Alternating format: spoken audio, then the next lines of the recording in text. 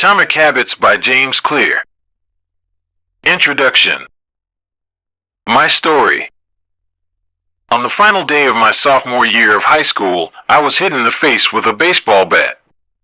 As my classmate took a full swing, the bat slipped out of his hands and came flying toward me before striking me directly between the eyes. I have no memory of the moment of impact. The bat smashed into my face with such force that it crushed my nose into a distorted U-shape. The collision sent the soft tissue of my brain slamming into the inside of my skull. Immediately, a wave of swelling surged throughout my head. In a fraction of a second, I had a broken nose, multiple skull fractures, and 2 shattered eye sockets. When I opened my eyes, I saw people staring at me and running over to help. I looked down and noticed spots of red on my clothes. One of my classmates took the shirt off his back and handed it to me. I used it to plug the stream of blood rushing from my broken nose. Shocked and confused, I was unaware of how seriously I had been injured. My teacher looped his arm around my shoulder and we began the long walk to the nurse's office, across the field, down the hill, and back into school. Random hands touched my sides, holding me upright. We took our time and walked slowly. Nobody realized that every minute mattered. When we arrived at the nurse's office, she asked me a series of questions. "What year is it?" 1998, I answered. It was actually 2002. "Who is the President of the United States?" "Bill Clinton," I said. The correct answer was George W. Bush. "What is your mom's name?" I stalled. 10 seconds passed. "Patty," I said casually, ignoring the fact that it had taken me 10 seconds to remember my own mother's name.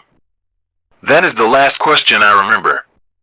My body was unable to handle the rapid swelling in my brain and I lost consciousness before the ambulance arrived. Minutes later, I was carried out of school and taken to the local hospital.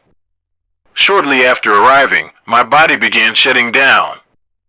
I struggled with basic functions like swallowing and breathing. I had my first seizure of the day. Then I stopped breathing entirely.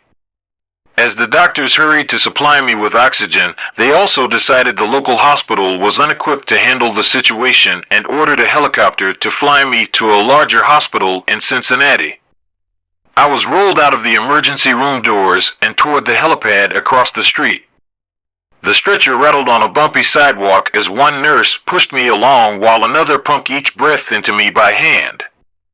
My mother, who had arrived at the hospital a few moments before, climbed into the helicopter beside me. I remained unconscious and unable to breathe on my own as she held my hand during the flight. While my mother rode with me in the helicopter, my father went home to check on my brother and sister and break the news to them. He choked back tears as he explained to my sister that he would miss her 8th grade graduation ceremony that night. After passing my siblings off to family and friends, he drove to Cincinnati to meet my mother. When my mom and I landed on the roof of the hospital, a team of nearly 20 doctors and nurses sprinted onto the helipad and wheeled me into the trauma unit. By this time, the swelling in my brain had become so severe that I was having repeated post-traumatic seizures. My broken bones needed to be fixed, but I was in no condition to undergo surgery. After yet another seizure, my 3rd of the day, I was put into a medically induced coma and placed on a ventilator. My parents were no strangers to this hospital. 10 years earlier, they had entered the same building on the ground floor after my sister was diagnosed with leukemia at age 3. I was 5 at the time. My brother was just 6 months old. After 2.5 years of chemotherapy treatments, spinal taps, and bone marrow biopsies, my little sister finally walked out of the hospital happy, healthy, and cancer-free. And now, after 10 years of normal life, my parents found themselves back in the same place with a different child. While I slipped into a coma, the hospital sent a priest and a social worker to comfort my parents. It was the same priest who had met with them a decade earlier on the evening they found out my sister had cancer. As day faded into night, a series of machines kept me alive. My parents slept restlessly on a hospital mattress. One moment they would collapse from fatigue, the next they would be wide awake with worry. My mother would tell me later, it was one of the worst nights I've ever had. My recovery. Mercifully, by the next morning my breathing had rebounded to the point where the doctors felt comfortable releasing me from the coma. When I finally regained consciousness, I discovered that I had lost my ability to smell. As a test, a nurse asked me to blow my nose and sniff an apple juice box. My sense of smell returned, but, to everyone's surprise, the act of blowing my nose forced air through the fractures in my eye socket and pushed my left eye outward. My eyeball bulged out of the socket, held precariously in place by my eyelid and the optic nerve attaching my eye to my brain. The ophthalmologist said my eye would gradually slide back into place as the air seeped out, but it was hard to tell how long this would take. I was scheduled for surgery 1 week later, which would allow me some additional time to heal. I looked like I had been on the wrong end of a boxing match, but I was cleared to leave the hospital. I returned home with a broken nose, half a dozen facial fractures, and a bulging left eye. The following months were hard. It felt like everything in my life was on pause. I had double vision for weeks. I literally couldn't see straight. It took more than a month, but my eyeball did eventually return to its normal location. Between the seizures and my vision problems, it was 8 months before I could drive a car again. At physical therapy, I practiced basic motor patterns like walking in a straight line. I was determined not to let my injury get me down, but there were more than a few moments when I felt depressed and overwhelmed. I became painfully aware of how far I had to go when I returned to the baseball field 1 year later. Baseball had always been a major part of my life. My dad had played minor league baseball for the St. Louis Cardinals, and I had a dream of playing professionally, too. After months of rehabilitation, what I wanted more than anything was to get back on the field. But my return to baseball was not smooth. When the season rolled around, I was the only junior to be cut from the varsity baseball team. I was sent down to play with the sophomores on junior varsity. I had been playing since age 4, and for someone who had spent so much time and effort on the sport, getting cut was humiliating. I vividly remember the day it happened. I sat in my car and cried as I flipped through the radio, desperately searching for a song that would make me feel better. After a year of self-doubt, I managed to make the varsity team as a senior, but I rarely made it on the field. In total, I played 11 innings of high school varsity baseball, barely more than a single game. Despite my lackluster high school career, I still believed I could become a great player. And I knew that if things were going to improve, I was the one responsible for making it happen. The turning point came 2 years after my injury when I began college at Denison University. It was a new beginning, and it was the place where I would discover the surprising power of small habits for the first time. How I learned about habits. Attending Denison was one of the best decisions of my life. I earned a spot on the baseball team and, although I was at the bottom of the roster as a freshman, I was thrilled. Despite the chaos of my high school years, I had managed to become a college athlete. I wasn't going to be starting on the baseball team anytime soon, so I focused on getting my life in order. While my peers stayed up late and played video games, I built good sleep habits and went to bed early each night. In the messy world of a college dorm, I made a point to keep my room neat and tidy. These improvements were minor, but they gave me a sense of control over my life. I started to feel confident again. And this growing belief in myself rippled into the classroom as I improved my study habits and managed to earn straight A's during my first year. A habit is a routine or behavior that is performed regularly and, in many cases, automatically. As each semester passed, I accumulated small but consistent habits that ultimately led to results that were unimaginable to me when I started. For example, for the first time in my life, I made it a habit to lift weights multiple times per week, and in the years that followed, my 6'4" frame bulked up from a featherweight 170 to a lean 200 pounds. When my sophomore season arrived, I earned a starting role on the pitching staff. By my junior year, I was voted team captain, and at the end of the season, I was selected for the all-conference team. But it was not until my senior season that my sleep habits, study habits, and strength training habits really began to pay off. 6 years after I had been hit in the face with a baseball bat, flown to the hospital, and placed into a coma, I was selected as the top male athlete at Denison University and named to the ESPN Academic All-America team, an honor given to just 33 players across the country.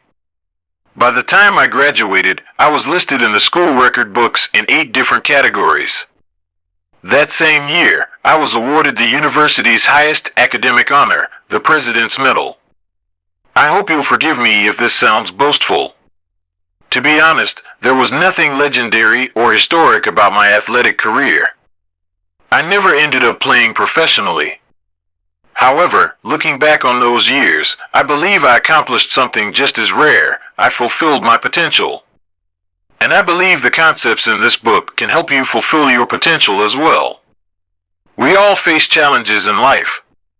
This injury was one of mine, and the experience taught me a critical lesson. Changes that seem small and unimportant at first will compound into remarkable results if you're willing to stick with them for years. We all deal with setbacks, but in the long run, the quality of our lives often depends on the quality of our habits. With the same habits, you'll end up with the same results. But with better habits, anything is possible. Maybe there are people who can achieve incredible success overnight. I don't know any of them, and I'm certainly not one of them. There wasn't one defining moment on my journey from a medically induced coma to academic All-American. There were many. It was a gradual evolution, a long series of small wins and tiny breakthroughs. The only way I made progress, the only choice I had, was to start small. And I employed this same strategy a few years later when I started my own business and began working on this book. How and why I wrote this book. In November 2012, I began publishing articles at jamesclear.com. For years, I had been keeping notes about my personal experiments with habits, and I was finally ready to share some of them publicly. I began by publishing a new article every Monday and Thursday. Within a few months, this simple writing habit led to my first 1,000 email subscribers, and by the end of 2013, that number had grown to more than 30,000 people. In 2014, my email list expanded to over 100,000 subscribers, which made it one of the fastest-growing newsletters on the internet. I had felt like an imposter when I began writing 2 years earlier, but now I was becoming known as an expert on habits, a new label that excited me but also felt uncomfortable. I had never considered myself a master of the topic, but rather someone who was experimenting alongside my readers. In 2015, I reached 200,000 email subscribers and signed a book deal with Penguin Random House to begin writing the book you are reading now. As my audience grew, so did my business opportunities. I was increasingly asked to speak at top companies about the science of habit formation, behavior change, and continuous improvement. I found myself delivering keynote speeches at conferences in the United States and Europe. In 2016, my articles began to appear regularly in major publications like Time, Entrepreneur, and Forbes. Incredibly, my writing was read by over 8 million people that year. Coaches in the NFL, NBA, and MLB began reading my work and sharing it with their teams. At the start of 2017, I launched the Habits Academy, which became the premier training platform for organizations and individuals interested in building better habits in life and work. Fortune 500 companies and growing startups began to enroll their leaders and train their staff. In total, over 10,000 leaders, managers, coaches, and teachers have graduated from the Habits Academy, and my work with them has taught me an incredible amount about what it takes to make habits work in the real world.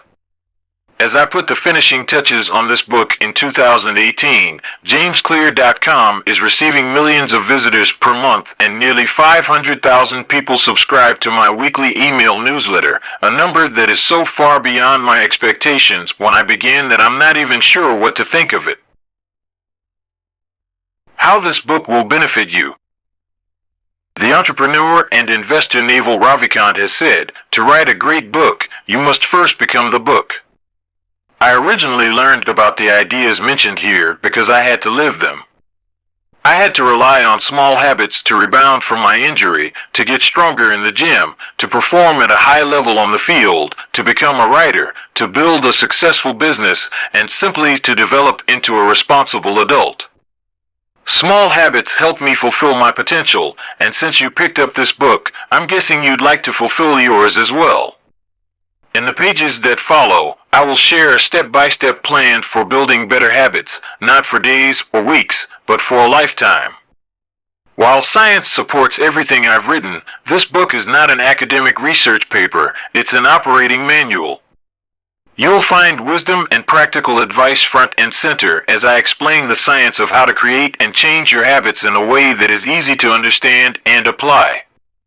The fields I draw on, biology, neuroscience, philosophy, psychology, and more, have been around for many years. What I offer you is a synthesis of the best ideas smart people figured out a long time ago, as well as the most compelling discoveries scientists have made recently. My contribution, I hope, is to find the ideas that matter most and connect them in a way that is highly actionable. Anything wise in these pages you should credit to the many experts who preceded me. Anything foolish, assume it is my error.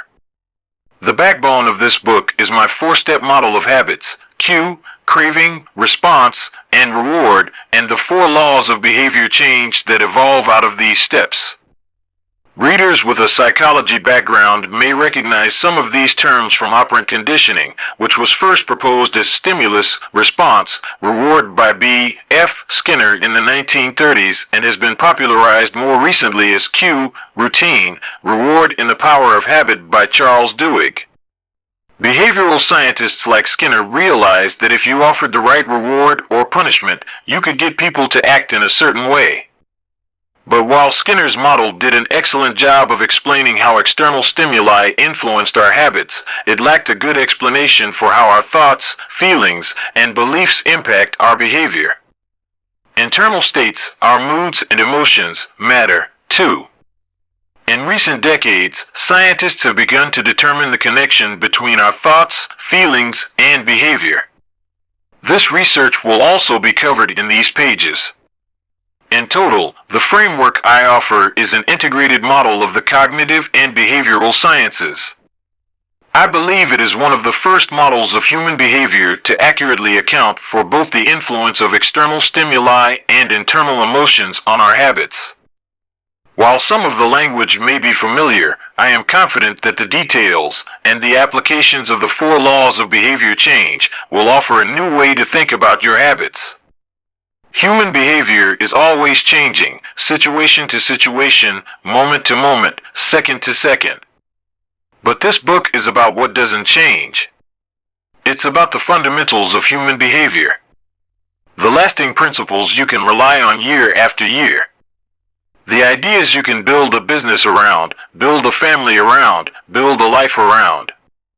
There is no one right way to create better habits, but this book describes the best way I know, an approach that will be effective regardless of where you start or what you're trying to change. The strategies I cover will be relevant to anyone looking for a step-by-step system for improvement, whether your goals center on health, money, productivity, relationships, or all of the above. As long as human behavior is involved, this book will be your guide. The fundamentals.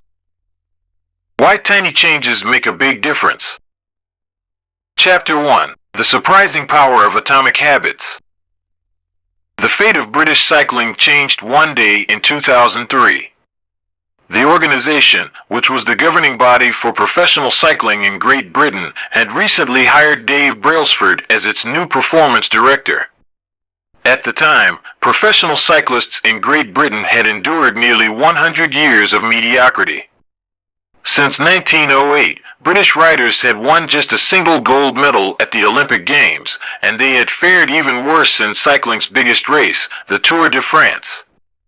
In 110 years, no British cyclist had ever won the event.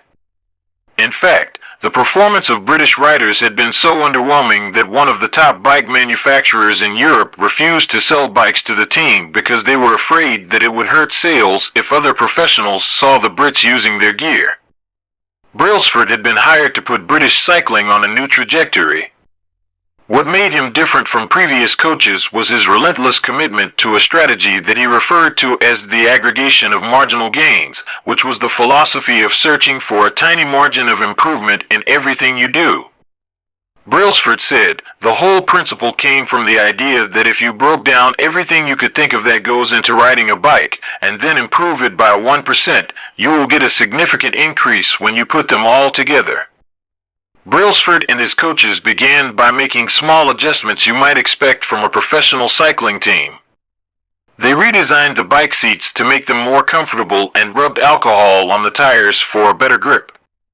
They asked riders to wear electrically heated overshorts to maintain ideal muscle temperature while riding and used biofeedback sensors to monitor how each athlete responded to a particular workout.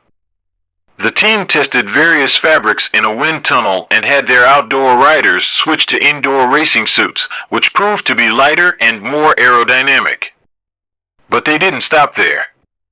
Brailsford and his team continued to find 1% improvements in overlooked and unexpected areas. They tested different types of massage gels to see which one led to the fastest muscle recovery. They hired a surgeon to teach each rider the best way to wash their hands to reduce the chances of catching a cold. They determined the type of pillow and mattress that led to the best night's sleep for each rider. They even painted the inside of the team truck white, which helped them spot little bits of dust that would normally slip by unnoticed but could degrade the performance of the finely tuned bikes. As these and hundreds of other small improvements accumulated, the results came faster than anyone could have imagined. Just 5 years after Brailsford took over, the British cycling team dominated the road and track cycling events at the 2008 Olympic Games in Beijing, where they won an astounding 60% of the gold medals available. 4 years later, when the Olympic Games came to London, the Brits raised the bar as they set 9 Olympic records and 7 world records. That same year, Bradley Wiggins became the first British cyclist to win the Tour de France. The next year, his teammate Chris Froome won the race, and he would go on to win again in 2015, 2016, and 2017, giving the British team 5 Tour de France victories in 6 years. During the 10-year span from 2007 to 2017, British cyclists won 178 World Championships and 66 Olympic or Paralympic gold medals and captured 5 Tour de France victories in what is widely regarded as the most successful run in cycling history. How does this happen? How does a team of previously ordinary athletes transform into world champions with tiny changes that, at first glance, would seem to make a modest difference at best?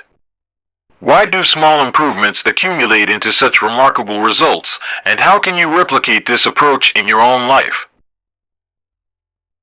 Why small habits make a big difference? It is so easy to overestimate the importance of one defining moment and underestimate the value of making small improvements on a daily basis.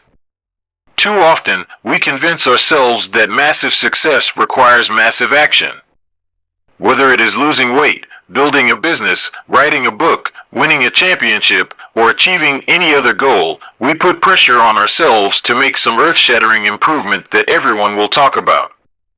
Meanwhile, improving by 1% isn't particularly notable. Sometimes it isn't even noticeable, but it can be far more meaningful, especially in the long run. The difference a tiny improvement can make over time is astounding. Here's how the math works out. if you can get 1% better each day for 1 year, you'll end up 37 times better by the time you're done. Conversely, if you get 1% worse each day for 1 year, you'll decline nearly down to zero. What starts as a small win or a minor setback accumulates into something much more. Habits are the compound interest of self-improvement. The same way that money multiplies through compound interest, the effects of your habits multiply as you repeat them. They seem to make little difference on any given day, and yet the impact they deliver over the months and years can be enormous. It is only when looking back 2, 5, or perhaps 10 years later that the value of good habits and the cost of bad ones becomes strikingly apparent. This can be a difficult concept to appreciate in daily life. We often dismiss small changes because they don't seem to matter very much in the moment. If you save a little money now, you're still not a millionaire. If you go to the gym 3 days in a row, you're still out of shape. If you study Mandarin for an hour tonight, you still haven't learned the language. We make a few changes, but the results never seem to come quickly, and so we slide back into our previous routines. Unfortunately, the slow pace of transformation also makes it easy to let a bad habit slide. If you eat an unhealthy meal today, the scale doesn't move much. If you work late tonight and ignore your family, they will forgive you. If you procrastinate and put your project off until tomorrow, there will usually be time to finish it later. A single decision is easy to dismiss. But when we repeat 1% errors day after day, by replicating poor decisions, duplicating tiny mistakes, and rationalizing little excuses, our small choices compound into toxic results.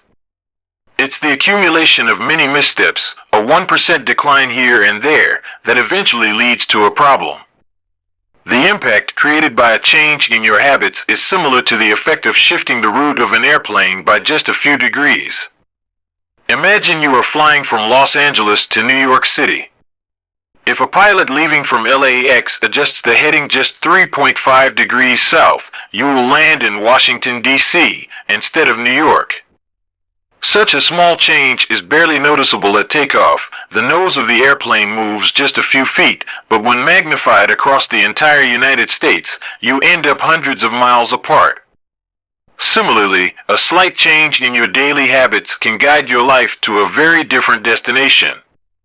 Making a choice that is 1% better or 1% worse seems insignificant in the moment, but over the span of moments that make up a lifetime, these choices determine the difference between who you are and who you could be. Success is the product of daily habits, not once-in-a-lifetime transformations. That said, it doesn't matter how successful or unsuccessful you are right now. What matters is whether your habits are putting you on the path toward success. You should be far more concerned with your current trajectory than with your current results.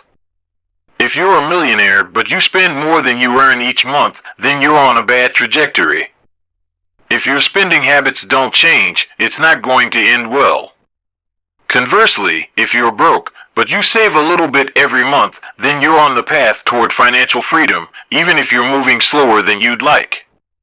Your outcomes are a lagging measure of your habits. Your net worth is a lagging measure of your financial habits. Your weight is a lagging measure of your eating habits. Your knowledge is a lagging measure of your learning habits. Your clutter is a lagging measure of your cleaning habits. You get what you repeat. If you want to predict where you'll end up in life, all you have to do is follow the curve of tiny gains or tiny losses and see how your daily choices will compound 10 or 20 years down the line. Are you spending less than you earn each month?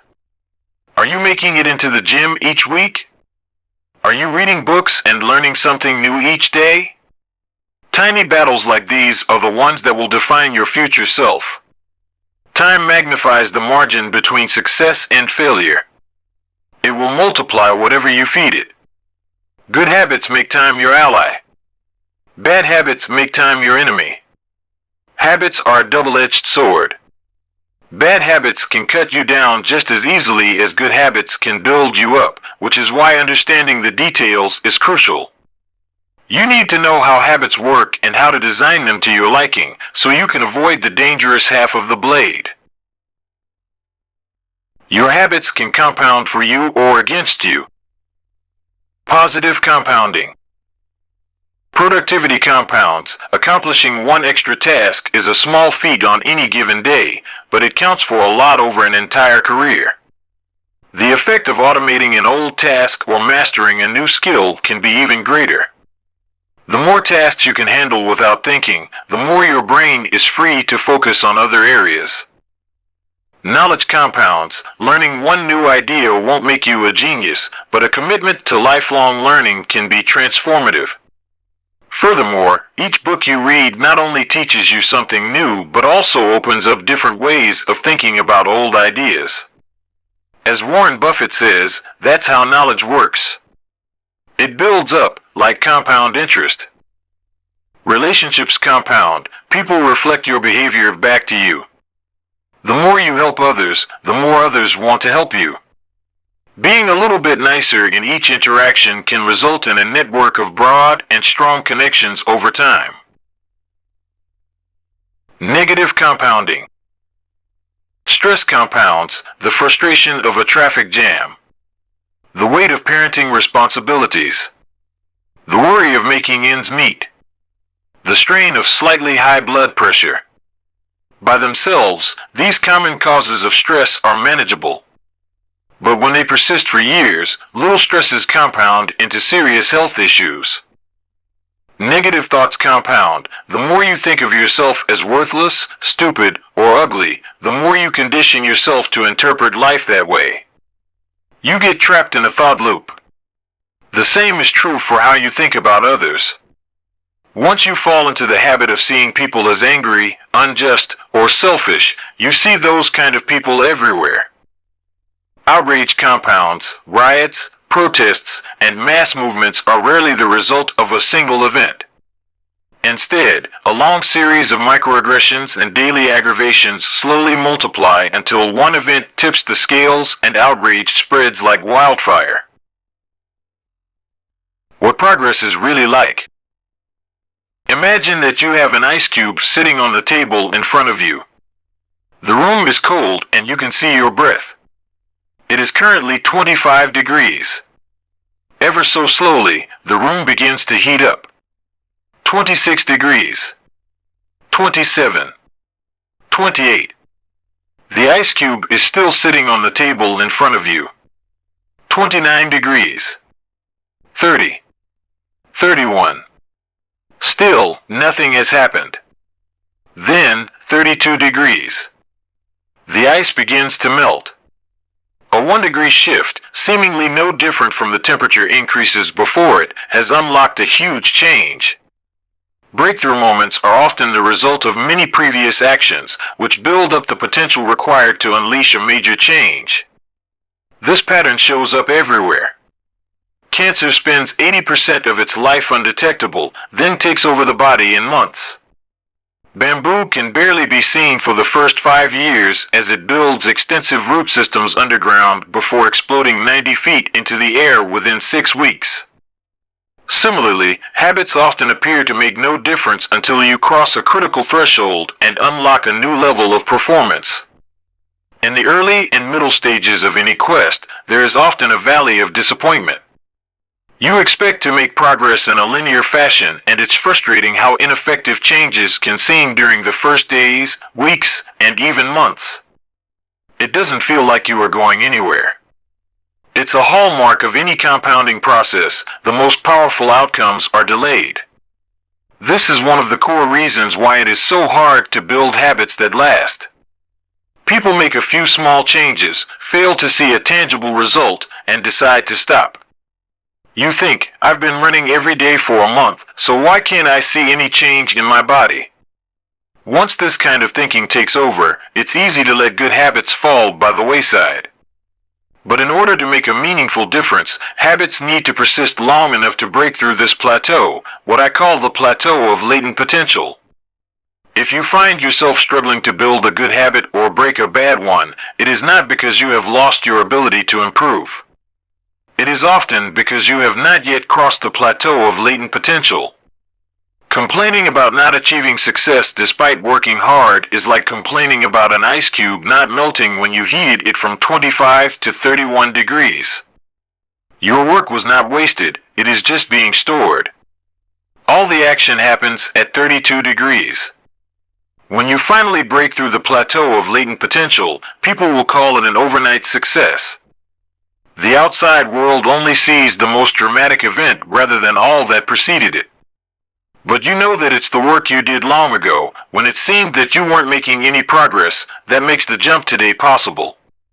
It is the human equivalent of geological pressure. Two tectonic plates can grind against one another for millions of years, the tension slowly building all the while. Then, one day, they rub each other once again, in the same fashion they have for ages, but this time the tension is too great. An earthquake erupts. Change can take years before it happens all at once. Mastery requires patience. The San Antonio Spurs, one of the most successful teams in NBA history, have a quote from social reformer Jacob Riis hanging in their locker room: "When nothing seems to help, I go and look at a stonecutter hammering away at his rock, perhaps 100 times without as much as a crack showing in it. Yet at the 101st blow it will split in two, and I know it was not that last blow that did it, but all that had gone before." The plateau of latent potential. We often expect progress to be linear. At the very least, we hope it will come quickly. In reality, the results of our efforts are often delayed. It is not until months or years later that we realize the true value of the previous work we have done. This can result in a valley of disappointment where people feel discouraged after putting in weeks or months of hard work without experiencing any results. However, this work was not wasted. It was simply being stored. It is not until much later that the full value of previous efforts is revealed.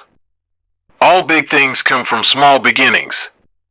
The seed of every habit is a single, tiny decision. But as that decision is repeated, a habit sprouts and grows stronger. Roots entrench themselves and branches grow. The task of breaking a bad habit is like uprooting a powerful oak within us. And the task of building a good habit is like cultivating a delicate flower one day at a time. But what determines whether we stick with a habit long enough to survive the plateau of latent potential and break through to the other side? What is it that causes some people to slide into unwanted habits and enables others to enjoy the compounding effects of good ones? Forget about goals, focus on systems instead. Prevailing wisdom claims that the best way to achieve what we want in life, getting into better shape, building a successful business, relaxing more and worrying less, spending more time with friends and family, is to set specific, actionable goals. For many years, this was how I approached my habits, too. Each one was a goal to be reached. I set goals for the grades I wanted to get in school, for the weights I wanted to lift in the gym, for the profits I wanted to earn in business. I succeeded at a few, but I failed at a lot of them. Eventually, I began to realize that my results had very little to do with the goals I set and nearly everything to do with the systems I followed. What's the difference between systems and goals? It's a distinction I first learned from Scott Adams, the cartoonist behind the Dilbert comic. Goals are about the results you want to achieve. Systems are about the processes that lead to those results. If you're a coach, your goal might be to win a championship. Your system is the way you recruit players, manage your assistant coaches, and conduct practice. If you're an entrepreneur, your goal might be to build $1 million business. Your system is how you test product ideas, hire employees, and run marketing campaigns. If you're a musician, your goal might be to play a new piece.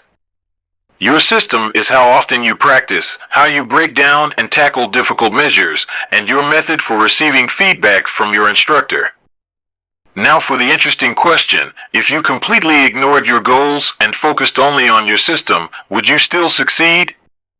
For example, if you were a basketball coach and you ignored your goal to win a championship and focused only on what your team does at practice each day, would you still get results? I think you would. The goal in any sport is to finish with the best score, but it would be ridiculous to spend the whole game staring at the scoreboard. The only way to actually win is to get better each day. In the words of three-time Super Bowl winner Bill Walsh, the score takes care of itself. The same is true for other areas of life. If you want better results, then forget about setting goals. Focus on your system instead. What do I mean by this? Are goals completely useless? Of course not. Goals are good for setting a direction, but systems are best for making progress.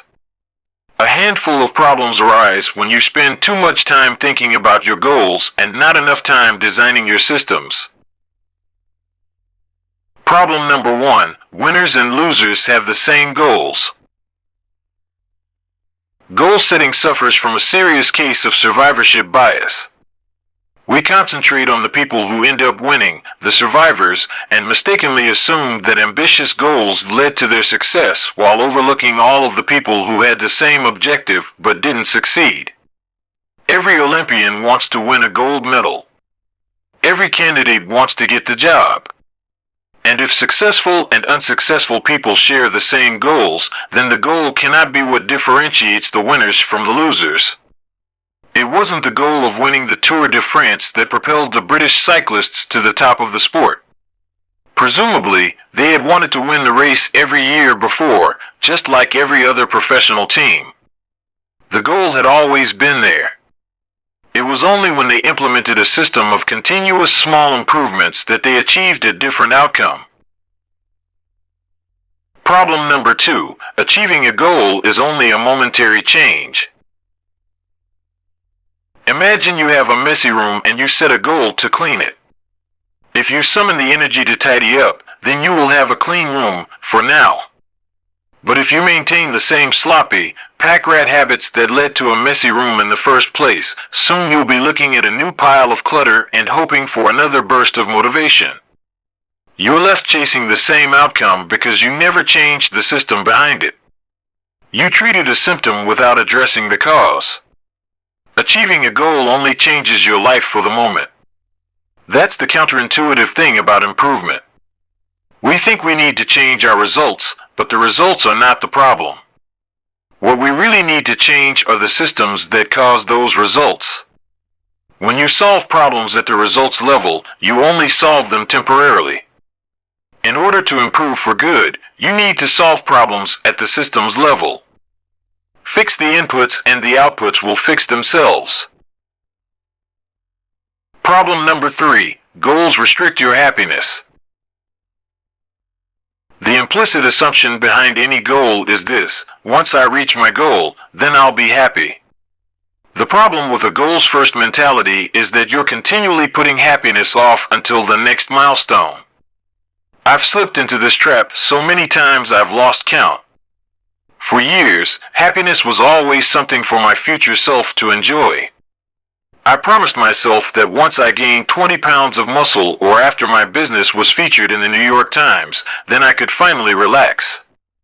Furthermore, goals create an either-or conflict. Either you achieve your goal and are successful, or you fail and you are a disappointment. You mentally box yourself into a narrow version of happiness. This is misguided. It is unlikely that your actual path through life will match the exact journey you had in mind when you set out. It makes no sense to restrict your satisfaction to one scenario when there are many paths to success. A systems-first mentality provides the antidote. When you fall in love with the process rather than the product, you don't have to wait to give yourself permission to be happy. You can be satisfied anytime your system is running. And a system can be successful in many different forms, not just the one you first envision. Problem number 4. Goals are at odds with long-term progress. Finally, a goal-oriented mindset can create a yo-yo effect. Many runners work hard for months, but as soon as they cross the finish line, they stop training. The race is no longer there to motivate them. When all of your hard work is focused on a particular goal, what is left to push you forward after you achieve it? This is why many people find themselves reverting to their old habits after accomplishing a goal. The purpose of setting goals is to win the game. The purpose of building systems is to continue playing the game. True long-term thinking is goal-less thinking. It's not about any single accomplishment. It is about the cycle of endless refinement and continuous improvement. Ultimately, it is your commitment to the process that will determine your progress. A system of atomic habits. If you're having trouble changing your habits, the problem isn't you. The problem is your system. Bad habits repeat themselves again and again, not because you don't want to change, but because you have the wrong system for change. You do not rise to the level of your goals. You fall to the level of your systems. Focusing on the overall system, rather than a single goal, is one of the core themes of this book. It is also one of the deeper meanings behind the word atomic. By now, you've probably realized that an atomic habit refers to a tiny change, a marginal gain, a 1% improvement. But atomic habits are not just any old habits, however small. They are little habits that are part of a larger system. Just as atoms are the building blocks of molecules, atomic habits are the building blocks of remarkable results. Habits are like the atoms of our lives. Each one is a fundamental unit that contributes to your overall improvement. At first, these tiny routines seem insignificant, but soon they build on each other and fuel bigger wins that multiply to a degree that far outweighs the cost of their initial investment. They are both small and mighty. This is the meaning of the phrase atomic habits, a regular practice or routine that is not only small and easy to do, but also the source of incredible power, a component of the system of compound growth. Chapter Summary. Habits are the compound interest of self-improvement. Getting 1% better every day counts for a lot in the long run. Habits are a double-edged sword. They can work for you or against you, which is why understanding the details is essential. Small changes often appear to make no difference until you cross a critical threshold. The most powerful outcomes of any compounding process are delayed. You need to be patient. An atomic habit is a little habit that is part of a larger system. Just as atoms are the building blocks of molecules, atomic habits are the building blocks of remarkable results. If you want better results, then forget about setting goals. Focus on your system instead. You do not rise to the level of your goals. You fall to the level of your systems. Chapter 2. How your habits shape your identity, and vice versa. Why is it so easy to repeat bad habits and so hard to form good ones? Few things can have a more powerful impact on your life than improving your daily habits. And yet it is likely that this time next year you'll be doing the same thing rather than something better. It often feels difficult to keep good habits going for more than a few days, even with sincere effort and the occasional burst of motivation. Habits like exercise, meditation, journaling, and cooking are reasonable for a day or two and then become a hassle. However, once your habits are established, they seem to stick around forever, especially the unwanted ones. Despite our best intentions, unhealthy habits like eating junk food, watching too much television, procrastinating, and smoking can feel impossible to break. Changing our habits is challenging for two reasons. 1, we try to change the wrong thing, and 2, we try to change our habits in the wrong way. In this chapter, I'll address the first point. In the chapters that follow, I'll answer the second. Our first mistake is that we try to change the wrong thing. To understand what I mean, consider that there are 3 levels at which change can occur. You can imagine them like the layers of an onion. 3 layers of behavior change. There are three layers of behavior change: a change in your outcomes, a change in your processes, or a change in your identity. The first layer is changing your outcomes. This level is concerned with changing your results, losing weight, publishing a book, winning a championship. Most of the goals you set are associated with this level of change. The second layer is changing your process. This level is concerned with changing your habits and systems, implementing a new routine at the gym, decluttering your desk for better workflow, developing a meditation practice. Most of the habits you build are associated with this level. The third and deepest layer is changing your identity. This level is concerned with changing your beliefs, your worldview, your self-image, your judgments about yourself and others. Most of the beliefs, assumptions, and biases you hold are associated with this level. Outcomes are about what you get. Processes are about what you do. Identity is about what you believe. When it comes to building habits that last, when it comes to building a system of 1% improvements, the problem is not that one level is better or worse than another. All levels of change are useful in their own way. The problem is the direction of change. Many people begin the process of changing their habits by focusing on what they want to achieve. This leads us to outcome-based habits. The alternative is to build identity-based habits. With this approach, we start by focusing on who we wish to become. With outcome-based habits, the focus is on what you want to achieve. With identity-based habits, the focus is on who you wish to become. Imagine two people resisting a cigarette. When offered a smoke, the first person says, "No thanks. I'm trying to quit." It sounds like a reasonable response, but this person still believes they are a smoker who is trying to be something else. They are hoping their behavior will change while carrying around the same beliefs. The second person declines by saying, "No thanks. I'm not a smoker." It's a small difference, but this statement signals a shift in identity. Smoking was part of their former life, not their current one. They no longer identify as someone who smokes. Most people don't even consider identity change when they set out to improve. They just think, "I want to be skinny, outcome, and if I stick to this diet, then I'll be skinny, process."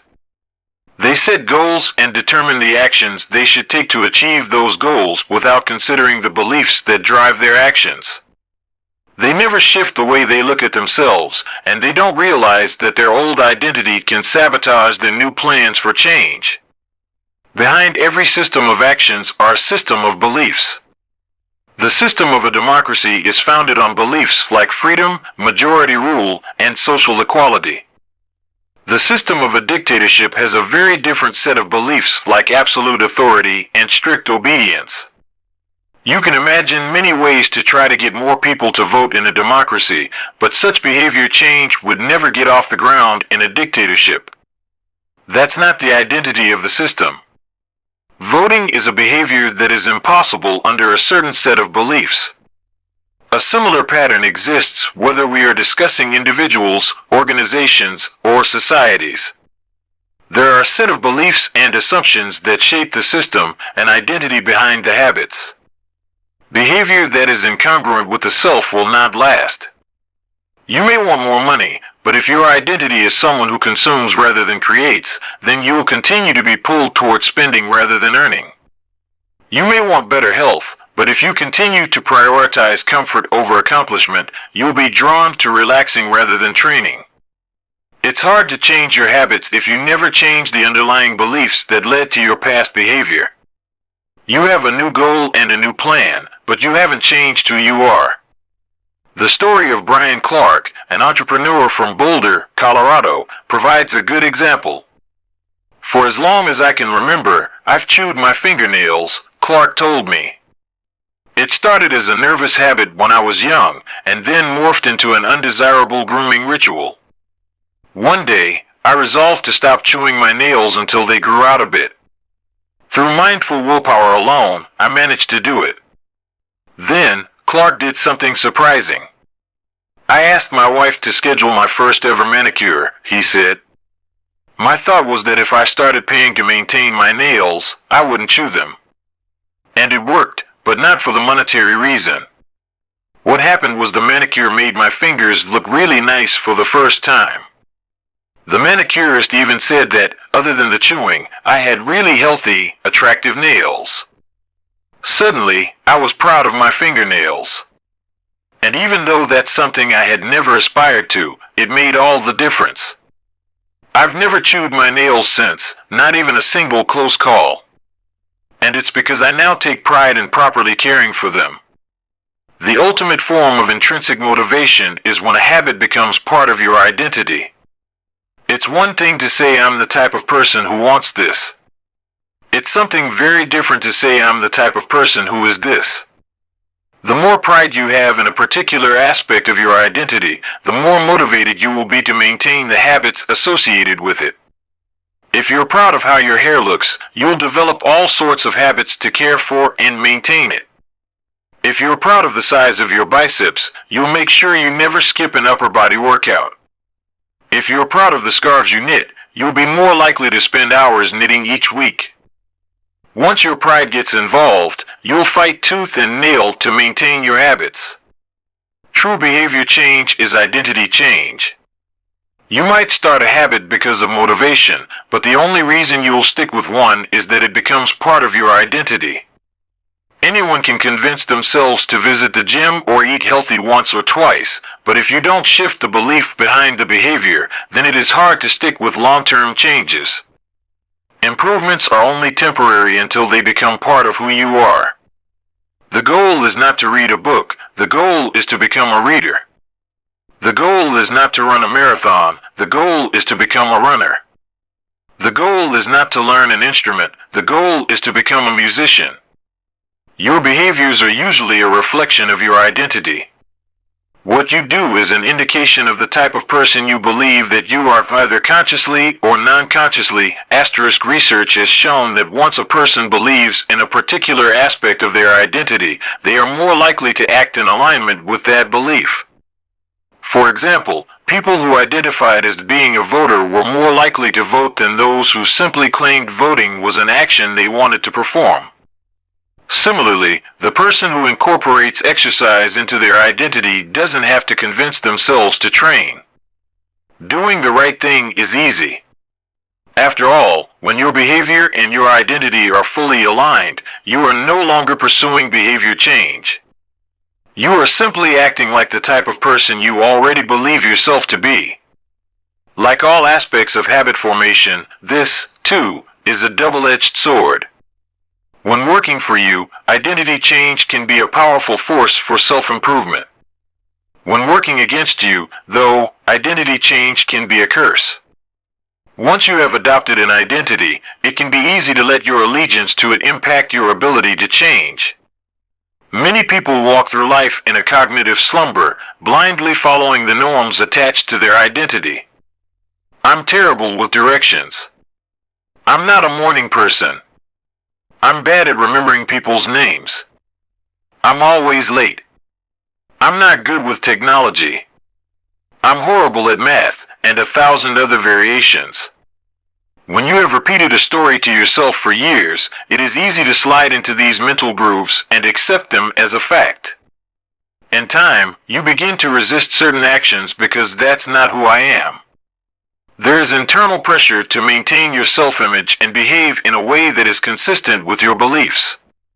You find whatever way you can to avoid contradicting yourself. The more deeply a thought or action is tied to your identity, the more difficult it is to change it. It can feel comfortable to believe what your culture believes, group identity, or to do what upholds your self-image, personal identity, even if it's wrong. The biggest barrier to positive change at any level, individual, team, society, is identity conflict. Good habits can make rational sense, but if they conflict with your identity, you will fail to put them into action. On any given day, you may struggle with your habits because you're too busy or too tired or too overwhelmed or hundreds of other reasons. Over the long run, however, the real reason you fail to stick with habits is that your self-image gets in the way. This is why you can't get too attached to one version of your identity. Progress requires unlearning. Becoming the best version of yourself requires you to continuously edit your beliefs and to upgrade and expand your identity. This brings us to an important question. If your beliefs and worldview play such an important role in your behavior, where do they come from in the first place? How, exactly, is your identity formed? And how can you emphasize new aspects of your identity that serve you and gradually erase the pieces that hinder you? The two-step process to changing your identity.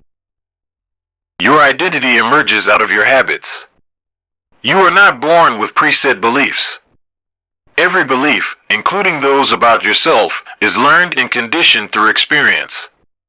More precisely, your habits are how you embody your identity. When you make your bed each day, you embody the identity of an organized person. When you write each day, you embody the identity of a creative person. When you train each day, you embody the identity of an athletic person. The more you repeat a behavior, the more you reinforce the identity associated with that behavior. In fact, the word identity was originally derived from the Latin words essentitas, which means being, and identitum, which means repeatedly. Your identity is literally your repeated beingness. Whatever your identity is right now, you only believe it because you have proof of it. If you go to church every Sunday for 20 years, you have evidence that you are religious. If you study biology for 1 hour every night, you have evidence that you are studious. If you go to the gym even when it's snowing, you have evidence that you are committed to fitness. The more evidence you have for a belief, the more strongly you will believe it. For most of my early life, I didn't consider myself a writer. If you were to ask any of my high school teachers or college professors, they would tell you I was an average writer at best, certainly not a standout. When I began my writing career, I published a new article every Monday and Thursday for the first few years. As the evidence grew, so did my identity as a writer. I didn't start out as a writer. I became one through my habits. Of course, your habits are not the only actions that influence your identity, but by virtue of their frequency, they are usually the most important ones. Each experience in life modifies your self-image, but it's unlikely you would consider yourself a soccer player because you kicked a ball once or an artist because you scribbled a picture. As you repeat these actions, however, the evidence accumulates and your self-image begins to change. The effect of one-off experiences tends to fade away while the effect of habits gets reinforced with time, which means your habits contribute most of the evidence that shapes your identity. In this way, the process of building habits is actually the process of becoming yourself. This is a gradual evolution. We do not change by snapping our fingers and deciding to be someone entirely new. We change bit by bit, day by day, habit by habit. We are continually undergoing microevolutions of the self. Each habit is like a suggestion. Hey, maybe this is who I am. If you finish a book, then perhaps you are the type of person who likes reading. If you go to the gym, then perhaps you are the type of person who likes exercise. If you practice playing the guitar, perhaps you are the type of person who likes music. Every action you take is a vote for the type of person you wish to become. No single instance will transform your beliefs, but as the votes build up, so does the evidence of your new identity. This is one reason why meaningful change does not require radical change. Small habits can make a meaningful difference by providing evidence of a new identity. And if a change is meaningful, it actually is big. That's the paradox of making small improvements. Putting this all together, you can see that habits are the path to changing your identity. The most practical way to change who you are is to change what you do. Each time you write a page, you are a writer. Each time you practice the violin, you are a musician. Each time you start a workout, you are an athlete. Each time you encourage your employees, you are a leader. Each habit not only gets results, but also teaches you something far more important: to trust yourself. You start to believe you can actually accomplish these things. When the votes mount up and the evidence begins to change, the story you tell yourself begins to change as well. Of course, it works the opposite way, too. Every time you choose to perform a bad habit, it's a vote for that identity. The good news is that you don't need to be perfect. In any election, there are going to be votes for both sides. You don't need a unanimous vote to win an election, you just need a majority. It doesn't matter if you cast a few votes for a bad behavior or an unproductive habit. Your goal is simply to win the majority of the time. New identities require new evidence. If you keep casting the same votes you've always cast, you're going to get the same results you've always had. If nothing changes, nothing is going to change. It is a simple two-step process. 1. Decide the type of person you want to be. 2. Prove it to yourself with small wins. First, decide who you want to be. This holds at any level: as an individual, as a team, as a community, as a nation. What do you want to stand for? What are your principles and values? Who do you wish to become? These are big questions, and many people aren't sure where to begin, but they do know what kind of results they want: to get six-pack abs, or to feel less anxious, or to double their salary. That's fine. Start there and work backward from the results you want to the type of person who could get those results. Ask yourself, who is the type of person that could get the outcome I want? Who is the type of person that could lose 40 pounds? Who is the type of person that could learn a new language? Who is the type of person that could run a successful startup? For example, who is the type of person who could write a book?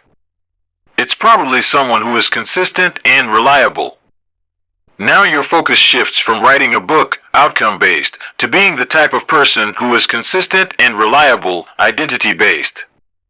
This process can lead to beliefs like, I'm the kind of teacher who stands up for her students. I'm the kind of doctor who gives each patient the time and empathy they need. I'm the kind of manager who advocates for her employees. Once you have a handle on the type of person you want to be, you can begin taking small steps to reinforce your desired identity. I have a friend who lost over 100 pounds by asking herself, what would a healthy person do? All day long, she would use this question as a guide. Would a healthy person walk or take a cab? Would a healthy person order a burrito or a salad? She figured if she acted like a healthy person long enough, eventually she would become that person. She was right. The concept of identity-based habits is our first introduction to another key theme in this book: feedback loops.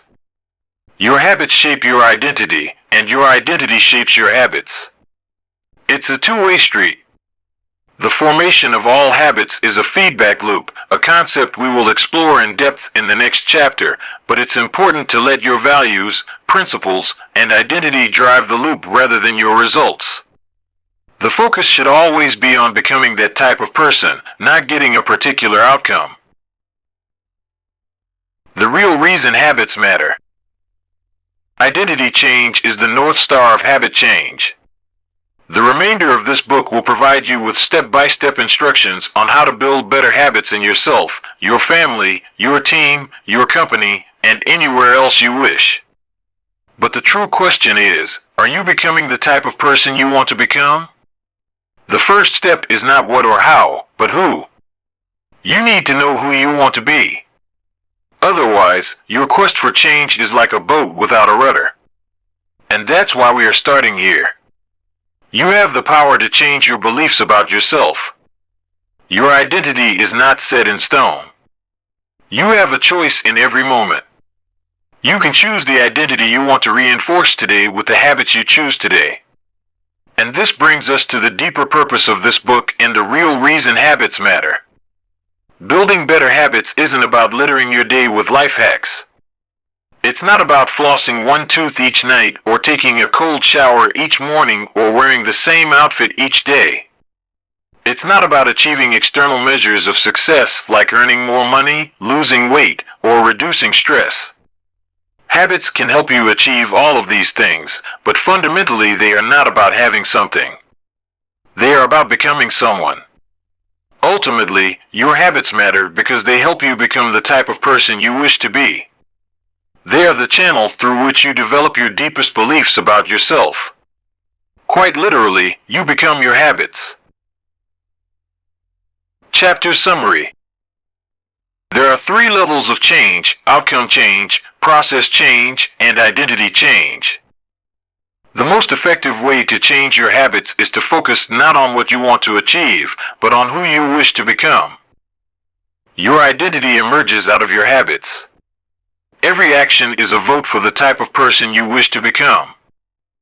Becoming the best version of yourself requires you to continuously edit your beliefs and to upgrade and expand your identity.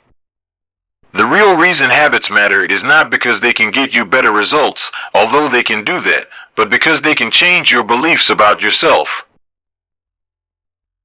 Chapter 3. How to Build Better Habits in 4 Simple Steps.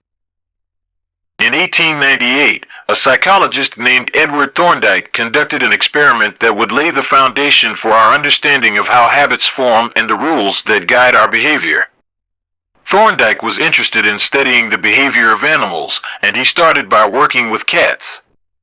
He would place each cat inside a device known as a puzzle box. The box was designed so that the cat could escape through a door by some simple act, such as pulling at a loop of cord, pressing a lever, or stepping on a platform. For example, one box contained a lever that, when pressed, would open a door on the side of the box. Once the door had been opened, the cat could dart out and run over to a bowl of food. Most cats wanted to escape as soon as they were placed inside the box. They would poke their nose into the corners, stick their paws through openings, and claw at loose objects. After a few minutes of exploration, the cats would happen to press the magical lever, the door would open, and they would escape. Thorndike tracked the behavior of each cat across many trials. In the beginning, the animals moved around the box at random. But as soon as the lever had been pressed and the door opened, the process of learning began. Gradually, each cat learned to associate the action of pressing the lever with the reward of escaping the box and getting to the food. After 20 to 30 trials, this behavior became so automatic and habitual that the cat could escape within a few seconds.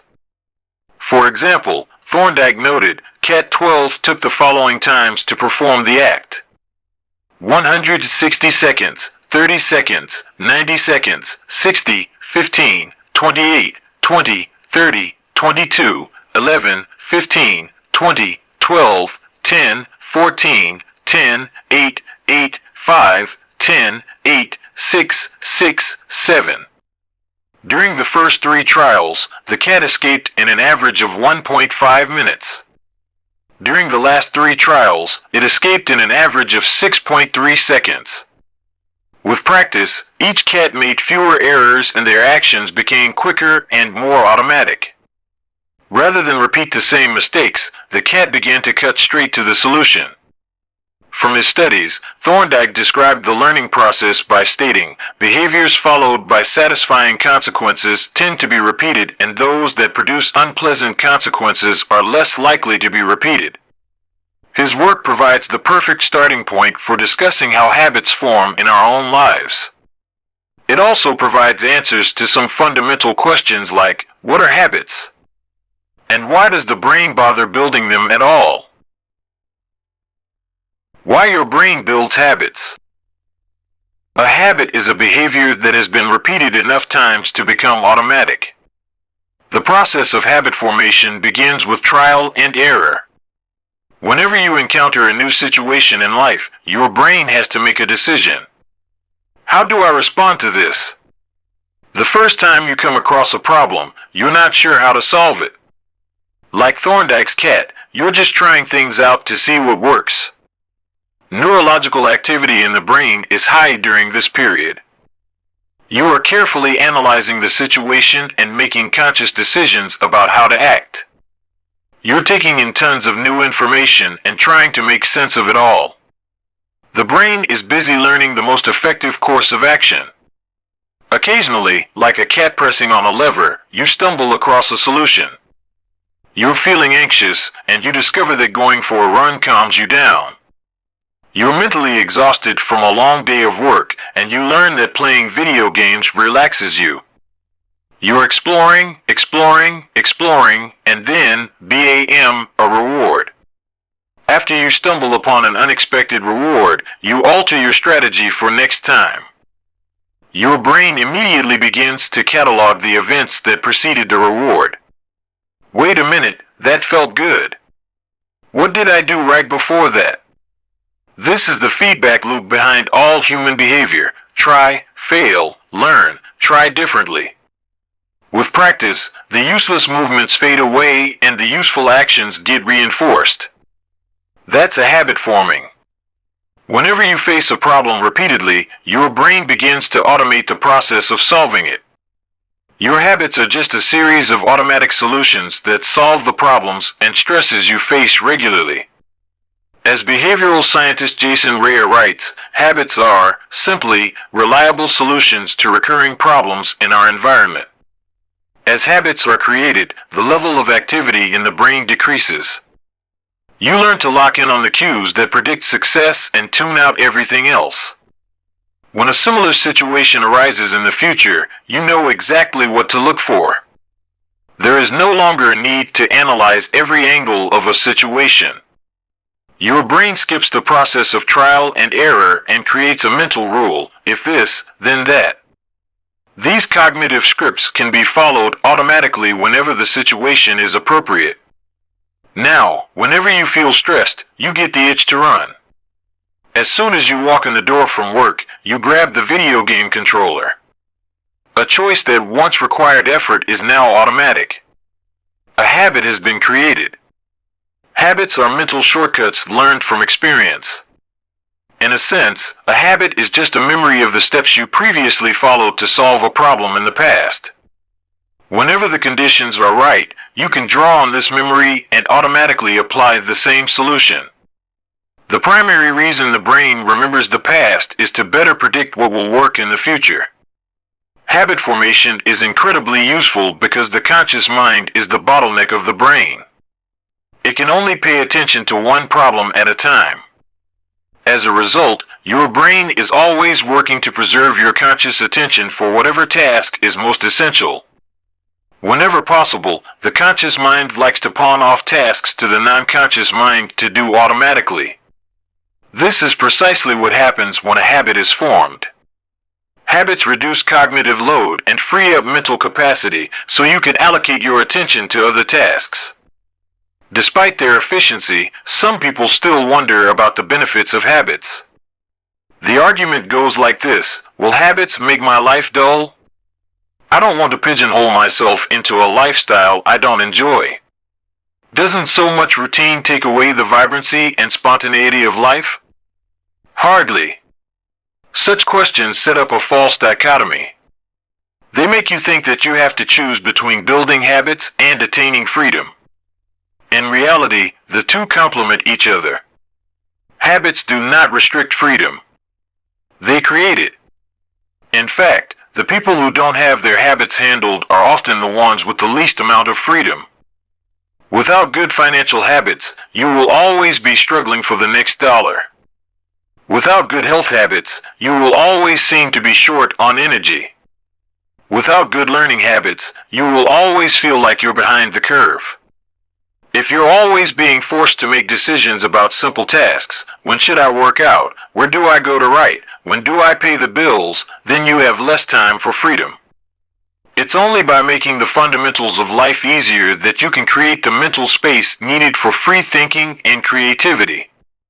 Conversely, when you have your habits dialed in and the basics of life are handled and done, your mind is free to focus on new challenges and master the next set of problems.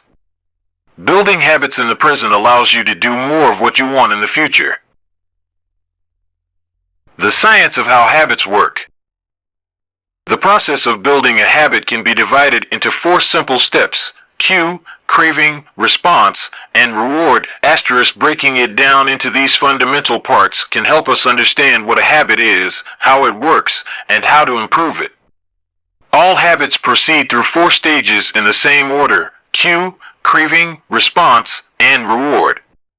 This 4-step pattern is the backbone of every habit, and your brain runs through these steps in the same order each time. First, there is the cue.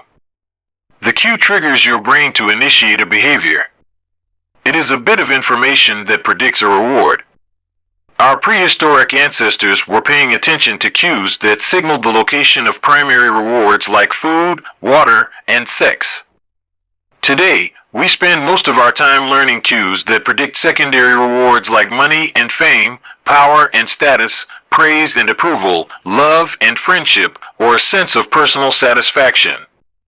Of course, these pursuits also indirectly improve our odds of survival and reproduction, which is the deeper motive behind everything we do. Your mind is continuously analyzing your internal and external environment for hints of where rewards are located. Because the cue is the first indication that we're close to a reward, it naturally leads to a craving. Cravings are the second step, and they are the motivational force behind every habit. Without some level of motivation or desire, without craving a change, we have no reason to act. What you crave is not the habit itself, but the change in state it delivers. You do not crave smoking a cigarette, you crave the feeling of relief it provides. You are not motivated by brushing your teeth, but rather by the feeling of a clean mouth. You do not want to turn on the television, you want to be entertained. Every craving is linked to a desire to change your internal state.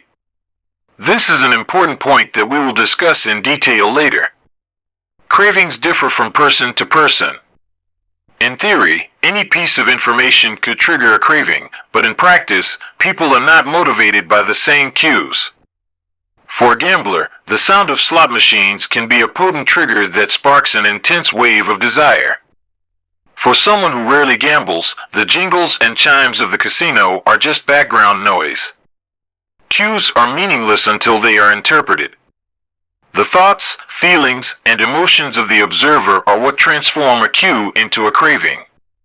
The third step is the response. The response is the actual habit you perform, which can take the form of a thought or an action.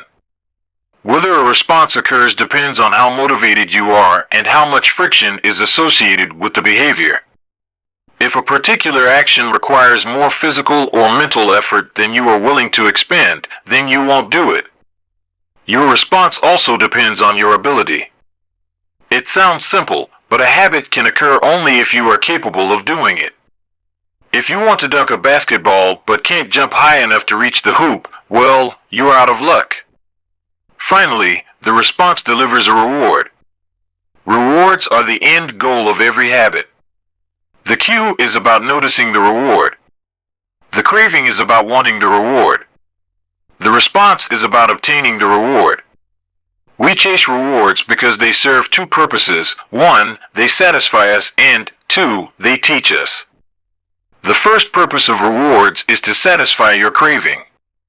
Yes, rewards provide benefits on their own. Food and water deliver the energy you need to survive. Getting a promotion brings more money and respect. Getting in shape improves your health and your dating prospects.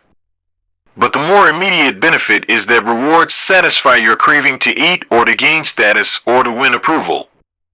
At least for a moment, rewards deliver contentment and relief from craving. Second, rewards teach us which actions are worth remembering in the future.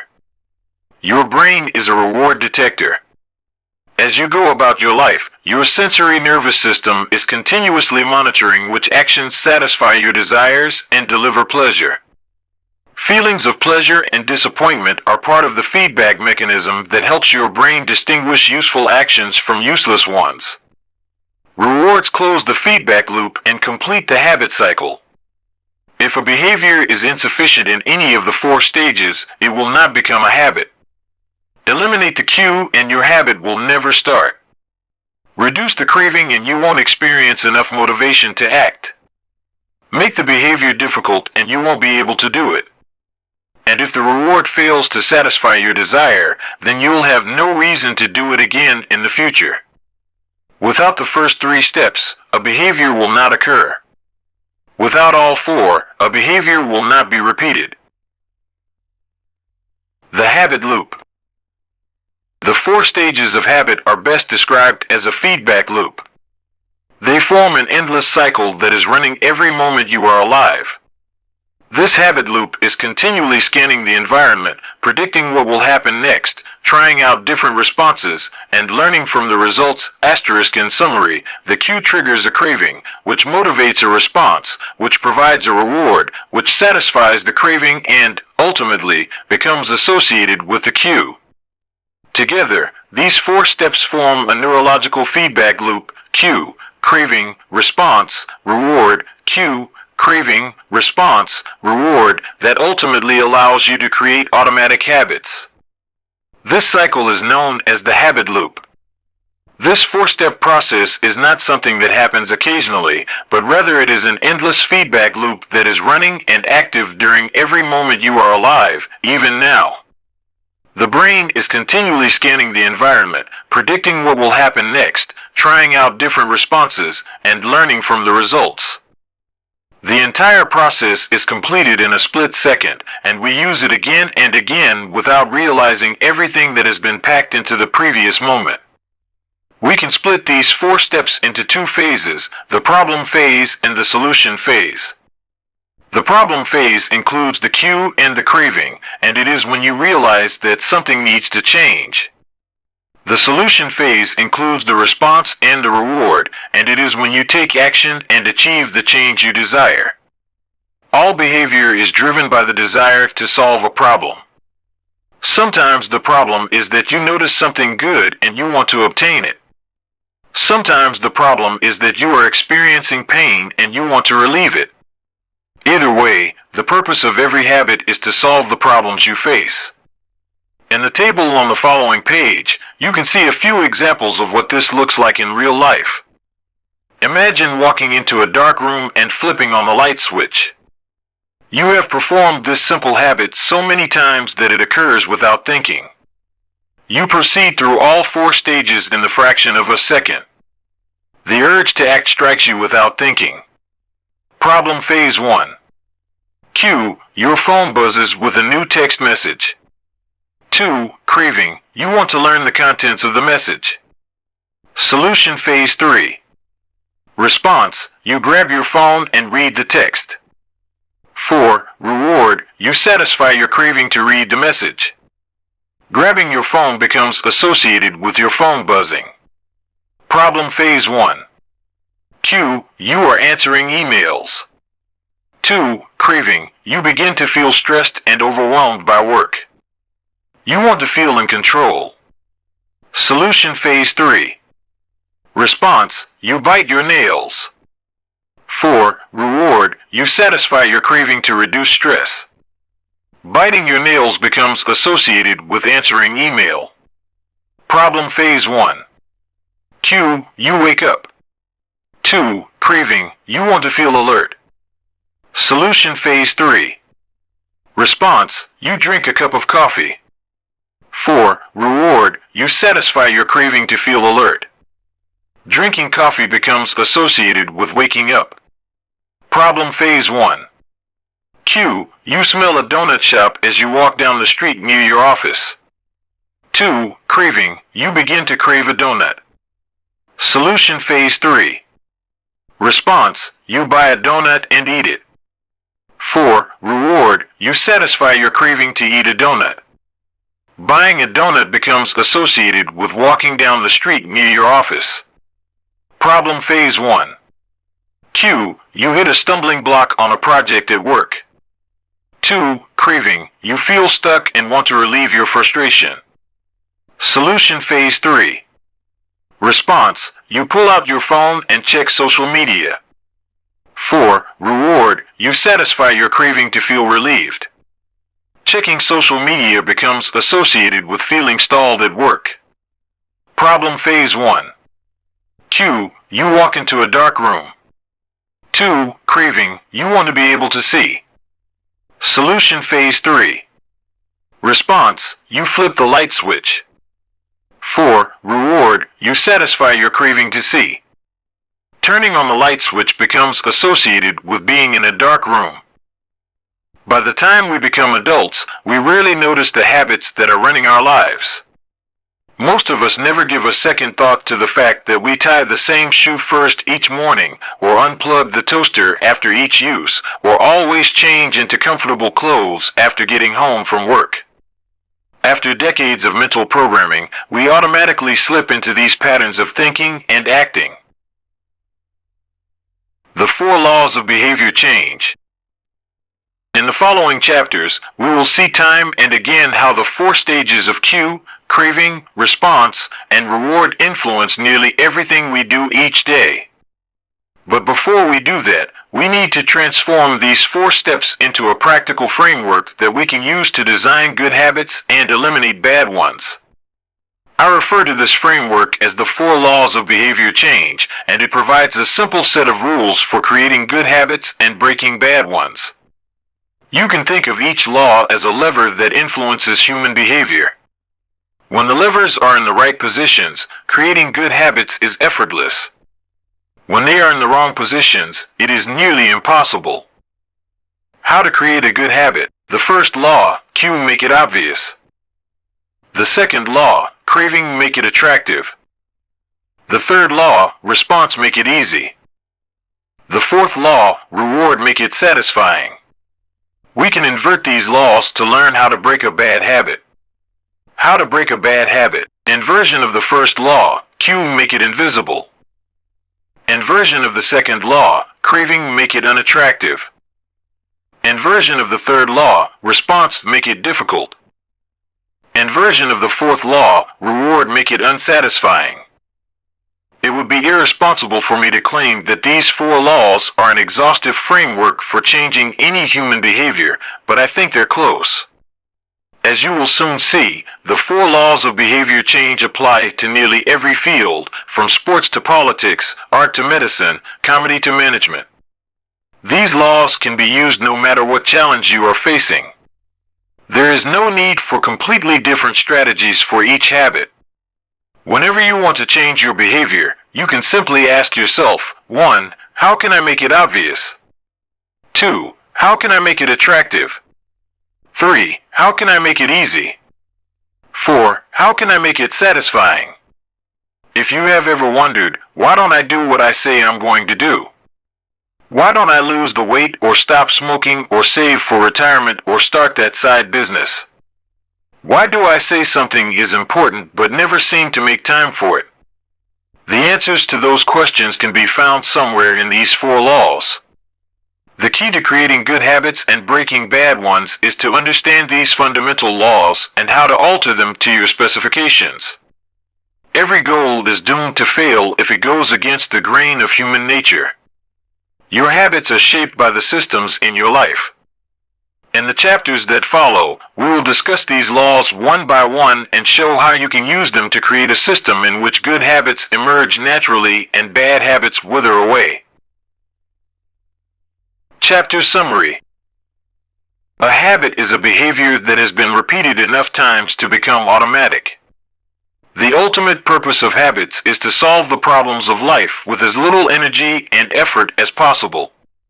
Any habit can be broken down into a feedback loop that involves 4 steps: cue, craving, response, and reward. The 4 laws of behavior change are a simple set of rules we can use to build better habits. They are: 1. Make it obvious. 2. Make it attractive. 3. Make it easy. And 4. Make it satisfying. The first law. Make it obvious. Chapter 4. The Man Who Didn't Look Right. The psychologist Gary Klein once told me a story about a woman who attended a family gathering. She had spent years working as a paramedic and, upon arriving at the event, took one look at her father-in-law and got very concerned. "I don't like the way you look," she said. Her father-in-law, who was feeling perfectly fine, jokingly replied, "Well, I don't like your looks either." "No," she insisted. "You need to go to the hospital now." A few hours later, the man was undergoing life-saving surgery after an examination had revealed that he had a blockage to a major artery and was at immediate risk of a heart attack. Without his daughter-in-law's intuition, he could have died. What did the paramedic see? How did she predict his impending heart attack? When major arteries are obstructed, the body focuses on sending blood to critical organs and away from peripheral locations near the surface of the skin. The result is a change in the pattern of distribution of blood in the face. After many years of working with people with heart failure, the woman had unknowingly developed the ability to recognize this pattern on sight. She couldn't explain what it was that she noticed in her father-in-law's face, but she knew something was wrong. Similar stories exist in other fields. For example, military analysts can identify which blip on a radar screen is an enemy missile and which one is a plane from their own fleet, even though they are traveling at the same speed, flying at the same altitude, and look identical on radar in nearly every respect. During the Gulf War, Lieutenant Commander Michael Riley saved an entire battleship when he ordered a missile shot down, despite the fact that it looked exactly like the battleship's own planes on radar. He made the right call, but even his superior officers couldn't explain how he did it. Museum curators have been known to discern the difference between an authentic piece of art and an expertly produced counterfeit, even though they can't tell you precisely which details tipped them off. Experienced radiologists can look at a brain scan and predict the area where a stroke will develop before any obvious signs are visible to the untrained eye. I've even heard of hairdressers noticing whether a client is pregnant based only on the feel of her hair.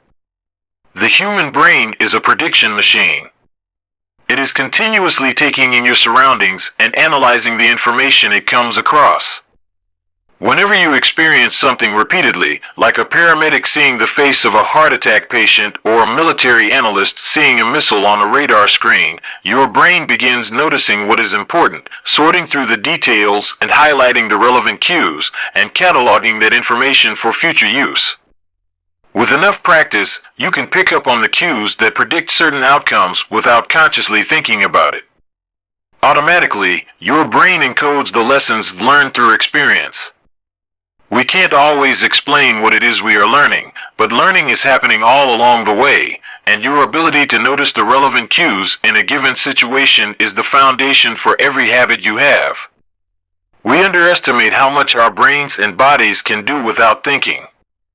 You do not tell your hair to grow, your heart to pump, your lungs to breathe, or your stomach to digest. And yet your body handles all this and more on autopilot. You are much more than your conscious self.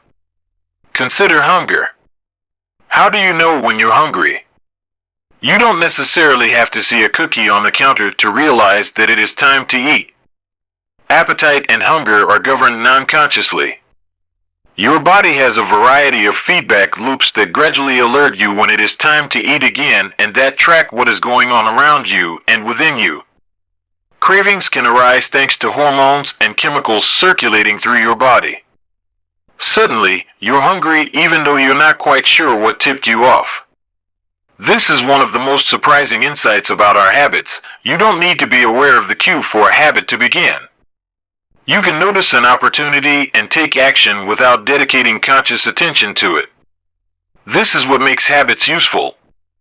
It's also what makes them dangerous.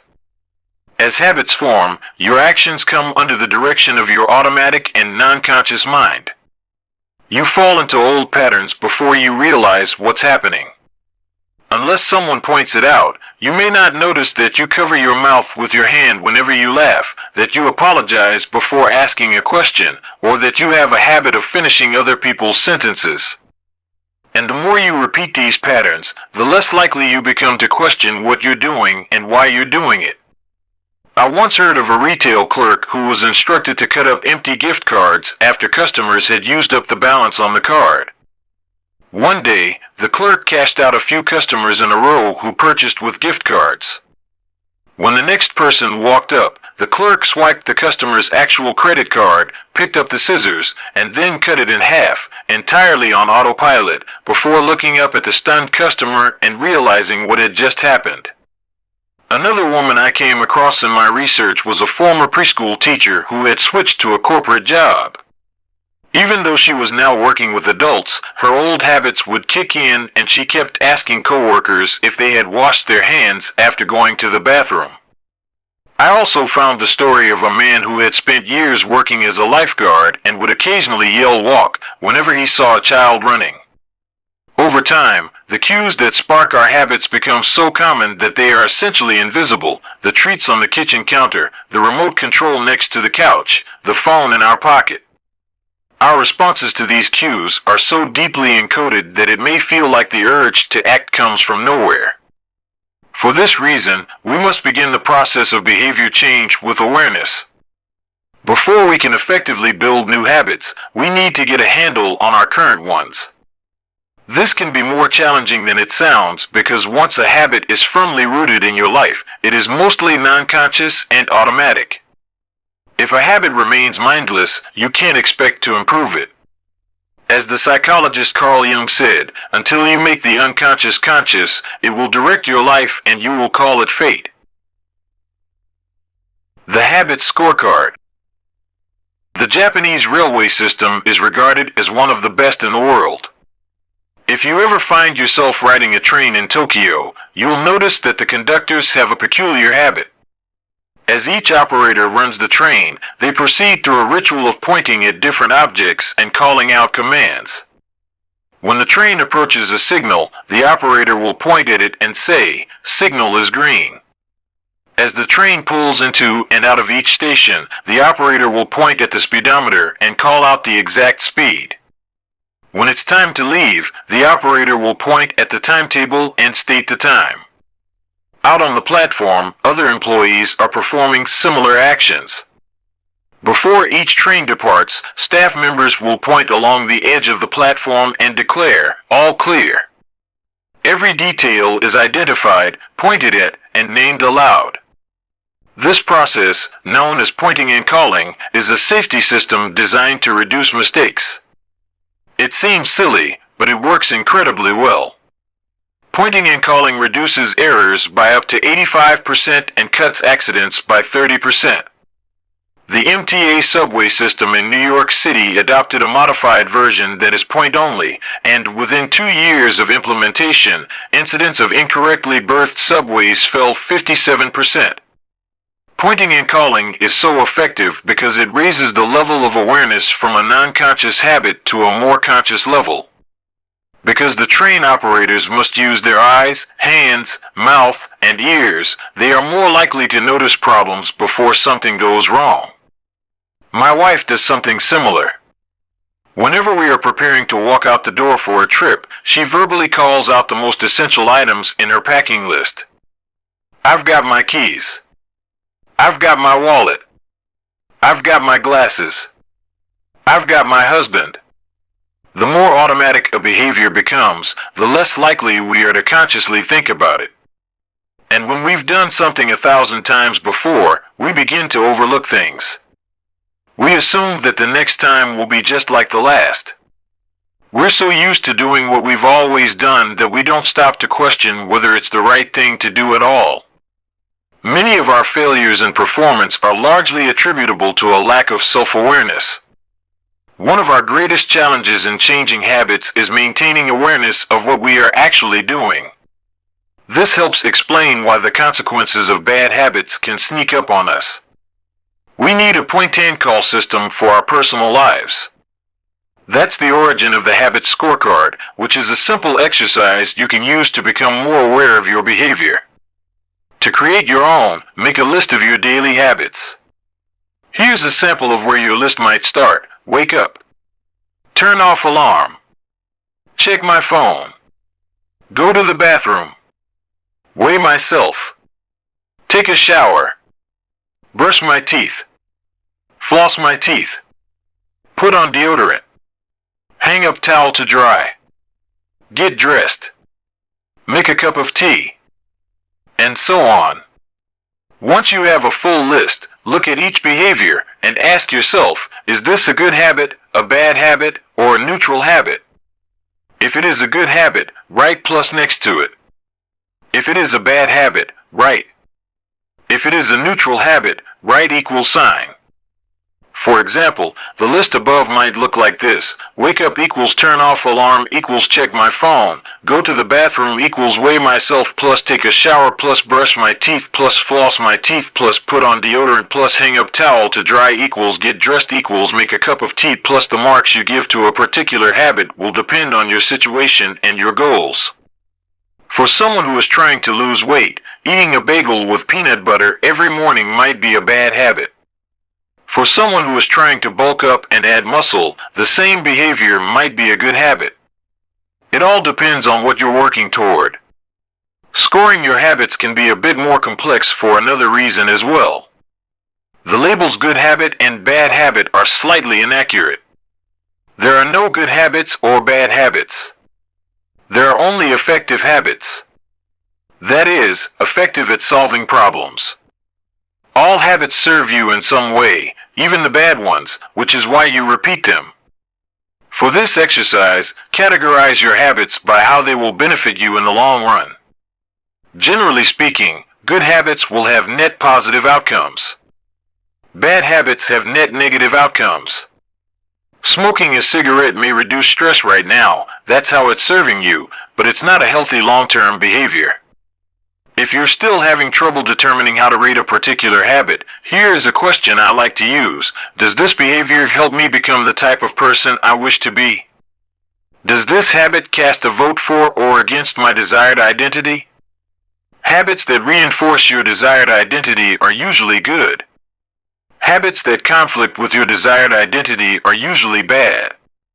As you create your habit scorecard, there is no need to change anything at first. The goal is to simply notice what is actually going on. Observe your thoughts and actions without judgment or internal criticism. Don't blame yourself for your faults. Don't praise yourself for your successes. If you eat a chocolate bar every morning, acknowledge it, almost as if you were watching someone else. Oh, how interesting that they would do such a thing. If you binge eat, simply notice that you are eating more calories than you should. If you waste time online, notice that you are spending your life in a way that you do not want to. The first step to changing bad habits is to be on the lookout for them. If you feel like you need extra help, then you can try pointing and calling in your own life.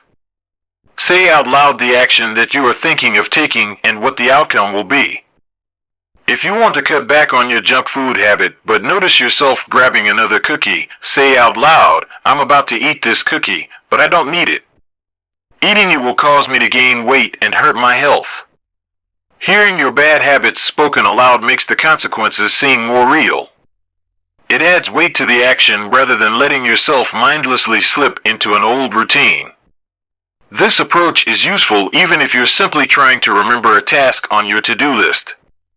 Just saying out loud, tomorrow, I need to go to the post office after lunch, increases the odds that you'll actually do it. You're getting yourself to acknowledge the need for action, and that can make all the difference. The process of behavior change always starts with awareness. Strategies like pointing and calling and the habit scorecard are focused on getting you to recognize your habits and acknowledge the cues that trigger them, which makes it possible to respond in a way that benefits you. Chapter Summary. With enough practice, your brain will pick up on the cues that predict certain outcomes without consciously thinking about it. Once our habits become automatic, we stop paying attention to what we are doing. The process of behavior change always starts with awareness. You need to be aware of your habits before you can change them. Pointing and calling raises your level of awareness from a non-conscious habit to a more conscious level by verbalizing your actions. The habit scorecard is a simple exercise you can use to become more aware of your behavior. Chapter 5. The best way to start a new habit. In 2001, researchers in Great Britain began working with 248 people to build better exercise habits over the course of 2 weeks. The subjects were divided into 3 groups. The first group was the control group. They were simply asked to track how often they exercised.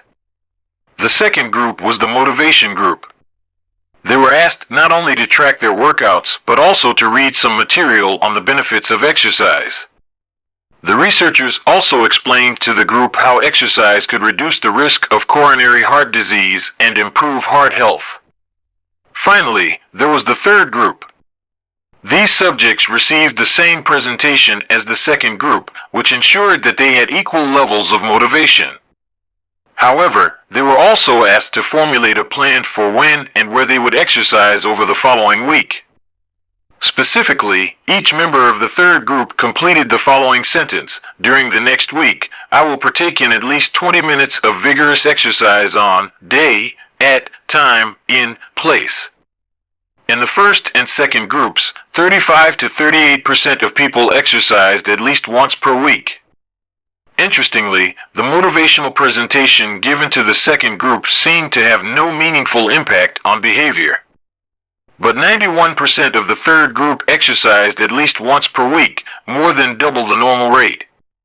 The sentence they filled out is what researchers refer to as an implementation intention, which is a plan you make beforehand about when and where to act. That is, how you intend to implement a particular habit. The cues that can trigger a habit come in a wide range of forms: the feel of your phone buzzing in your pocket, the smell of chocolate chip cookies, the sound of ambulance sirens, but the two most common cues are time and location. Implementation intentions leverage both of these cues. Broadly speaking, the format for creating an implementation intention is: when situation X arises, I will perform response Y. Hundreds of studies have shown that implementation intentions are effective for sticking to our goals, whether it's writing down the exact time and date of when you will get a flu shot or recording the time of your colonoscopy appointment. They increase the odds that people will stick with habits like recycling, studying, going to sleep early, and stopping smoking. Researchers have even found that voter turnout increases when people are forced to create implementation intentions by answering questions like, what route are you taking to the polling station? At what time are you planning to go?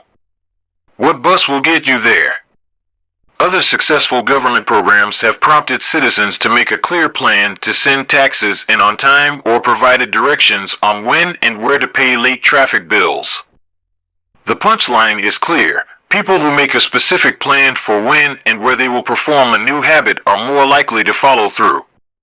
Too many people try to change their habits without these basic details figured out.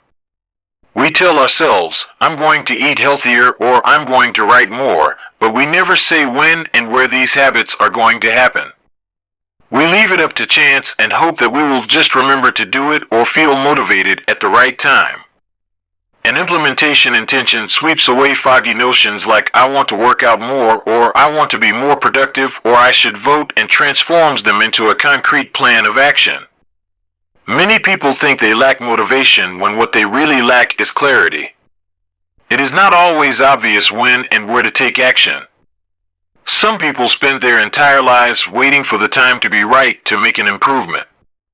Once an implementation intention has been set, you don't have to wait for inspiration to strike. Do I write a chapter today or not?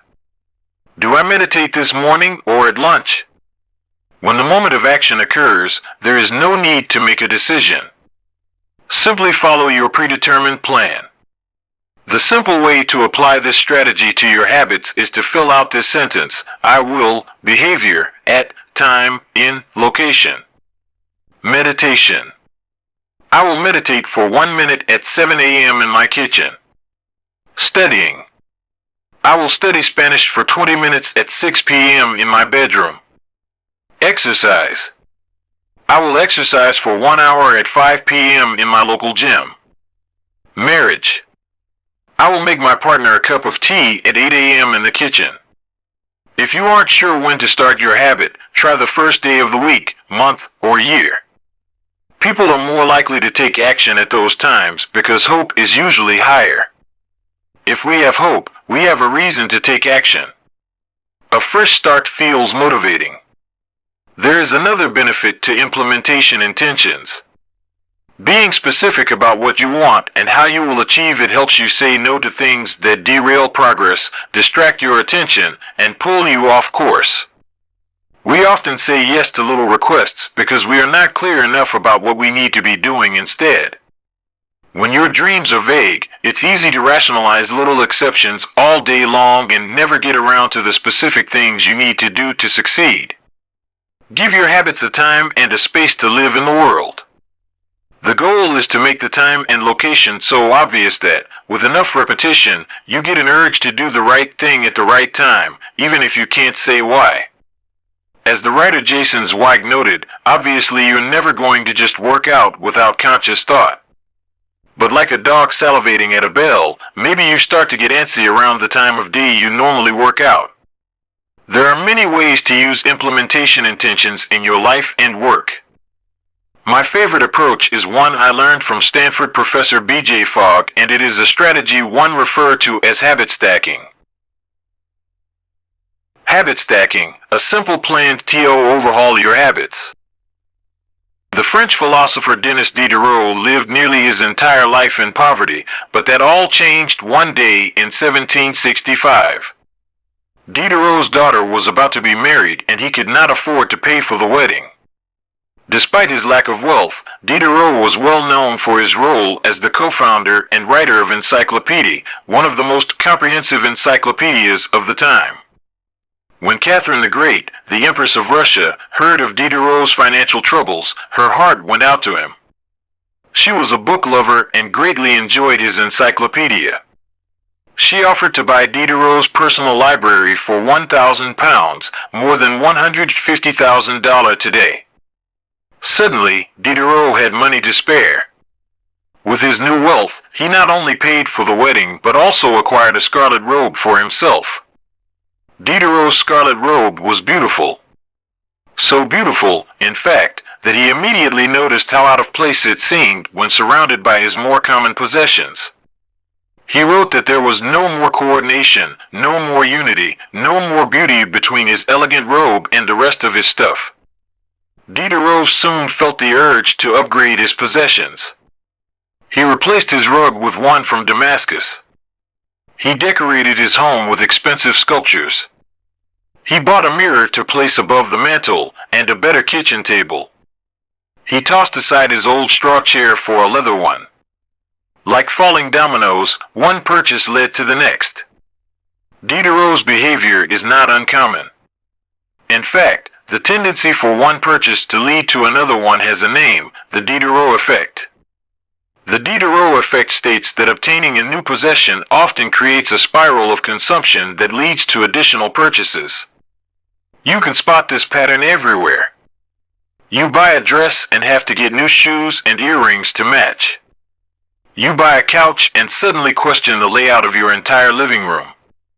You buy a toy for your child and soon find yourself purchasing all of the accessories that go with it.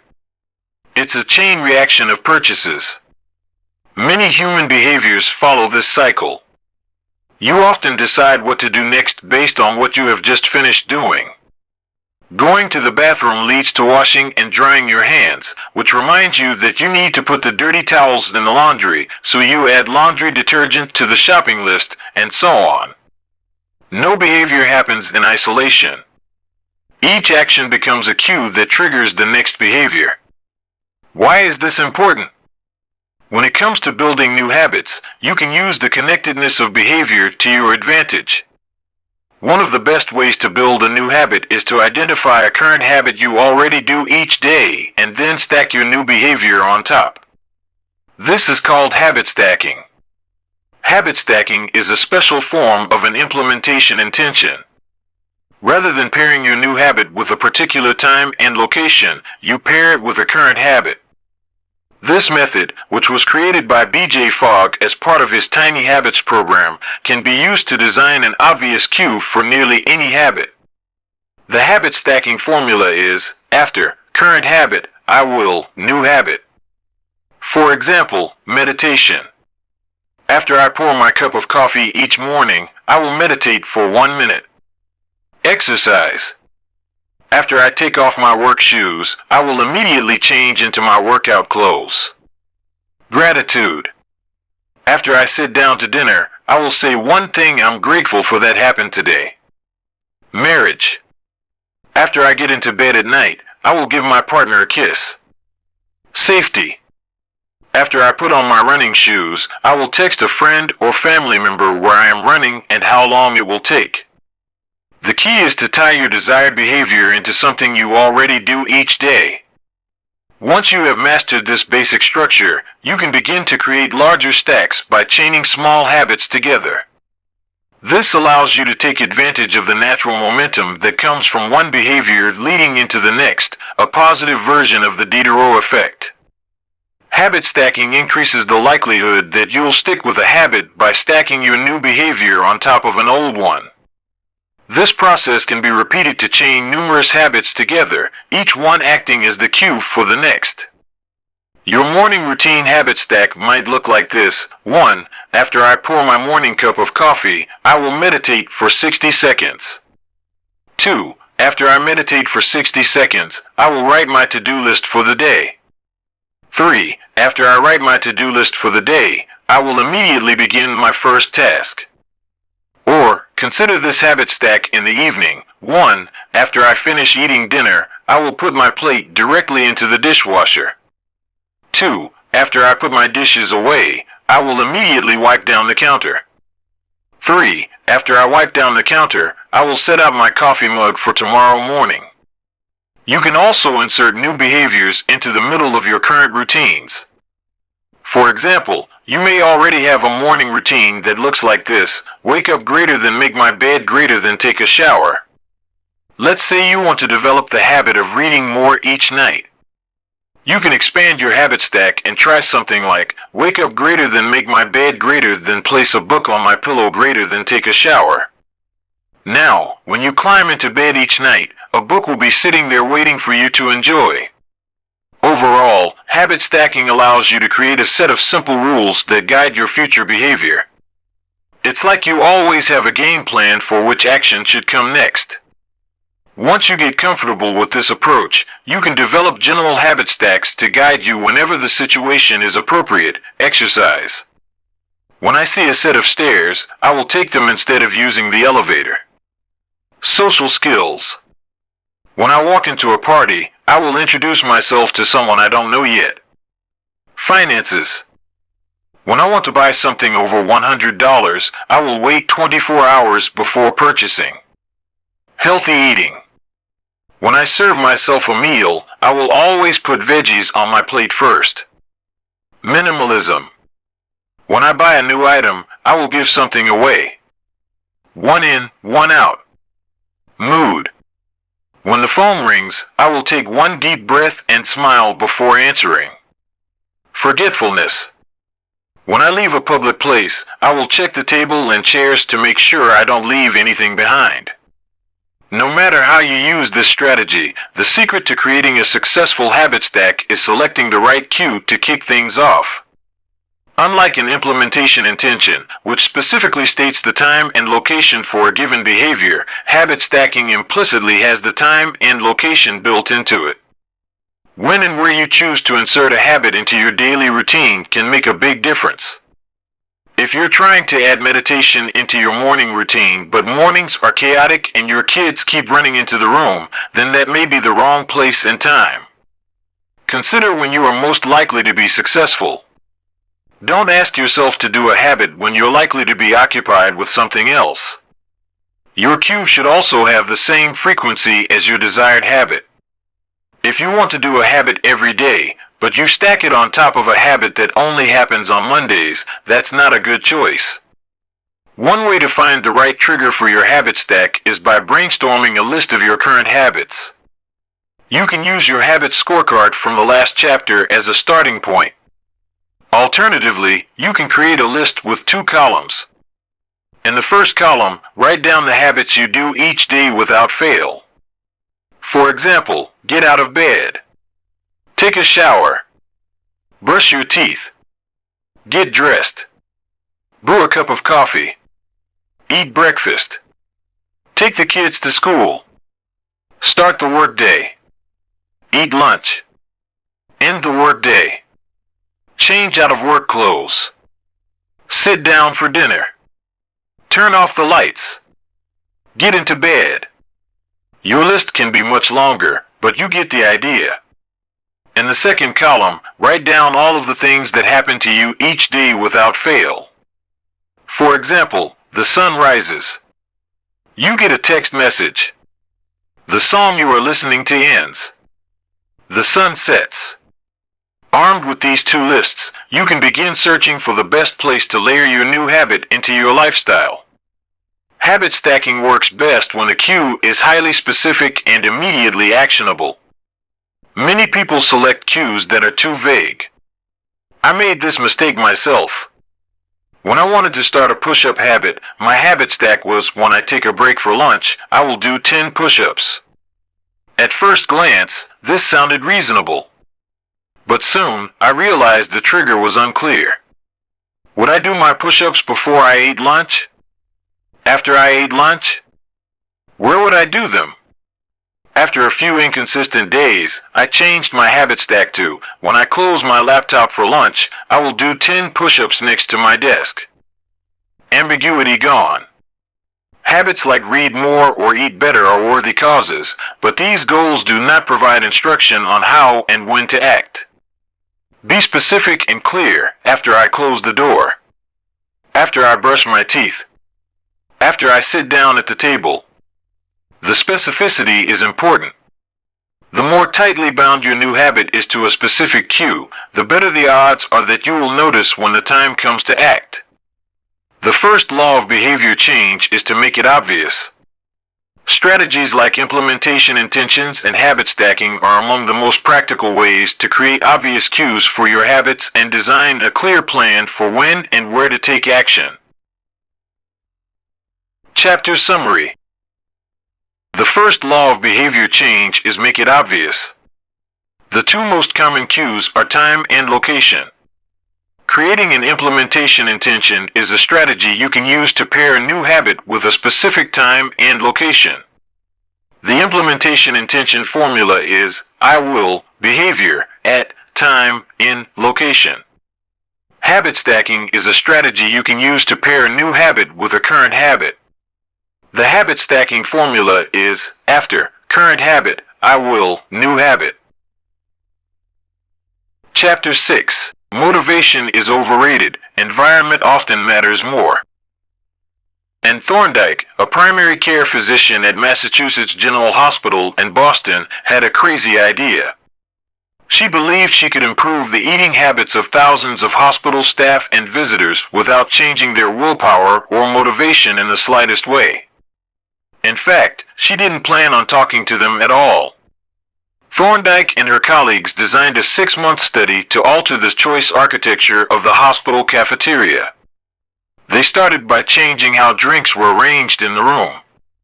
Originally, the refrigerators located next to the cash registers in the cafeteria were filled with only soda. The researchers added water as an option to each one. Additionally, they placed baskets of bottled water next to the food stations throughout the room. Soda was still in the primary refrigerators, but water was now available at all drink locations. Over the next 3 months, the number of soda sales at the hospital dropped by 11.4%. Meanwhile, sales of bottled water increased by 25.8%. They made similar adjustments and saw similar results with the food in the cafeteria. Nobody had said a word to anyone eating there. People often choose products not because of what they are, but because of where they are. If I walk into the kitchen and see a plate of cookies on the counter, I'll pick up half a dozen and start eating, even if I hadn't been thinking about them beforehand and didn't necessarily feel hungry. If the communal table at the office is always filled with donuts and bagels, it's going to be hard not to grab one every now and then. Your habits change depending on the room you are in and the cues in front of you. Environment is the invisible hand that shapes human behavior. Despite our unique personalities, certain behaviors tend to arise again and again under certain environmental conditions. In church, people tend to talk in whispers. On a dark street, people act wary and guarded. In this way, the most common form of change is not internal, but external. We are changed by the world around us. Every habit is context dependent. In 1936, psychologist Kurt Lewin wrote a simple equation that makes a powerful statement. Behavior is a function of the person in their environment, or B equals F, P, E. It didn't take long for Lewin's equation to be tested in business. In 1952, the economist Hawkins Stern described a phenomenon he called suggestion impulse buying, which is triggered when a shopper sees a product for the first time and visualizes a need for it. In other words, customers will occasionally buy products not because they want them, but because of how they are presented to them. For example, items at eye level tend to be purchased more than those down near the floor. For this reason, you'll find expensive brand names featured in easy-to-reach locations on store shelves because they drive the most profit, while cheaper alternatives are tucked away in harder-to-reach spots. The same goes for end caps, which are the units at the end of aisles. End caps are money-making machines for retailers because they are obvious locations that encounter a lot of foot traffic. For example, 45% of Coca-Cola sales come specifically from end-of-the-aisle racks. The more obviously available a product or service is, the more likely you are to try it. People drink Bud Light because it is in every bar and visit Starbucks because it is on every corner. We like to think that we are in control. If we choose water over soda, we assume it is because we wanted to do so. The truth, however, is that many of the actions we take each day are shaped not by purposeful drive and choice, but by the most obvious option. Every living being has its own methods for sensing and understanding the world. Eagles have remarkable long-distance vision. Snakes can smell by tasting the air with their highly sensitive tongues. Sharks can detect small amounts of electricity and vibrations in the water caused by nearby fish. Even bacteria have chemoreceptors, tiny sensory cells that allow them to detect toxic chemicals in their environment. In humans, perception is directed by the sensory nervous system. We perceive the world through sight, sound, smell, touch, and taste. But we also have other ways of sensing stimuli. Some are conscious, but many are non-conscious. For instance, you can notice when the temperature drops before a storm, or when the pain in your gut rises during a stomachache, or when you fall off balance while walking on rocky ground. Receptors in your body pick up on a wide range of internal stimuli, such as the amount of salt in your blood or the need to drink when thirsty. The most powerful of all human sensory abilities, however, is vision. The human body has about 11 million sensory receptors. Approximately 10 million of those are dedicated to sight. Some experts estimate that half of the brain's resources are used on vision. Given that we are more dependent on vision than on any other sense, it should come as no surprise that visual cues are the greatest catalyst of our behavior. For this reason, a small change in what you see can lead to a big shift in what you do. As a result, you can imagine how important it is to live and work in environments that are filled with productive cues and devoid of unproductive ones. Thankfully, there is good news in this respect. You don't have to be the victim of your environment. You can also be the architect of it. How to design your environment for success. During the energy crisis and oil embargo of the 1970s, Dutch researchers began to pay close attention to the country's energy usage. In one suburb near Amsterdam, they found that some homeowners used 30% less energy than their neighbors, despite the homes being of similar size and getting electricity for the same price.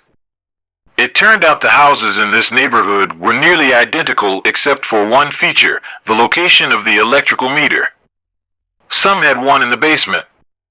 Others had the electrical meter upstairs in the main hallway. As you may guess, the homes with the meters located in the main hallway used less electricity. When their energy use was obvious and easy to track, people changed their behavior. Every habit is initiated by a cue, and we are more likely to notice cues that stand out. Unfortunately, the environments where we live and work often make it easy not to do certain actions because there is no obvious cue to trigger the behavior. It's easy not to practice the guitar when it's tucked away in the closet. It's easy not to read a book when the bookshelf is in the corner of the guest room. It's easy not to take your vitamins when they are out of sight in the pantry. When the cues that spark a habit are subtle or hidden, they are easy to ignore. By comparison, creating obvious visual cues can draw your attention toward a desired habit. In the early 1990s, the cleaning staff at Schiphol Airport in Amsterdam installed a small sticker that looked like a fly near the center of each urinal. Apparently, when men stepped up to the urinals, they aimed for what they thought was a bug. The stickers improved their aim and significantly reduced spillage around the urinals. Further analysis determined that the stickers cut bathroom cleaning costs by 8% per year. I've experienced the power of obvious cues in my own life. I used to buy apples from the store, put them in the crisper in the bottom of the refrigerator, and forget all about them. By the time I remembered, the apples would have gone bad. I never saw them, so I never ate them. Eventually, I took my own advice and redesigned my environment. I bought a large display bowl and placed it in the middle of the kitchen counter. The next time I bought apples, that was where they went, out in the open where I could see them. Almost like magic, I began eating a few apples each day simply because they were obvious rather than out of sight. Here are a few ways you can redesign your environment and make the cues for your preferred habits more obvious. If you want to remember to take your medication each night, put your pill bottle directly next to the faucet on the bathroom counter. If you want to practice guitar more frequently, place your guitar stand in the middle of the living room. If you want to remember to send more thank you notes, keep a stack of stationery on your desk. If you want to drink more water, fill up a few water bottles each morning and place them in common locations around the house. If you want to make a habit a big part of your life, make the cue a big part of your environment. The most persistent behaviors usually have multiple cues. Consider how many different ways the smoker could be prompted to pull out a cigarette, driving in the car, seeing a friend smoke, feeling stressed at work, and so on. The same strategy can be employed for good habits. By sprinkling triggers throughout your surroundings, you increase the odds that you'll think about your habit throughout the day. Make sure the best choice is the most obvious one. Making a better decision is easy and natural when the cues for good habits are right in front of you. Environment design is powerful not only because it influences how we engage with the world, but also because we rarely do it. Most people live in a world others have created for them. But you can alter the spaces where you live and work to increase your exposure to positive cues and reduce your exposure to negative ones. Environment design allows you to take back control and become the architect of your life. Be the designer of your world and not merely the consumer of it. The context is the CUE. The cues that trigger a habit can start out very specific, but over time your habits become associated not with a single trigger, but with the entire context surrounding the behavior. For example, many people drink more in social situations than they would ever drink alone. The trigger is rarely a single cue, but rather the whole situation, watching your friends order drinks, hearing the music at the bar, seeing the beers on tap. We mentally assign our habits to the locations in which they occur, the home, the office, the gym. Each location develops a connection to certain habits and routines. You establish a particular relationship with the objects on your desk, the items on your kitchen counter, the things in your bedroom. Our behavior is not defined by the objects in the environment, but by our relationship to them. In fact, this is a useful way to think about the influence of the environment on your behavior. Stop thinking about your environment as filled with objects. Start thinking about it as filled with relationships. Think in terms of how you interact with the spaces around you. For one person, her couch is the place where she reads for an hour each night. For someone else, the couch is where he watches television and eats a bowl of ice cream after work. Different people can have different memories and thus different habits associated with the same place. The good news? You can train yourself to link a particular habit with a particular context. In one study, scientists instructed insomniacs to get into bed only when they were tired. If they couldn't fall asleep, they were told to sit in a different room until they became sleepy. Over time, subjects began to associate the context of their bed with the action of sleeping, and it became easier to quickly fall asleep when they climbed in bed. Their brains learned that sleeping, not browsing on their phones, not watching television, not staring at the clock, was the only action that happened in that room.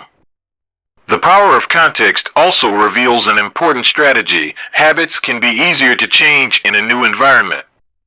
It helps to escape the subtle triggers and cues that nudge you toward your current habits. Go to a new place, a different coffee shop, a bench in the park, a corner of your room you seldom use, and create a new routine there.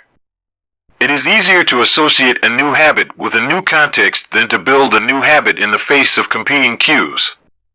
It can be difficult to go to bed early if you watch television in your bedroom each night. It can be hard to study in the living room without getting distracted if that's where you always play video games. But when you step outside your normal environment, you leave your behavioral biases behind.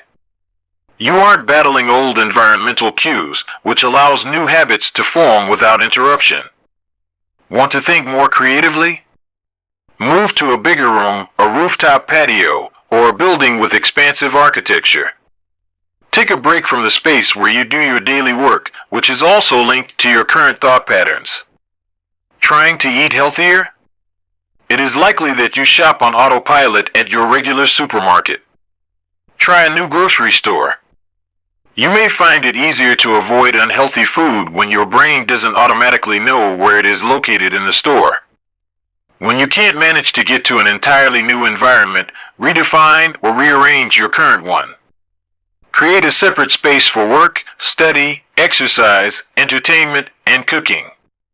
The mantra I find useful is one space, one use. When I started my career as an entrepreneur, I would often work from my couch or at the kitchen table. In the evenings, I found it very difficult to stop working. There was no clear division between the end of work time and the beginning of personal time. Was the kitchen table my office or the space where I ate meals? Was the couch where I relaxed or where I sent emails? Everything happened in the same place. A few years later, I could finally afford to move to a home with a separate room for my office. Suddenly, work was something that happened in here and personal life was something that happened out there. It was easier for me to turn off the professional side of my brain when there was a clear dividing line between work life and home life. Each room had one primary use.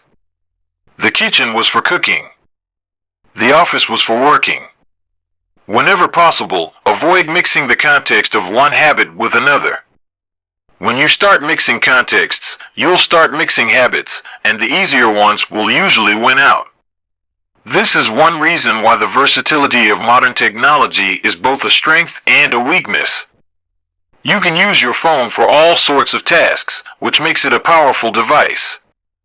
But when you can use your phone to do nearly anything, it becomes hard to associate it with one task. You want to be productive, but you're also conditioned to browse social media, check email, and play video games whenever you open your phone. It's a mishmash of cues. You may be thinking, you don't understand. I live in New York City. My apartment is the size of a smartphone. I need each room to play multiple roles. Fair enough. If your space is limited, divide your room into activity zones, a chair for reading, a desk for writing, a table for eating. You can do the same with your digital spaces. I know a writer who uses his computer only for writing, his tablet only for reading, and his phone only for social media and texting. Every habit should have a home. If you can manage to stick with this strategy, each context will become associated with a particular habit and mode of thought. Habits thrive under predictable circumstances like these. Focus comes automatically when you are sitting at your work desk. Relaxation is easier when you are in a space designed for that purpose. Sleep comes quickly when it is the only thing that happens in your bedroom. If you want behaviors that are stable and predictable, you need an environment that is stable and predictable. A stable environment where everything has a place and a purpose is an environment where habits can easily form. Chapter Summary. Small changes in context can lead to large changes in behavior over time. Every habit is initiated by a cue. We are more likely to notice cues that stand out. Make the cues of good habits obvious in your environment. Gradually, your habits become associated not with a single trigger, but with the entire context surrounding the behavior. The context becomes the cue. It is easier to build new habits in a new environment because you are not fighting against old cues. Chapter 7. The Secret to Self-Control. In 1971, as the Vietnam War was heading into its 16th year, Congressman Robert Steele from Connecticut and Morgan Murphy from Illinois made a discovery that stunned the American public. While visiting the troops, they had learned that over 15% of U.S. soldiers stationed there were heroin addicts. Follow-up research revealed that 35% of service members in Vietnam had tried heroin and as many as 20% were addicted. The problem was even worse than they had initially thought. The discovery led to a flurry of activity in Washington, including the creation of the Special Action Office of Drug Abuse Prevention under President Nixon to promote prevention and rehabilitation and to track addicted service members when they returned home. Lee Robbins was one of the researchers in charge. In a finding that completely upended the accepted beliefs about addiction, Robbins found that when soldiers who had been heroin users returned home, only 5% of them became re-addicted within a year, and just 12% relapsed within 3 years. In other words, approximately 9 out of 10 soldiers who used heroin in Vietnam eliminated their addiction nearly overnight. This finding contradicted the prevailing view at the time, which considered heroin addiction to be a permanent and irreversible condition. Instead, Robbins revealed that addictions could spontaneously dissolve if there was a radical change in the environment. In Vietnam, soldiers spent all day surrounded by cues triggering heroin use. It was easy to access. They were engulfed by the constant stress of war. They built friendships with fellow soldiers who were also heroin users, and they were thousands of miles from home. Once a soldier returned to the United States, though, he found himself in an environment devoid of those triggers. When the context changed, so did the habit. Compare this situation to that of a typical drug user. Someone becomes addicted at home or with friends, goes to a clinic to get clean, which is devoid of all the environmental stimuli that prompt their habit, then returns to their old neighborhood with all of their previous cues that caused them to get addicted in the first place. It's no wonder that usually you see numbers that are the exact opposite of those in the Vietnam study. Typically, 90% of heroin users become re-addicted once they return home from rehab. The Vietnam studies ran counter to many of our cultural beliefs about bad habits because it challenged the conventional association of unhealthy behavior as a moral weakness. If you're overweight, a smoker, or an addict, you've been told your entire life that it is because you lack self-control, maybe even that you're a bad person. The idea that a little bit of discipline would solve all our problems is deeply embedded in our culture. Recent research, however, shows something different. When scientists analyze people who appear to have tremendous self-control, it turns out those individuals aren't all that different from those who are struggling. Instead, disciplined people are better at structuring their lives in a way that does not require heroic willpower and self-control. In other words, they spend less time in tempting situations. The people with the best self-control are typically the ones who need to use it the least. It's easier to practice self-restraint when you don't have to use it very often. So, yes, perseverance, grit, and willpower are essential to success, but the way to improve these qualities is not by wishing you were a more disciplined person, but by creating a more disciplined environment. This counterintuitive idea makes even more sense once you understand what happens when a habit is formed in the brain. A A habit that has been encoded in the mind is ready to be used whenever the relevant situation arises. When Patty Olwell, a therapist from Austin, Texas, started smoking, she would often light up while riding horses with a friend. Eventually, she quit smoking and avoided it for years. She had also stopped riding. Decades later, she hopped on a horse again and found herself craving a cigarette for the first time in forever. The cues were still internalized, she just hadn't been exposed to them in a long time. Once a habit has been encoded, the urge to act follows whenever the environmental cues reappear. This is one reason behavior change techniques can backfire. Shaming obese people with weight loss presentations can make them feel stressed, and as a result many people return to their favorite coping strategy, overeating.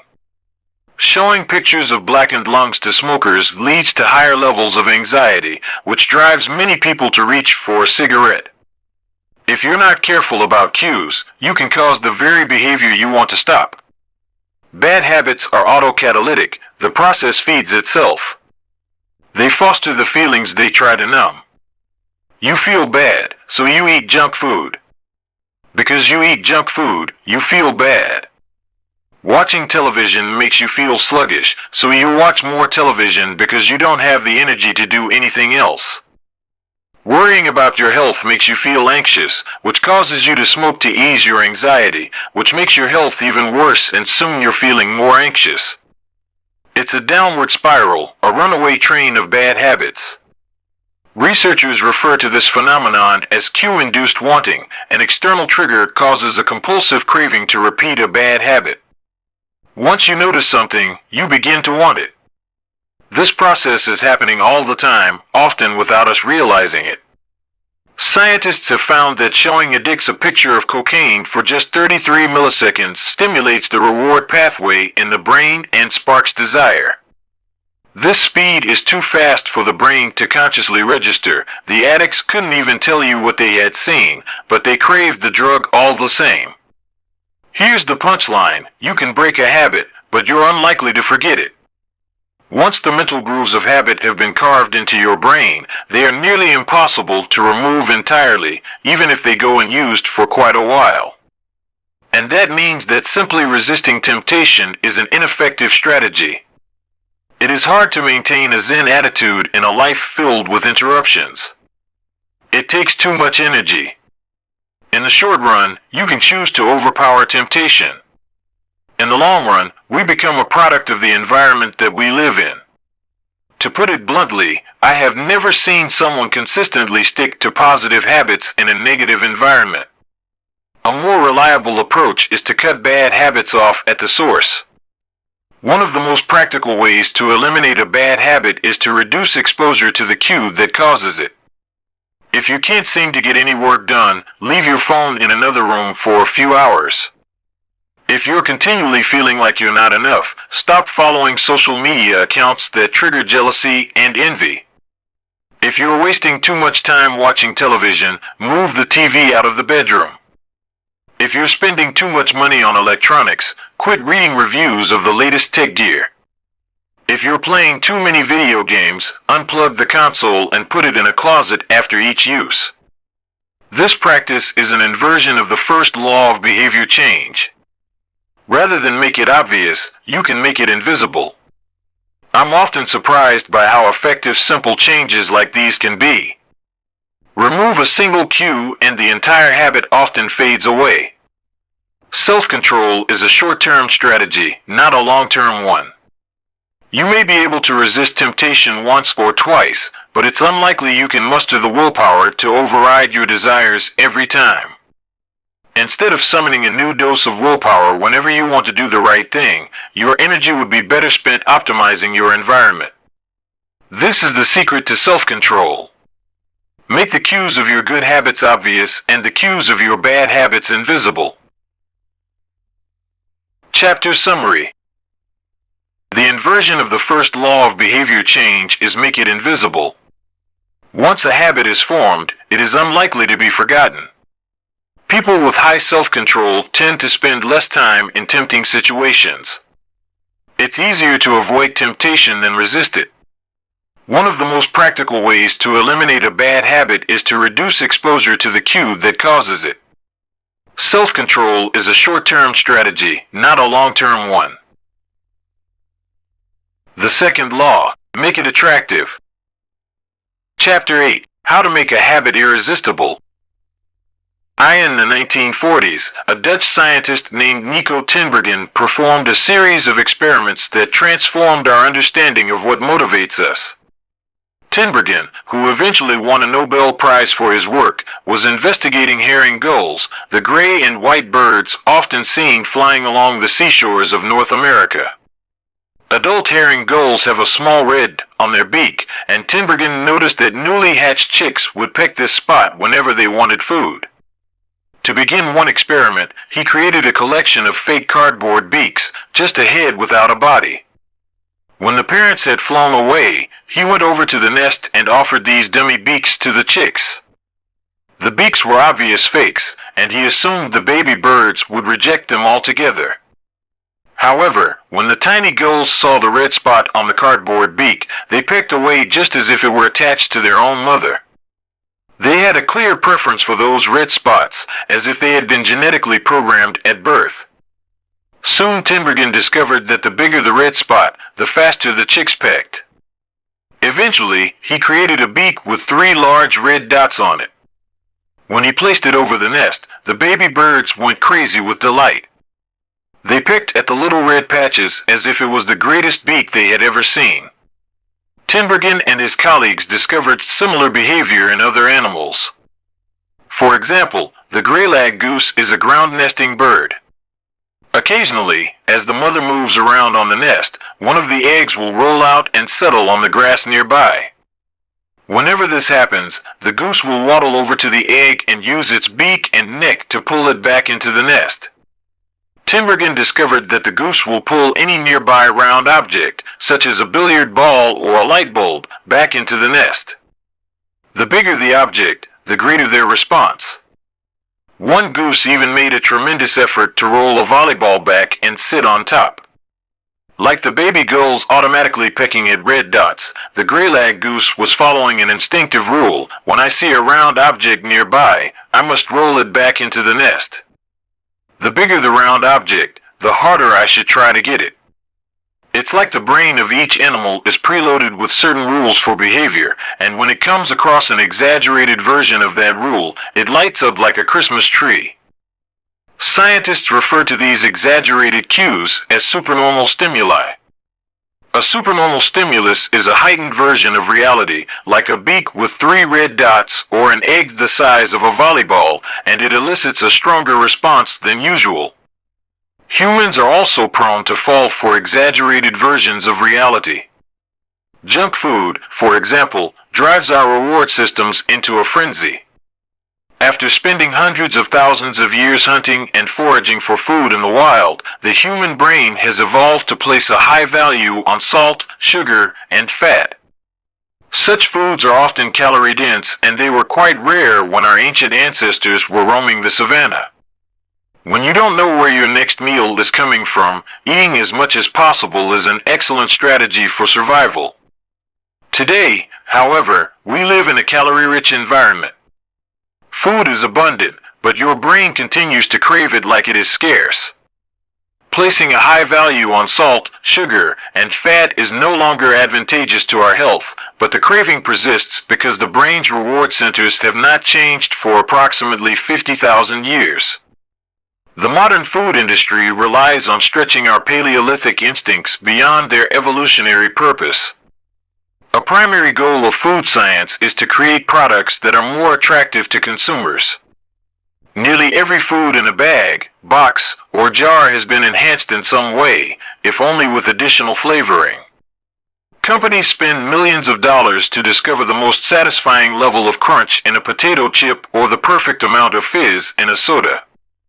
Entire departments are dedicated to optimizing how a product feels in your mouth, a quality known as oral sensation. French fries, for example, are a potent combination, golden brown and crunchy on the outside, light and smooth on the inside.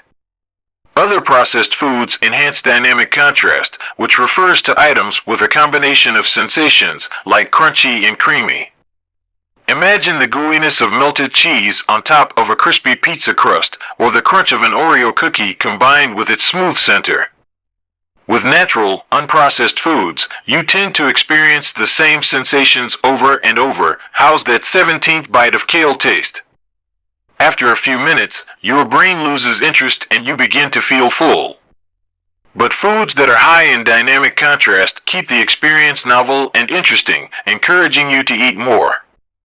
Ultimately, such strategies enable food scientists to find the bliss point for each product, the precise combination of salt, sugar, and fat that excites your brain and keeps you coming back for more. The result, of course, is that you overeat because hyperpalatable foods are more attractive to the human brain. As Stephen Guyenet, a neuroscientist who specializes in eating behavior and obesity, says, we've gotten too good at pushing our own buttons. The modern food industry and the overeating habits it has spawned is just one example of the second law of behavior change: make it attractive. The more attractive an opportunity is, the more likely it is to become habit-forming. Look around. Society is filled with highly engineered versions of reality that are more attractive than the world our ancestors evolved in. Stores feature mannequins with exaggerated hips and breasts to sell clothes. Social media delivers more likes and praise in a few minutes than we could ever get in the office or at home. Online porn splices together stimulating scenes at a rate that would be impossible to replicate in real life. Advertisements are created with a combination of ideal lighting, professional makeup, and photoshopped edits. Even the model doesn't look like the person in the final image. These are the supernormal stimuli of our modern world. They exaggerate features that are naturally attractive to us, and our instincts go wild as a result, driving us into excessive shopping habits, social media habits, porn habits, eating habits, and many others. If history serves as a guide, the opportunities of the future will be more attractive than those of today. The trend is for rewards to become more concentrated and stimuli to become more enticing. Junk food is a more concentrated form of calories than natural foods. Hard liquor is a more concentrated form of alcohol than beer. Video games are a more concentrated form of play than board games. Compared to nature, these pleasure-packed experiences are hard to resist. We have the brains of our ancestors, but temptations they never had to face. If you want to increase the odds that a behavior will occur, then you need to make it attractive.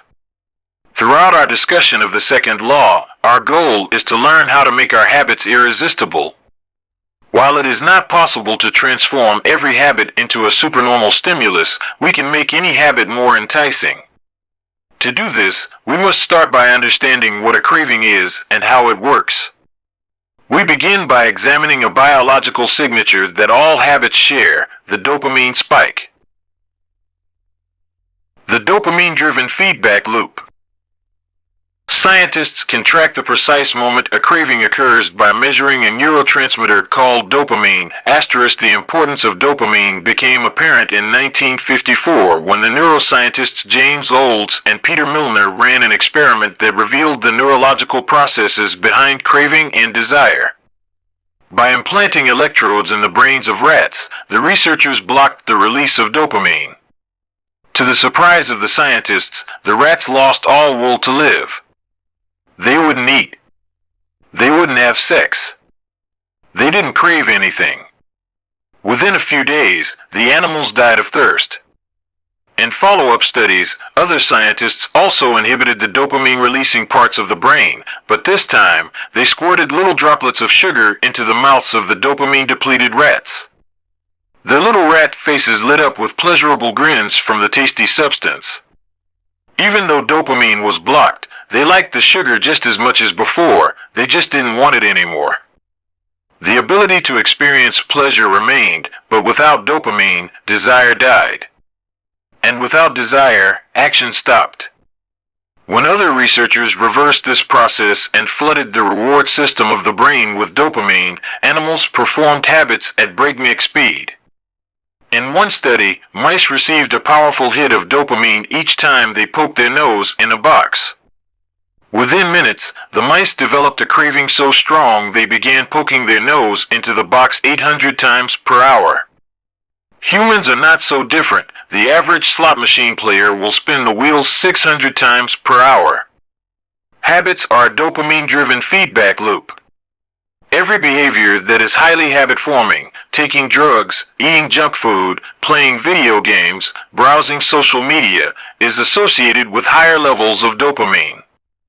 The same can be said for our most basic habitual behaviors like eating food, drinking water, having sex, and interacting socially. For years, scientists assumed dopamine was all about pleasure, but now we know it plays a central role in many neurological processes, including motivation, learning and memory, punishment and aversion, and voluntary movement.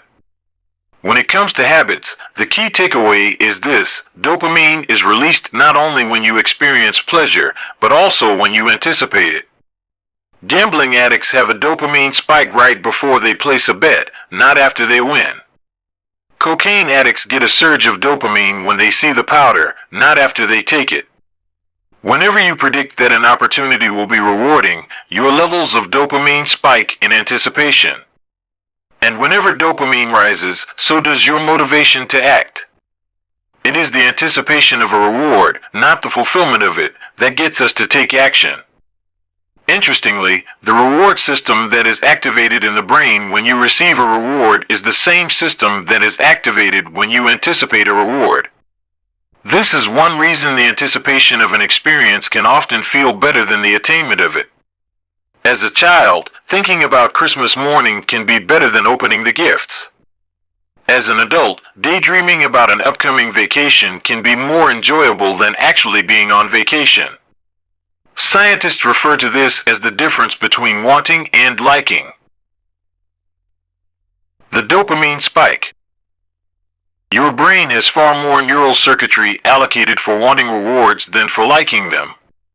The wanting centers in the brain are large: the brainstem, the nucleus accumbens, the ventral tegmental area, the dorsal striatum, the amygdala, and portions of the prefrontal cortex.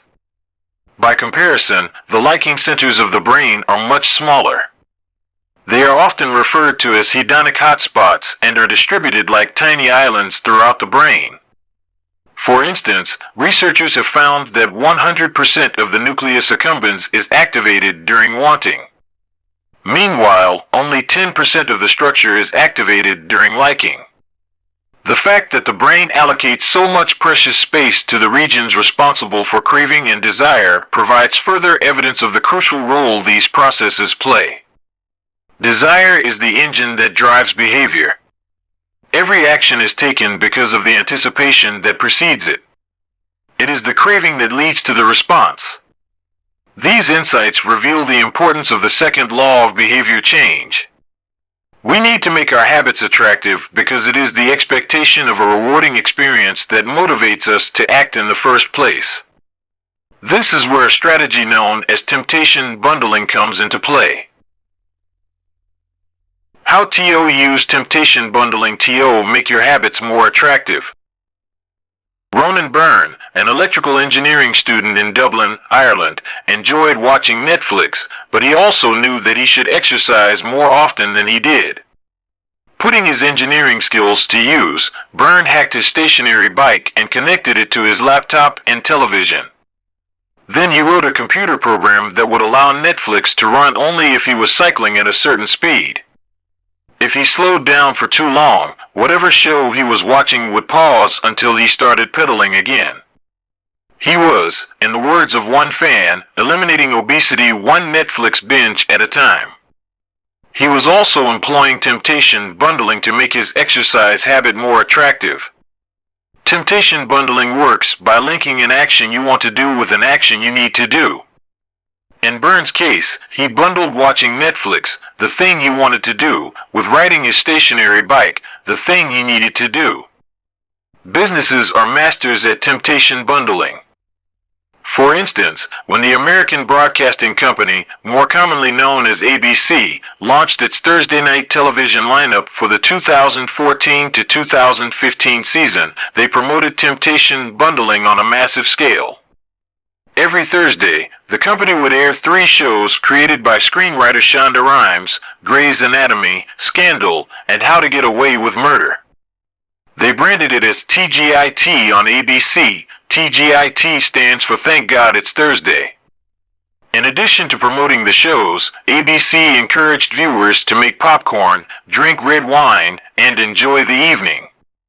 Andrew Kubitz, head of scheduling for ABC, described the idea behind the campaign. We see Thursday night as a viewership opportunity, with either couples or women by themselves who want to sit down and escape and have fun and drink their red wine and have some popcorn. The brilliance of this strategy is that ABC was associating the thing they needed viewers to do, watch their shows, with activities their viewers already wanted to do: relax, drink wine, and eat popcorn. Over time, people began to connect watching ABC with feeling relaxed and entertained. If you drink red wine and eat popcorn at 8 p.m. every Thursday, then eventually 8 p.m. on Thursday means relaxation and entertainment. The reward gets associated with the cue, and the habit of turning on the television becomes more attractive. You're more likely to find a behavior attractive if you get to do one of your favorite things at the same time. Perhaps you want to hear about the latest celebrity gossip, but you need to get in shape. Using temptation bundling, you could only read the tabloids and watch reality shows at the gym. Maybe you want to get a pedicure, but you need to clean out your email inbox. Solution: only get a pedicure while processing overdue work emails. Temptation bundling is one way to apply a psychology theory known as Premack's principle. Named after the work of Professor David Premack, the principle states that more probable behaviors will reinforce less probable behaviors.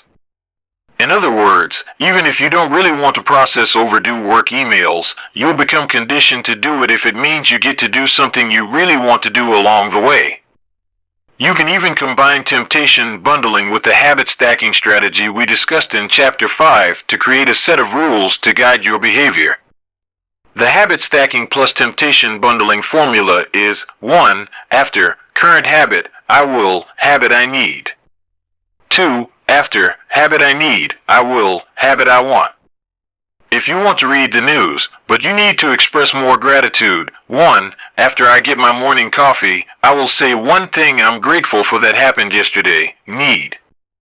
2. After I say one thing I'm grateful for, I will read the news. Want. If you want to watch sports, but you need to make sales calls: 1. After I get back from my lunch break, I will call 3 potential clients. Need. 2. After I call 3 potential clients, I will check ESPN. Want.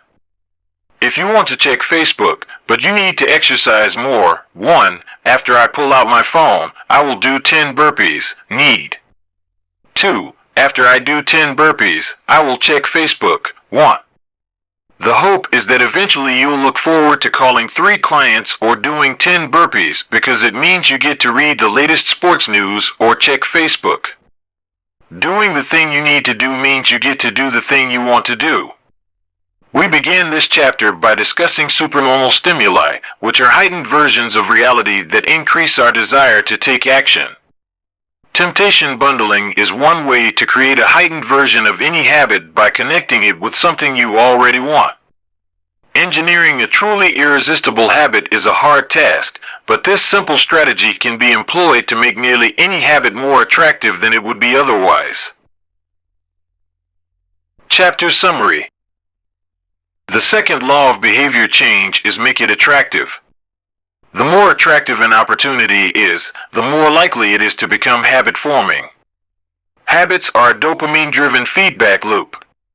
When dopamine rises, so does our motivation to act. It is the anticipation of a reward, not the fulfillment of it, that gets us to take action. The greater the anticipation, the greater the dopamine spike. Temptation bundling is one way to make your habits more attractive. The strategy is to pair an action you want to do with an action you need to do. Chapter 9. The role of family and friends in shaping your habits. In 1965, a Hungarian man named Laszlo Polgar wrote a series of strange letters to a woman named Clara. Laszlo was a firm believer in hard work.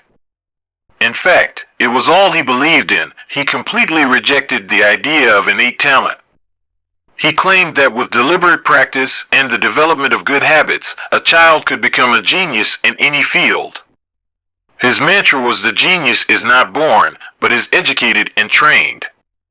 Laszlo believed in this idea so strongly that he wanted to test it with his own children, and he was writing to Clara because he needed a wife willing to jump on board.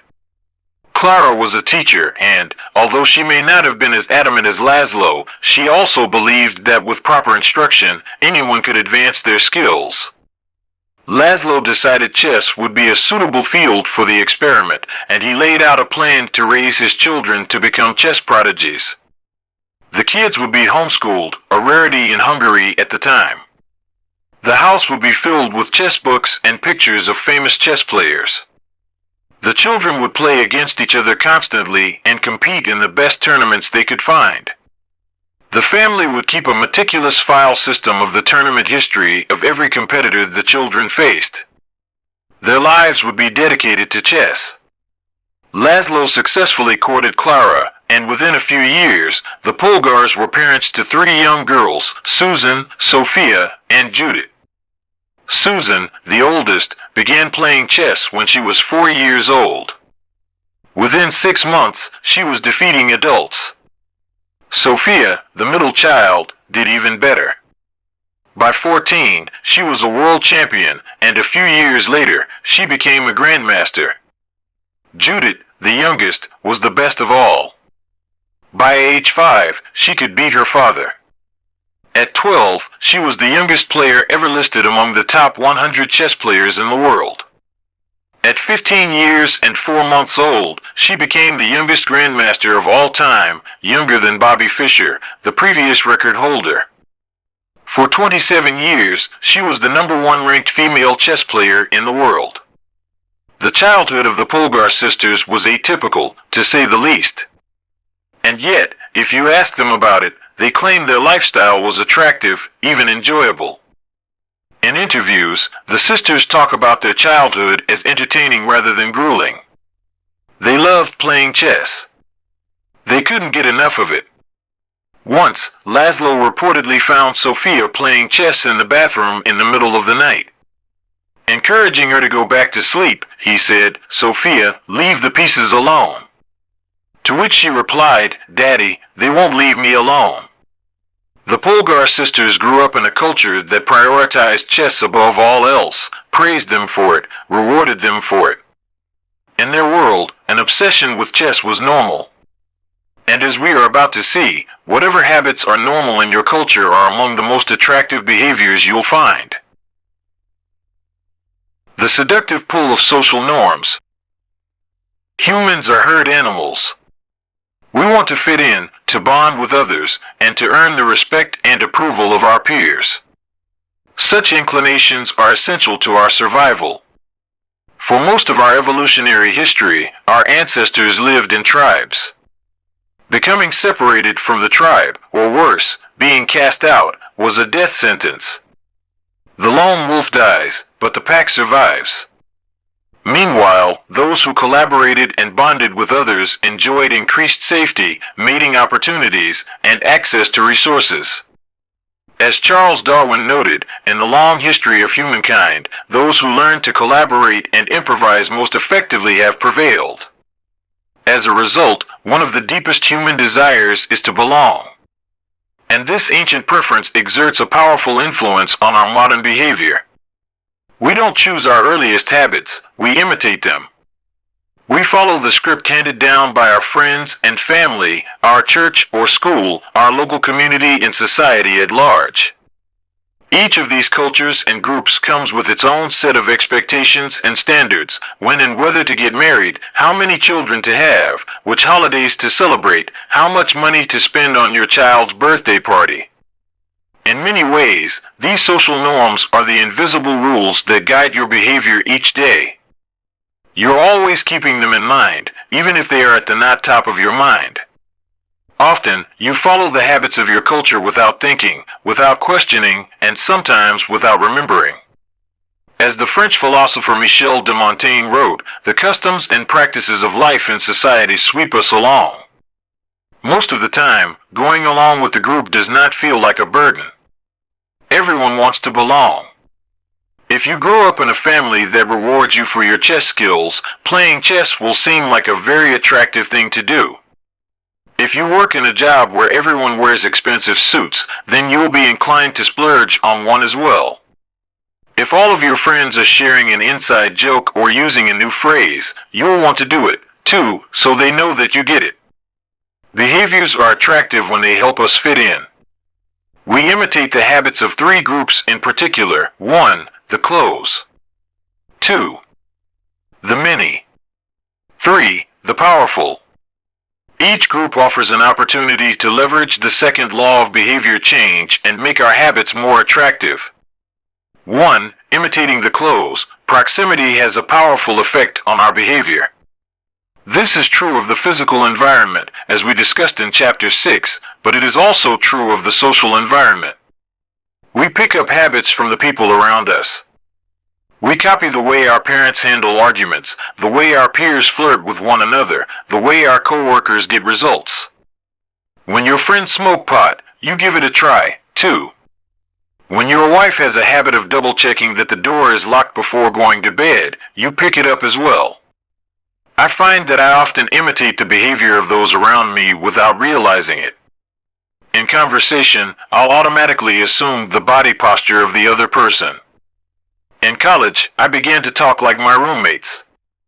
When traveling to other countries, I unconsciously imitate the local accent despite reminding myself to stop. As a general rule, the closer we are to someone, the more likely we are to imitate some of their habits. One groundbreaking study tracked 12,000 people for 32 years and found that a person's chances of becoming obese increased by 57% if he or she had a friend who became obese. It works the other way, too. Another study found that if one person in a relationship lost weight, the other partner would also slim down about 1/3 of the time. Our friends and family provide a sort of invisible peer pressure that pulls us in their direction. Of course, peer pressure is bad only if you're surrounded by bad influences. When astronaut Mike Massimino was a graduate student at MIT, he took a small robotics class. Of the 10 people in the class, 4 became astronauts. If your goal was to make it into space, then that room was about the best culture you could ask for. Similarly, one study found that the higher your best friend's IQ at age 11 or 12, the higher your IQ would be at age 15, even after controlling for natural levels of intelligence. We soak up the qualities and practices of those around us. One of the most effective things you can do to build better habits is to join a culture where your desired behavior is the normal behavior. New habits seem achievable when you see others doing them every day. If you are surrounded by fit people, you are more likely to consider working out to be a common habit. If you're surrounded by jazz lovers, you are more likely to believe it's reasonable to play jazz every day. Your culture sets your expectation for what is normal. Surround yourself with people who have the habits you want to have yourself. You'll rise together. To make your habits even more attractive, you can take this strategy one step further. Join a culture where 1. Your desired behavior is the normal behavior, and 2. You already have something in common with the group. Steve Kamb, an entrepreneur in New York City, runs a company called Nerd Fitness, which helps nerds, misfits, and mutants lose weight, get strong, and get healthy. His clients include video game lovers, movie fanatics, and average Joes who want to get in shape.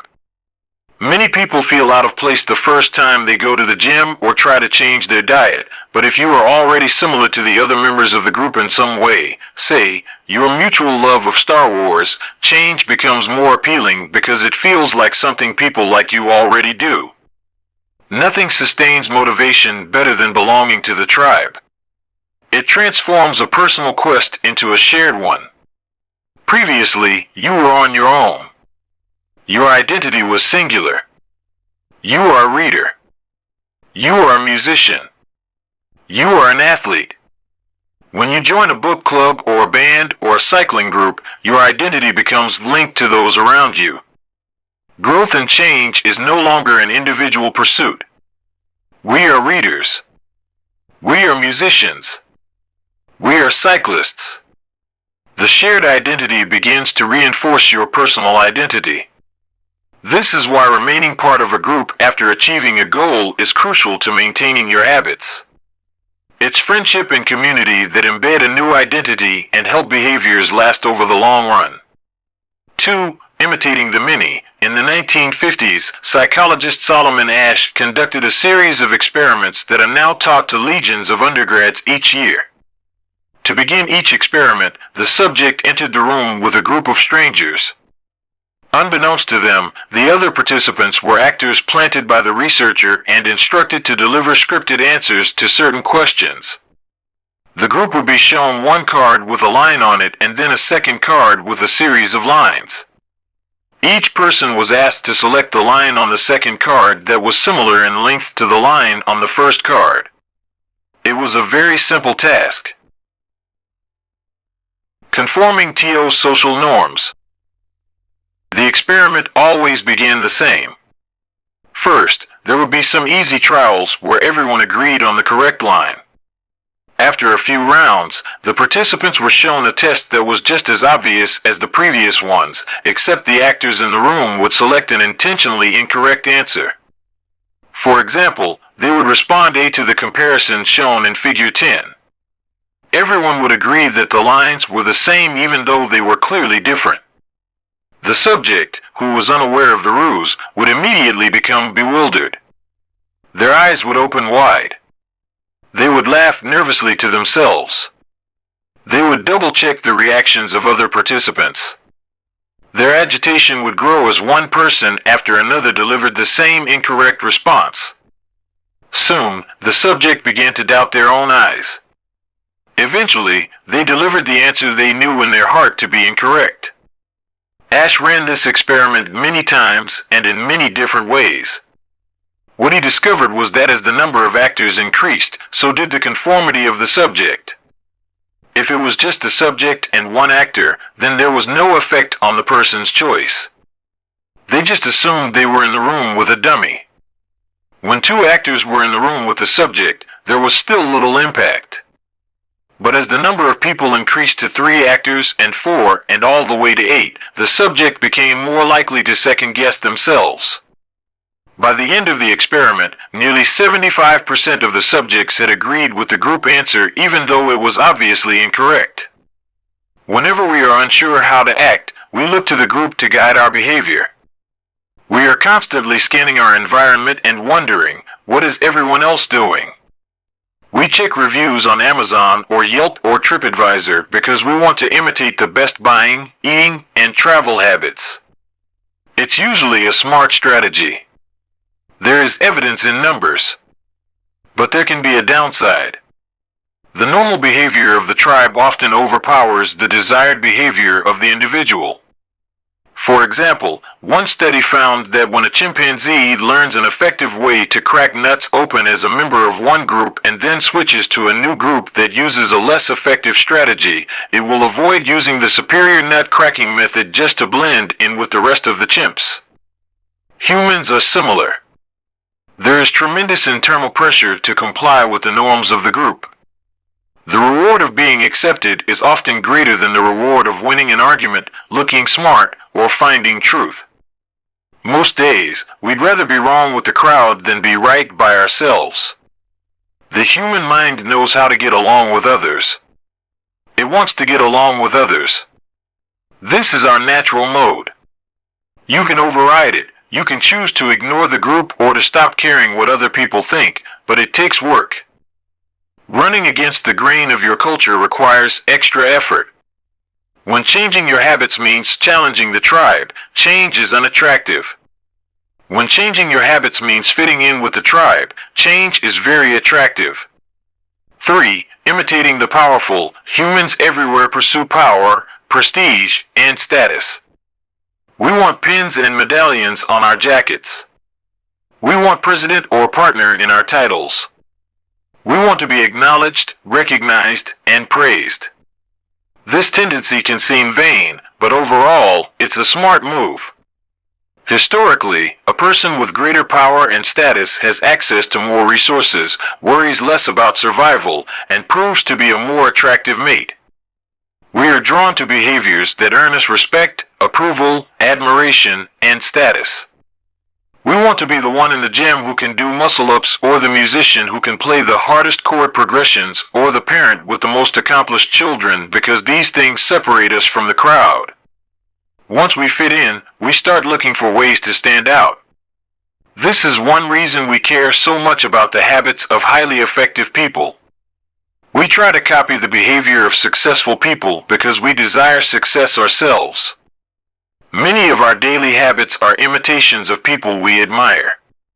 You replicate the marketing strategies of the most successful firms in your industry. You make a recipe from your favorite baker. You borrow the storytelling strategies of your favorite writer. You mimic the communication style of your boss. We imitate people we envy. High-status people enjoy the approval, respect, and praise of others. And that means if a behavior can get us approval, respect, and praise, we find it attractive. We are also motivated to avoid behaviors that would lower our status. We trim our hedges and mow our lawn because we don't want to be the slob of the neighborhood. When our mother comes to visit, we clean up the house because we don't want to be judged. We are continually wondering what will others think of me and altering our behavior based on the answer. The Polgar sisters, the chess prodigies mentioned at the beginning of this chapter, are evidence of the powerful and lasting impact social influences can have on our behavior. The sisters practiced chess for many hours each day and continued this remarkable effort for decades. But these habits and behaviors maintained their attractiveness, in part, because they were valued by their culture. From the praise of their parents to the achievement of different status markers like becoming a grandmaster, they had many reasons to continue their effort. Chapter Summary. The culture we live in determines which behaviors are attractive to us. We tend to adopt habits that are praised and approved of by our culture because we have a strong desire to fit in and belong to the tribe. We tend to imitate the habits of three social groups: the close, family and friends, the many, the tribe, and the powerful, those with status and prestige. One of the most effective things you can do to build better habits is to join a culture where 1. Your desired behavior is the normal behavior, and 2. You already have something in common with the group. The normal behavior of the tribe often overpowers the desired behavior of the individual. Most days, we'd rather be wrong with the crowd than be right by ourselves. If a behavior can get us approval, respect, and praise, we find it attractive. Chapter 10. How to find and fix the causes of your bad habits. In late 2012, I was sitting in an old apartment just a few blocks from Istanbul's most famous street, Istiklal Caddesi. I was in the middle of a 4-day trip to Turkey and my guide, Mike, was relaxing in a worn-out armchair a few feet away. Mike wasn't really a guide. He was just a guy from Maine who had been living in Turkey for 5 years, but he offered to show me around while I was visiting the country, and I took him up on it. On this particular night, I had been invited to dinner with him and a handful of his Turkish friends. There were 7 of us, and I was the only one who hadn't, at some point, smoked at least 1 pack of cigarettes per day. I asked one of the Turks how he got started. "Friends," he said. "It always starts with your friends. One friend smokes, then you try it." What was truly fascinating was that half of the people in the room had managed to quit smoking. Mike had been smoke-free for a few years at that point, and he swore up and down that he broke the habit because of a book called Alan Carr's Easy Way to Stop Smoking. It frees you from the mental burden of smoking, he said. It tells you, stop lying to yourself. You know you don't actually want to smoke. You know you don't really enjoy this. It helps you feel like you're not the victim anymore. You start to realize that you don't need to smoke. I had never tried a cigarette, but I took a look at the book afterward out of curiosity. The author employs an interesting strategy to help smokers eliminate their cravings. He systematically reframes each cue associated with smoking and gives it a new meaning. He says things like, you think you are quitting something, but you're not quitting anything because cigarettes do nothing for you. You think smoking is something you need to do to be social, but it's not. You can be social without smoking at all. You think smoking is about relieving stress, but it's not. Smoking does not relieve your nerves, it destroys them. Over and over, he repeats these phrases and others like them. Get it clearly into your mind, he says.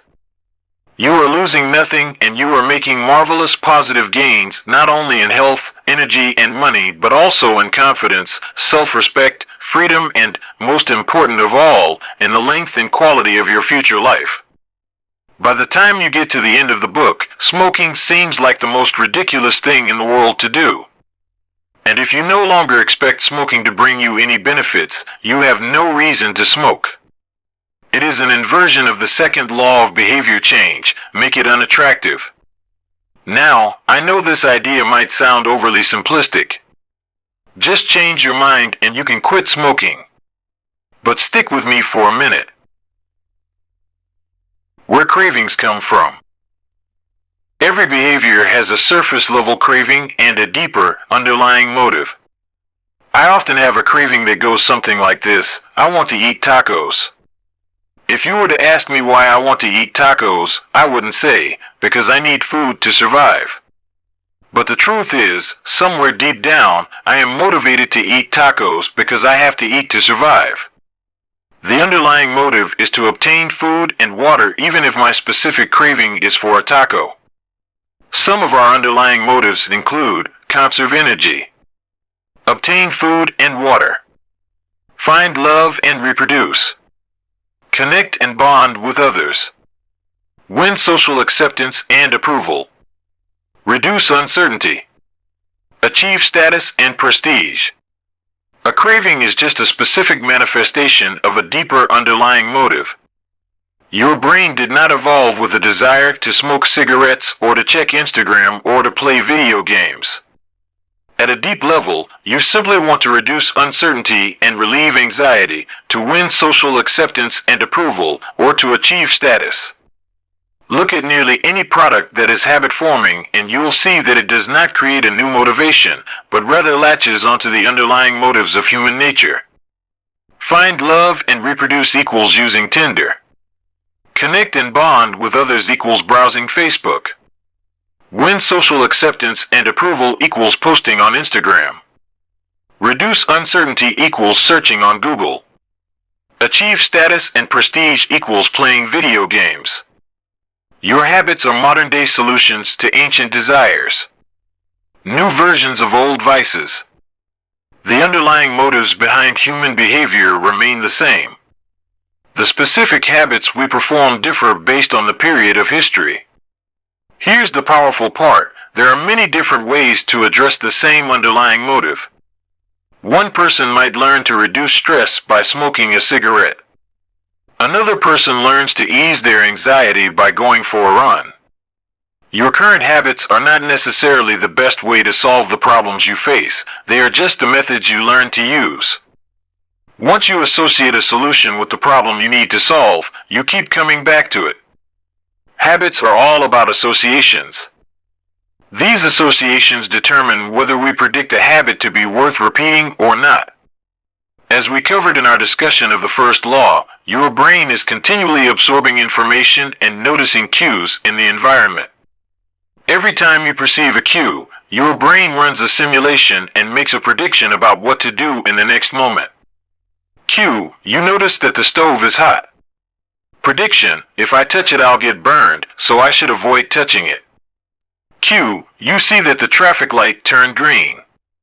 Prediction: if I step on the gas, I'll make it safely through the intersection and get closer to my destination, so I should step on the gas. You see a cue, categorize it based on past experience, and determine the appropriate response. This all happens in an instant, but it plays a crucial role in your habits because every action is preceded by a prediction. Life feels reactive, but it is actually predictive. All day long, you are making your best guess of how to act given what you've just seen and what has worked for you in the past. You are endlessly predicting what will happen in the next moment. Our behavior is heavily dependent on these predictions. Put another way, our behavior is heavily dependent on how we interpret the events that happen to us, not necessarily the objective reality of the events themselves. Two people can look at the same cigarette, and one feels the urge to smoke while the other is repulsed by the smell. The same cue can spark a good habit or a bad habit depending on your prediction. The cause of your habits is actually the prediction that precedes them. These predictions lead to feelings, which is how we typically describe a craving, a feeling, a desire, an urge. Feelings and emotions transform the cues we perceive and the predictions we make into a signal that we can apply. They help explain what we are currently sensing. For instance, whether or not you realize it, you are noticing how warm or cold you feel right now. If the temperature drops by 1 degree, you probably won't do anything. If the temperature drops 10 degrees, however, you'll feel cold and put on another layer of clothing. Feeling cold was the signal that prompted you to act. You have been sensing the cues the entire time, but it is only when you predict that you would be better off in a different state that you take action. A craving is the sense that something is missing. It is the desire to change your internal state. When the temperature falls, there is a gap between what your body is currently sensing and what it wants to be sensing. This gap between your current state and your desired state provides a reason to act. Desire is the difference between where you are now and where you want to be in the future. Even the tiniest action is tinged with the motivation to feel differently than you do in the moment. When you binge eat or light up or browse social media, what you really want is not a potato chip or a cigarette or a bunch of likes. What you really want is to feel different. Our feelings and emotions tell us whether to hold steady in our current state or to make a change. They help us decide the best course of action. Neurologists have discovered that when emotions and feelings are impaired, we actually lose the ability to make decisions. We have no signal of what to pursue and what to avoid. As the neuroscientist Antonio Damasio explains, it is emotion that allows you to mark things as good, bad, or indifferent. To summarize, the specific cravings you feel and habits you perform are really an attempt to address your fundamental underlying motives. Whenever a habit successfully addresses a motive, you develop a craving to do it again. In time, you learn to predict that checking social media will help you feel loved or that watching YouTube will allow you to forget your fears. Habits are attractive when we associate them with positive feelings, and we can use this insight to our advantage rather than to our detriment. How to reprogram your brain to enjoy hard habits.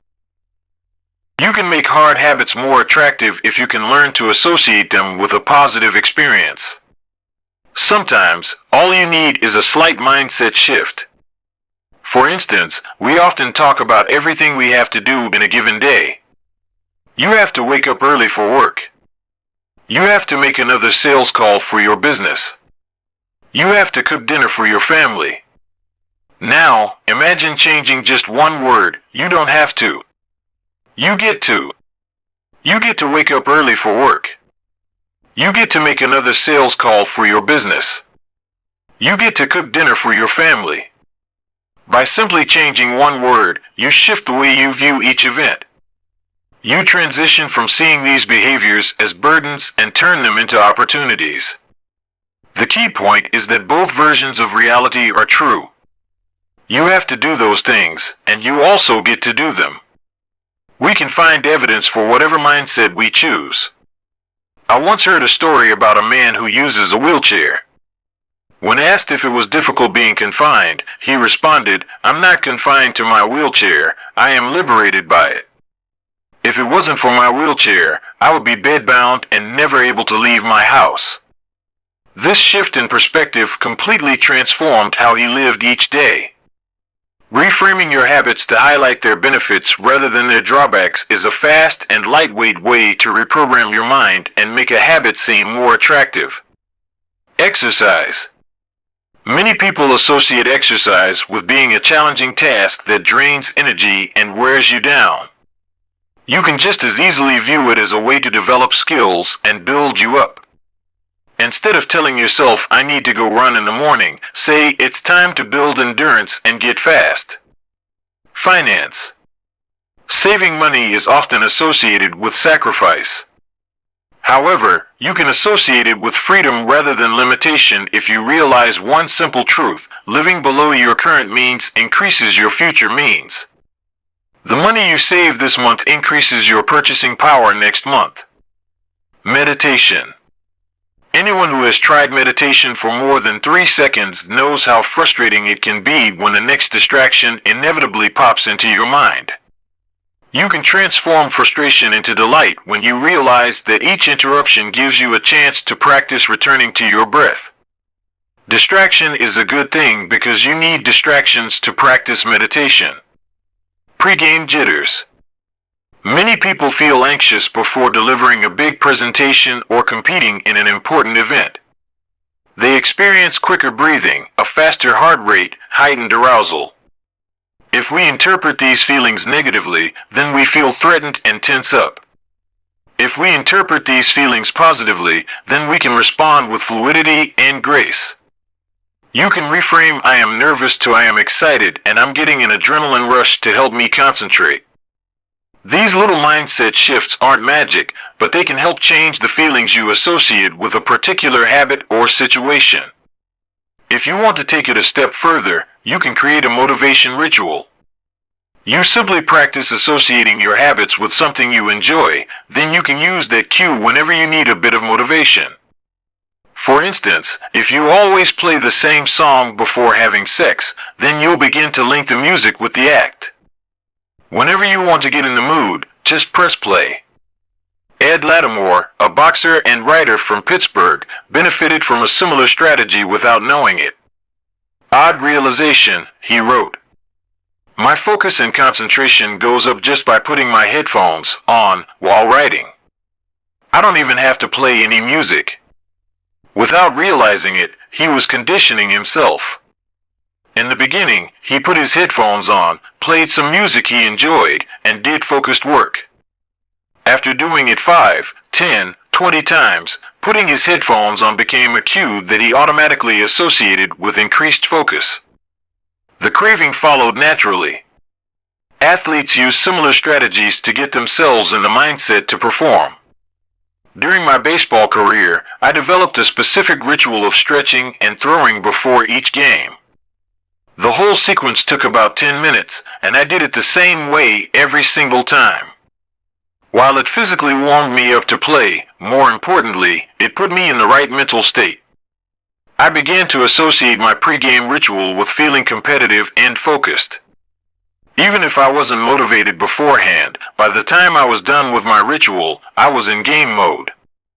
You can adapt this strategy for nearly any purpose. Say you want to feel happier in general. Find something that makes you truly happy, like petting your dog or taking a bubble bath, and then create a short routine that you perform every time before you do the thing you love. Maybe you take 3 deep breaths and smile. 3 deep breaths. Smile. Pet the dog. Repeat. Eventually, you'll begin to associate this breathe and smile routine with being in a good mood. It becomes a cue that means feeling happy. Once established, you can break it out anytime you need to change your emotional state. Stressed at work? Take 3 deep breaths and smile. Sad about life? 3 deep breaths and smile. Once a habit has been built, the cue can prompt a craving, even if it has little to do with the original situation. The key to finding and fixing the causes of your bad habits is to reframe the associations you have about them. It's not easy, but if you can reprogram your predictions, you can transform a hard habit into an attractive one. Chapter Summary. The inversion of the second law of behavior change is make it unattractive. Every behavior has a surface-level craving and a deeper underlying motive. Your habits are modern-day solutions to ancient desires. The cause of your habits is actually the prediction that precedes them. The prediction leads to a feeling. Highlight the benefits of avoiding a bad habit to make it seem unattractive. Habits are attractive when we associate them with positive feelings and unattractive when we associate them with negative feelings. Create a motivation ritual by doing something you enjoy immediately before a difficult habit. The third law, make it easy. Chapter 11, walk slowly, but never backward. On the first day of class, Jerry Yulesman, a professor at the University of Florida, divided his film photography students into two groups. Everyone on the left side of the classroom, he explained, would be in the quantity group. They would be graded solely on the amount of work they produced. On the final day of class, he would tally the number of photos submitted by each student. 100 photos would rate an A, 90 photos a B, 80 photos a C, and so on. Meanwhile, everyone on the right side of the room would be in the quality group. They would be graded only on the excellence of their work. They would only need to produce one photo during the semester, but to get an A, it had to be a nearly perfect image. At the end of the term, he was surprised to find that all the best photos were produced by the quantity group. During the semester, these students were busy taking photos, experimenting with composition and lighting, testing out various methods in the darkroom, and learning from their mistakes.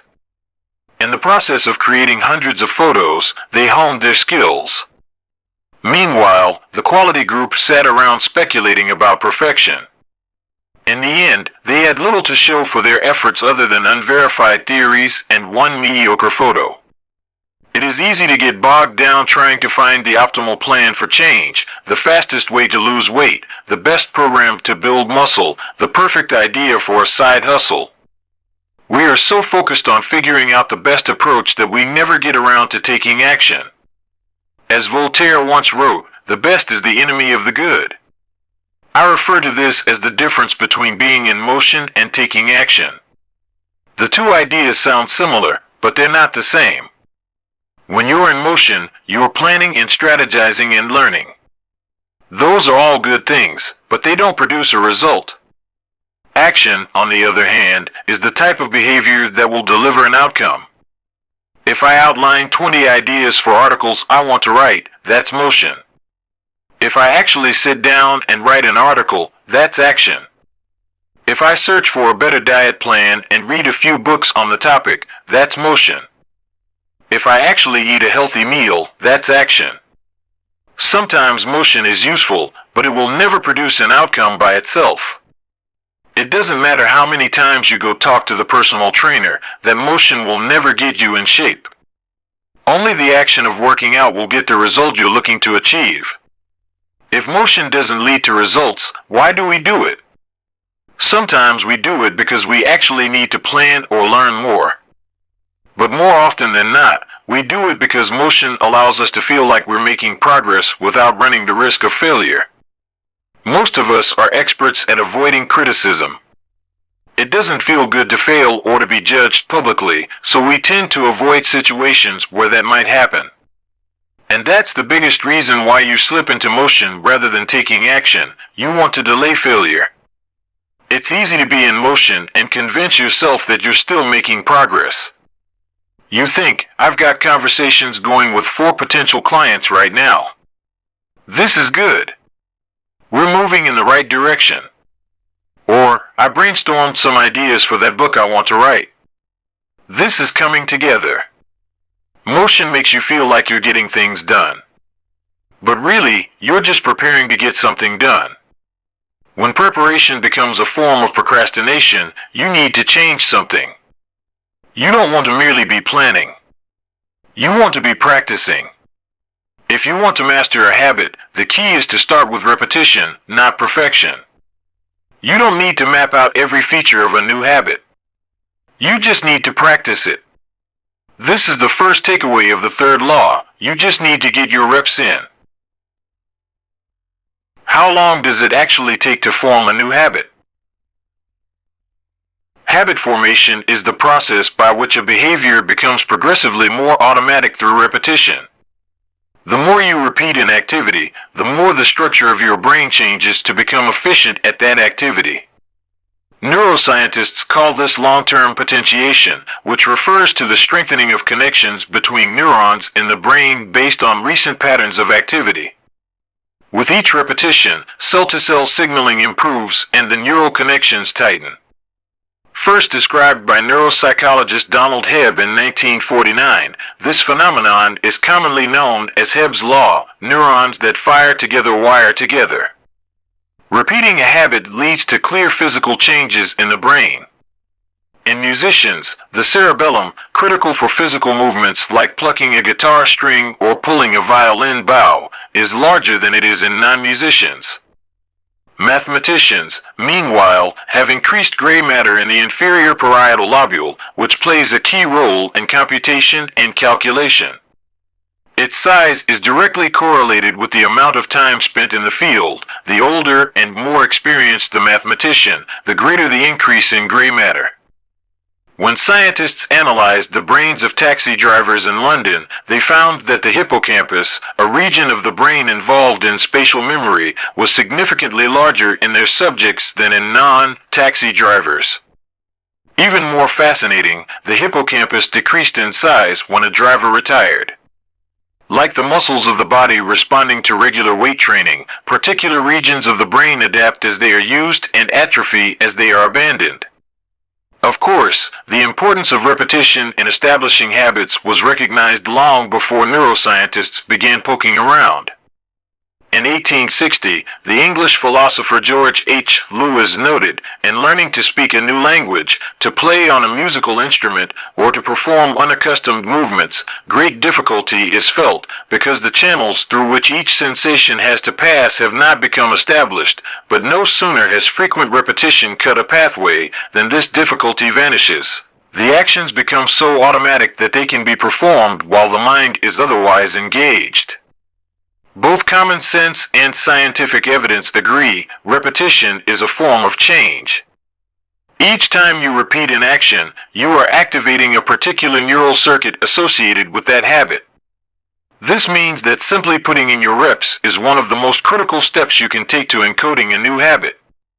It is why the students who took tons of photos improved their skills while those who merely theorized about perfect photos did not.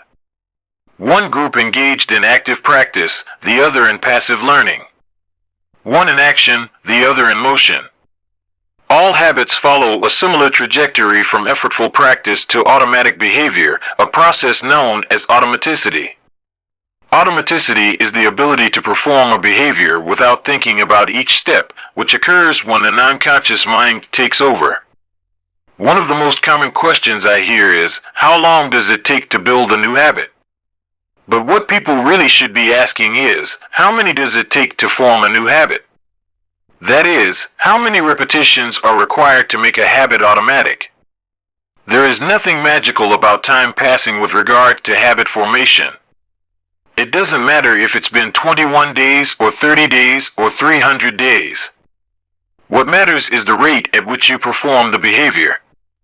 You could do something twice in 30 days or 200 times. It's the frequency that makes the difference. Your current habits have been internalized over the course of hundreds, if not thousands, of repetitions. New habits require the same level of frequency. You need to string together enough successful attempts until the behavior is firmly embedded in your mind and you cross the habit line.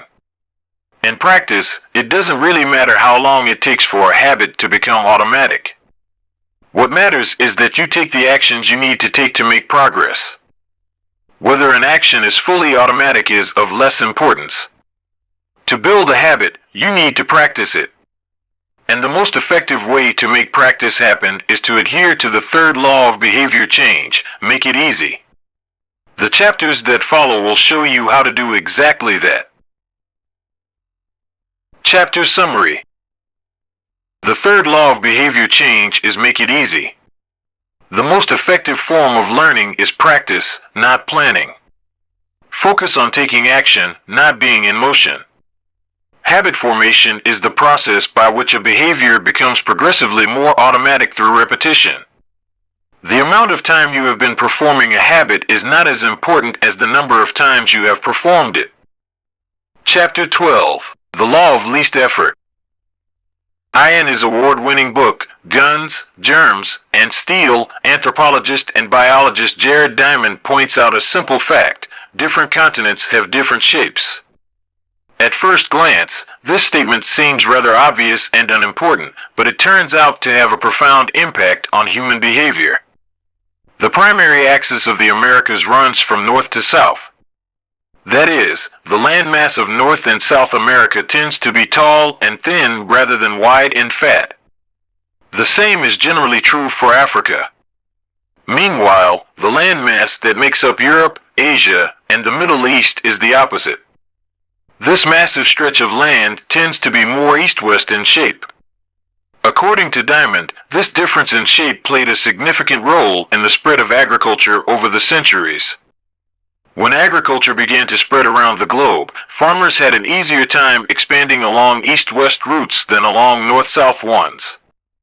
This is because locations along the same latitude generally share similar climates, amounts of sunlight and rainfall, and changes in season. These factors allowed farmers in Europe and Asia to domesticate a few crops and grow them along the entire stretch of land from France to China. The shape of human behavior. By comparison, the climate varies greatly when traveling from north to south. Just imagine how different the weather is in Florida compared to Canada. You can be the most talented farmer in the world, but it won't help you grow Florida oranges in the Canadian winter. Snow is a poor substitute for soil.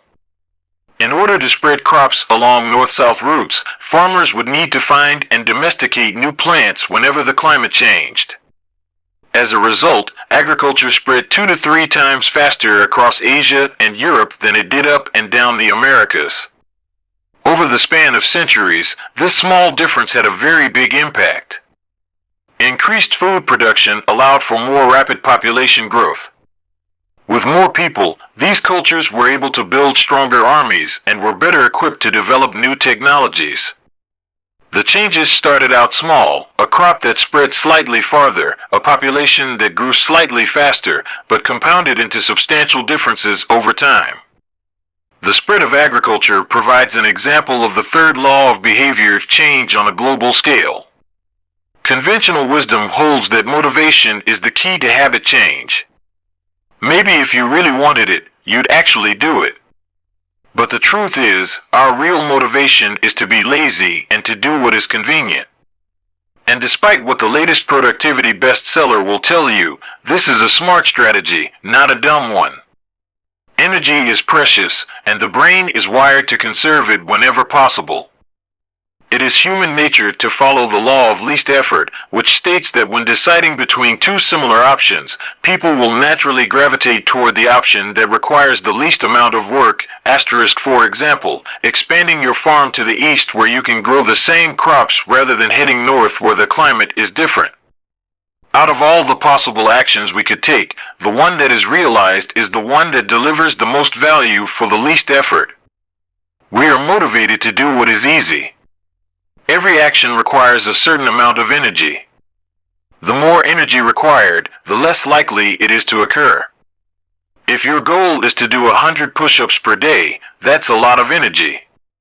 In the beginning, when you're motivated and excited, you can muster the strength to get started. But after a few days, such a massive effort feels exhausting.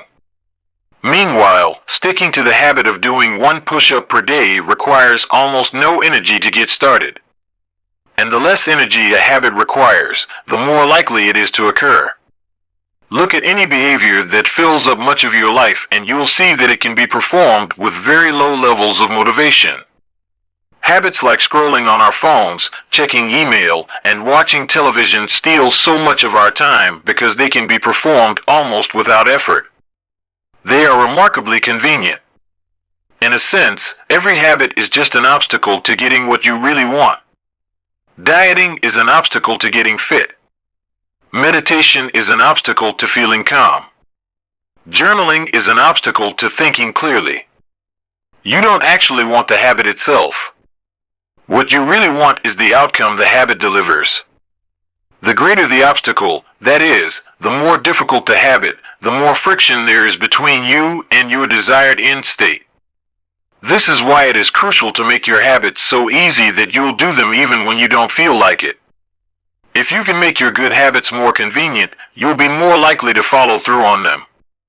But what about all the moments when we seem to do the opposite? If we're all so lazy, then how do you explain people accomplishing hard things like raising a child or starting a business or climbing Mount Everest? Certainly, you are capable of doing very hard things. The problem is that some days you feel like doing the hard work and some days you feel like giving in. On the tough days, it's crucial to have as many things working in your favor as possible so that you can overcome the challenges life naturally throws your way. The less friction you face, the easier it is for your stronger self to emerge. The idea behind Make It Easy is not to only do easy things. The idea is to make it as easy as possible in the moment to do things that pay off in the long run. How to achieve more with less effort. Imagine you are holding a garden hose that is bent in the middle. Some water can flow through, but not very much.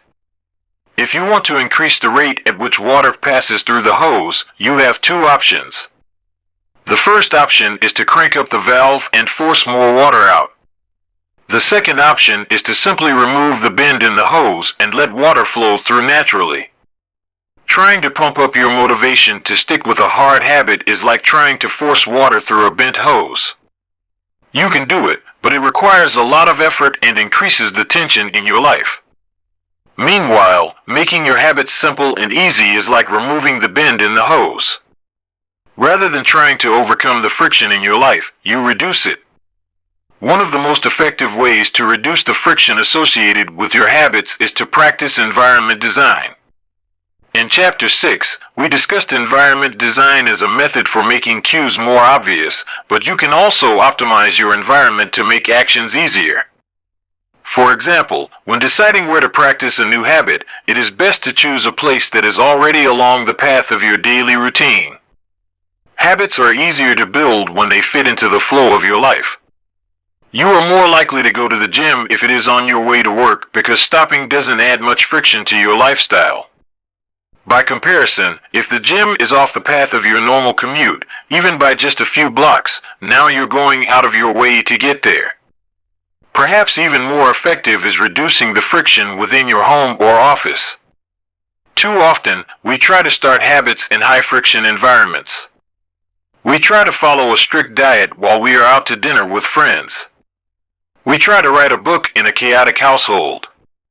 We try to concentrate while using a smartphone filled with distractions. It doesn't have to be this way. We can remove the points of friction that hold us back. This is precisely what electronics manufacturers in Japan began to do in the 1970s.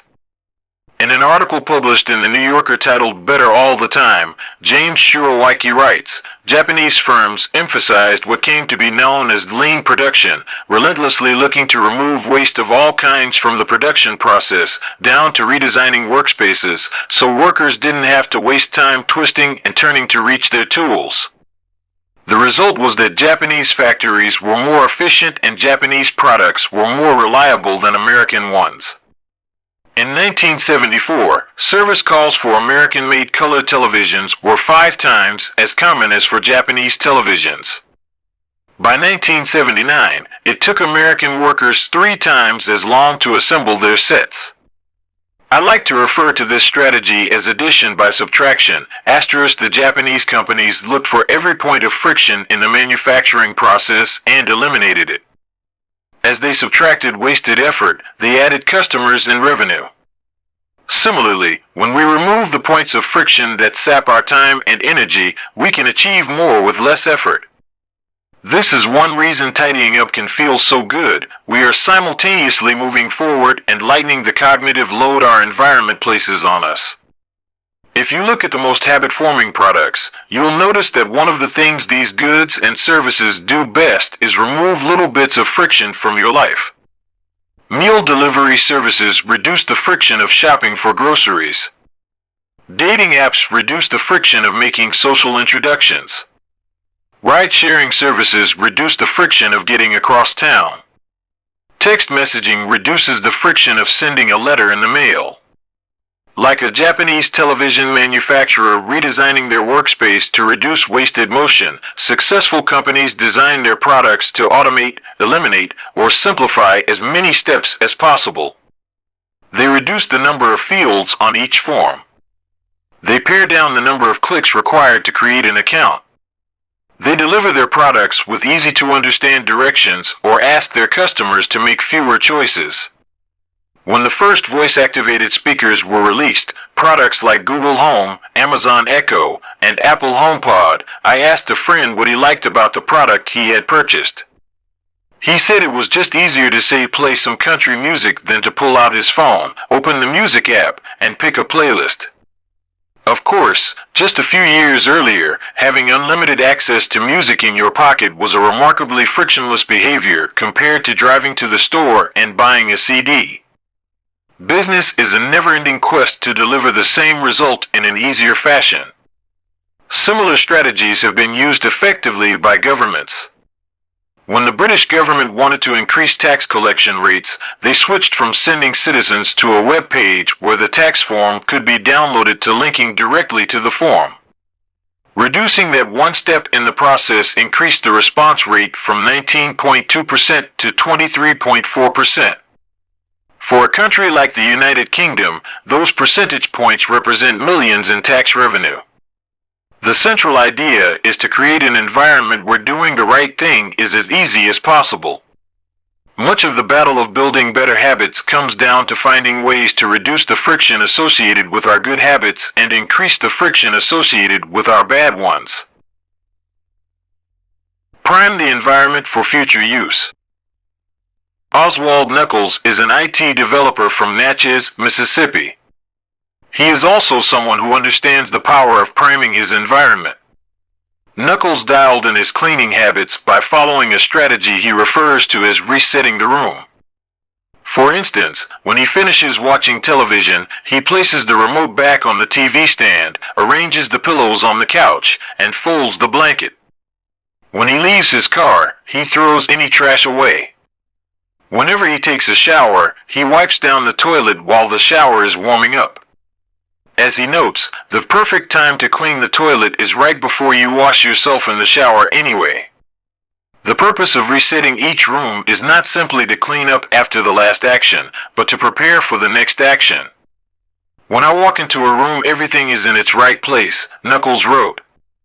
Because I do this every day in every room, stuff always stays in good shape. People think I work hard, but I'm actually really lazy. I'm just proactively lazy. It gives you so much time back. Whenever you organize a space for its intended purpose, you are priming it to make the next action easy. For instance, my wife keeps a box of greeting cards that are pre-sorted by occasion, birthday, sympathy, wedding, graduation, and more. Whenever necessary, she grabs an appropriate card and sends it off. She is incredibly good at remembering to send cards because she has reduced the friction of doing so. For years, I was the opposite. Someone would have a baby and I would think I should send a card. But then weeks would pass and by the time I remembered to pick one up at the store, it was too late. The habit wasn't easy. There are many ways to prime your environment so it's ready for immediate use. If you want to cook a healthy breakfast, place the skillet on the stove, set the cooking spray on the counter, and lay out any plates and utensils you'll need the night before. When you wake up, making breakfast will be easy. Want to draw more? Put your pencils, pens, notebooks, and drawing tools on top of your desk, within easy reach. Want to exercise? Set out your workout clothes, shoes, gym bag, and water bottle ahead of time. Want to improve your diet? Chop up a ton of fruits and vegetables on weekends and pack them in containers so you have easy access to healthy, ready-to-eat options during the week. These are simple ways to make the good habit the path of least resistance. You can also invert this principle and prime the environment to make bad behaviors difficult. If you find yourself watching too much television, for example, then unplug it after each use. Only plug it back in if you can say out loud the name of the show you want to watch. This setup creates just enough friction to prevent mindless viewing. If that doesn't do it, you can take it a step further. Unplug the television and take the batteries out of the remote after each use, so it takes an extra 10 seconds to turn it back on. And if you're really hardcore, move the television out of the living room and into a closet after each use. You can be sure you'll only take it out when you really want to watch something. The greater the friction, the less likely the habit. Whenever possible, I leave my phone in a different room until lunch. When it's right next to me, I'll check it all morning for no reason at all. But when it is in another room, I rarely think about it. And the friction is high enough that I won't go get it without a reason. As a result, I get 3 to 4 hours each morning when I can work without interruption. If sticking your phone in another room doesn't seem like enough, tell a friend or family member to hide it from you for a few hours. Ask a coworker to keep it at their desk in the morning and give it back to you at lunch. It is remarkable how little friction is required to prevent unwanted behavior. When I hide beer in the back of the fridge where I can't see it, I drink less. When I delete social media apps from my phone, it can be weeks before I download them again and log in. These tricks are unlikely to curb a true addiction, but for many of us, a little bit of friction can be the difference between sticking with a good habit or sliding into a bad one. Imagine the cumulative impact of making dozens of these changes and living in an environment designed to make the good behaviors easier and the bad behaviors harder. Whether we are approaching behavior change as an individual, a parent, a coach, or a leader, we should ask ourselves the same question: how can we design a world where it's easy to do what's right? Redesign your life so the actions that matter most are also the actions that are easiest to do. Chapter Summary. Human behavior follows the law of least effort. We will naturally gravitate toward the option that requires the least amount of work. Create an environment where doing the right thing is as easy as possible. Reduce the friction associated with good behaviors.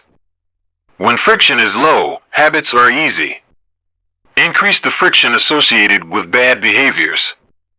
When friction is high, habits are difficult. Prime your environment to make future actions easier. Chapter 13. How to stop procrastinating by using the 2-minute rule. Twyla Tharp is widely regarded as one of the greatest dancers and choreographers of the modern era. In 1992, she was awarded a MacArthur Fellowship, often referred to as the Genius Grant, and she has spent the bulk of her career touring the globe to perform her original works. She also credits much of her success to simple daily habits. I begin each day of my life with a ritual, she writes. I wake up at 5:30 a.m., put on my workout clothes, my leg warmers, my sweatshirt, and my hat. I walk outside my Manhattan home, hail a taxi, and tell the driver to take me to the Pumping Iron Gym at 91st Street and 1st Avenue, where I work out for 2 hours. The ritual is not the stretching and weight training I put my body through each morning at the gym. The ritual is the cab. The moment I tell the driver where to go, I have completed the ritual. It's a simple act, but doing it the same way each morning habitualizes it, makes it repeatable, easy to do. It reduces the chance that I would skip it or do it differently. It is one more item in my arsenal of routines, and one less thing to think about. Hailing a cab each morning may be a tiny action, but it is a splendid example of the third law of behavior change. Researchers estimate that 40 to 50% of our actions on any given day are done out of habit.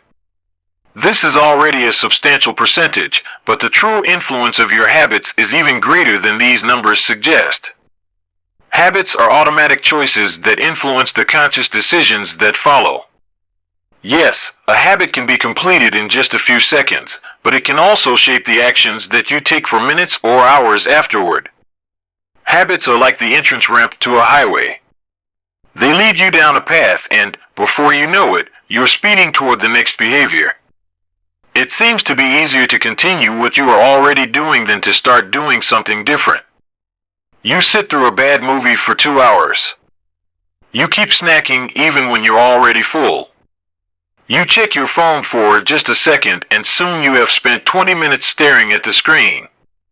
In this way, the habits you follow without thinking often determine the choices you make when you are thinking. Each evening, there is a tiny moment, usually around 5:15 p.m., that shapes the rest of my night. My wife walks in the door from work and either we change into our workout clothes and head to the gym or we crash onto the couch, order Indian food, and watch the advice, similar to Twyla Tharp hailing the cab. The ritual is changing into my workout clothes. If I change clothes, I know the workout will happen. Everything that follows, driving to the gym, deciding which exercises to do, stepping under the bar, is easy once I've taken the first step. Every day, there are a handful of moments that deliver an outsized impact. I refer to these little choices as decisive moments. The moment you decide between ordering takeout or cooking dinner. The moment you choose between driving your car or riding your bike. The moment you decide between starting your homework or grabbing the video game controller.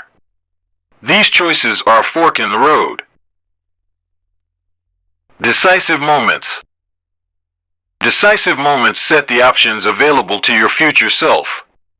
For instance, walking into a restaurant is a decisive moment because it determines what you'll be eating for lunch.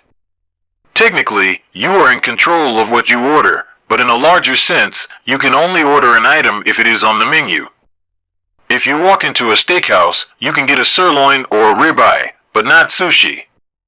Your options are constrained by what's available. They are shaped by the first choice.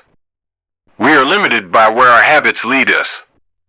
This is why mastering the decisive moments throughout your day is so important. Each day is made up of many moments, but it is really a few habitual choices that determine the path you take. These little choices stack up, each one setting the trajectory for how you spend the next chunk of time. Habits are the entry point, not the end point. They are the cab, not the gym. The 2-minute rule. Even when you know you should start small, it's easy to start too big. When you dream about making a change, excitement inevitably takes over and you end up trying to do too much too soon. The most effective way I know to counteract this tendency is to use the 2-minute rule, which states, when you start a new habit, it should take less than 2 minutes to do. You'll find that nearly any habit can be scaled down into a 2-minute version. Read before bed each night becomes read 1 page.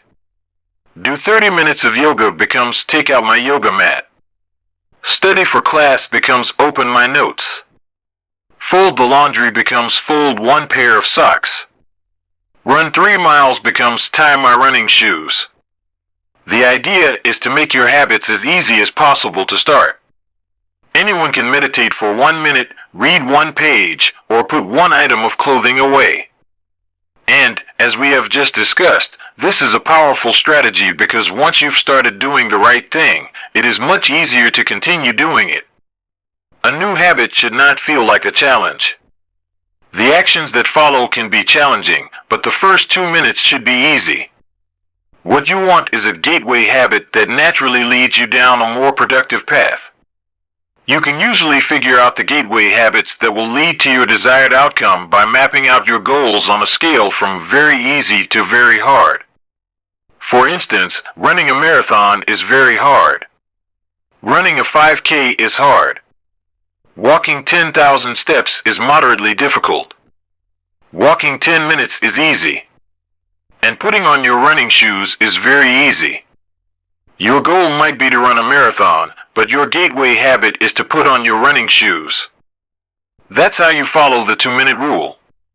People often think it's weird to get hyped about reading one page or meditating for 1 minute or making one sales call. But the point is not to do one thing. The point is to master the habit of showing up. The truth is, a habit must be established before it can be improved. If you can't learn the basic skill of showing up, then you have little hope of mastering the finer details. Instead of trying to engineer a perfect habit from the start, do the easy thing on a more consistent basis. You have to standardize before you can optimize. As you master the art of showing up, the first 2 minutes simply become a ritual at the beginning of a larger routine. This is not merely a hack to make habits easier, but actually the ideal way to master a difficult skill. The more you ritualize the beginning of a process, the more likely it becomes that you can slip into the state of deep focus that is required to do great things. By doing the same warm-up before every workout, you make it easier to get into a state of peak performance. By following the same creative ritual, you make it easier to get into the hard work of creating. By developing a consistent power-down habit, you make it easier to get to bed at a reasonable time each night. You may not be able to automate the whole process, but you can make the first action mindless. Make it easy to start and the rest will follow. The 2-minute rule can seem like a trick to some people. You know that the real goal is to do more than just 2 minutes, so it may feel like you're trying to fool yourself. Nobody is actually aspiring to read one page or do one push-up or open their notes. And if you know it's a mental trick, why would you fall for it? If the 2-minute rule feels forced, try this. Do it for 2 minutes and then stop. Go for a run, but you must stop after 2 minutes. Start meditating, but you must stop after 2 minutes. Study Arabic, but you must stop after 2 minutes. It's not a strategy for starting, it's the whole thing. Your habit can only last 120 seconds. One of my readers used this strategy to lose over 100 pounds. In the beginning, he went to the gym each day, but he told himself he wasn't allowed to stay for more than 5 minutes. He would go to the gym, exercise for 5 minutes, and leave as soon as his time was up. After a few weeks, he looked around and thought, well, I'm always coming here anyway. I might as well start staying a little longer. A few years later, the weight was gone. Journaling provides another example. Nearly everyone can benefit from getting their thoughts out of their head and onto paper, but most people give up after a few days or avoid it entirely because journaling feels like a chore. The secret is to always stay below the point where it feels like work. Greg McEwen, a leadership consultant from the United Kingdom, built a daily journaling habit by specifically writing less than he felt like. He always stopped journaling before it seemed like a hassle. Ernest Hemingway believed in similar advice for any kind of writing. The best way is to always stop when you are going good, he said. Strategies like this work for another reason, too. They reinforce the identity you want to build. If you show up at the gym 5 days in a row, even if it's just for 2 minutes, you are casting votes for your new identity. You're not worried about getting in shape. You're focused on becoming the type of person who doesn't miss workouts. You're taking the smallest action that confirms the type of person you want to be. We rarely think about change this way because everyone is consumed by the end goal. But one push-up is better than not exercising. 1 minute of guitar practice is better than none at all. 1 minute of reading is better than never picking up a book. It's better to do less than you hope than to do nothing at all. At some point, once you've established the habit and you're showing up each day, you can combine the 2-minute rule with a technique we call habit shaping to scale your habit back up toward your ultimate goal. Start by mastering the first 2 minutes of the smallest version of the behavior. Then, advance to an intermediate step and repeat the process, focusing on just the first 2 minutes and mastering that stage before moving on to the next level. Eventually, you'll end up with the habit you had originally hoped to build while still keeping your focus where it should be, on the first 2 minutes of the behavior. Examples of habit shaping. Becoming an early riser. Phase 1. Be home by 10 p.m. every night. Phase 2. Have all devices, TV, phone, etc., turned off by 10 p.m. every night. Phase 3. Be in bed by 10 p.m. every night, reading a book, talking with your partner. Phase 4. Lights off by 10 p.m. every night. Phase 5. Wake up at 6 a.m. every day. Becoming vegan. Phase 1. Start eating vegetables at each meal. Phase 2. Stop eating animals with 4 legs, cow, pig, lamb, etc. Phase 3. Stop eating animals with 2 legs, chicken, turkey, etc. Phase 4. Stop eating animals with no legs, fish, clams, scallops, etc. Phase 5. Stop eating all animal products, eggs, milk, cheese. Starting to exercise. Phase 1. Change into workout clothes. Phase 2. Step out the door, try taking a walk. Phase 3. Drive to the gym, exercise for 5 minutes, and leave.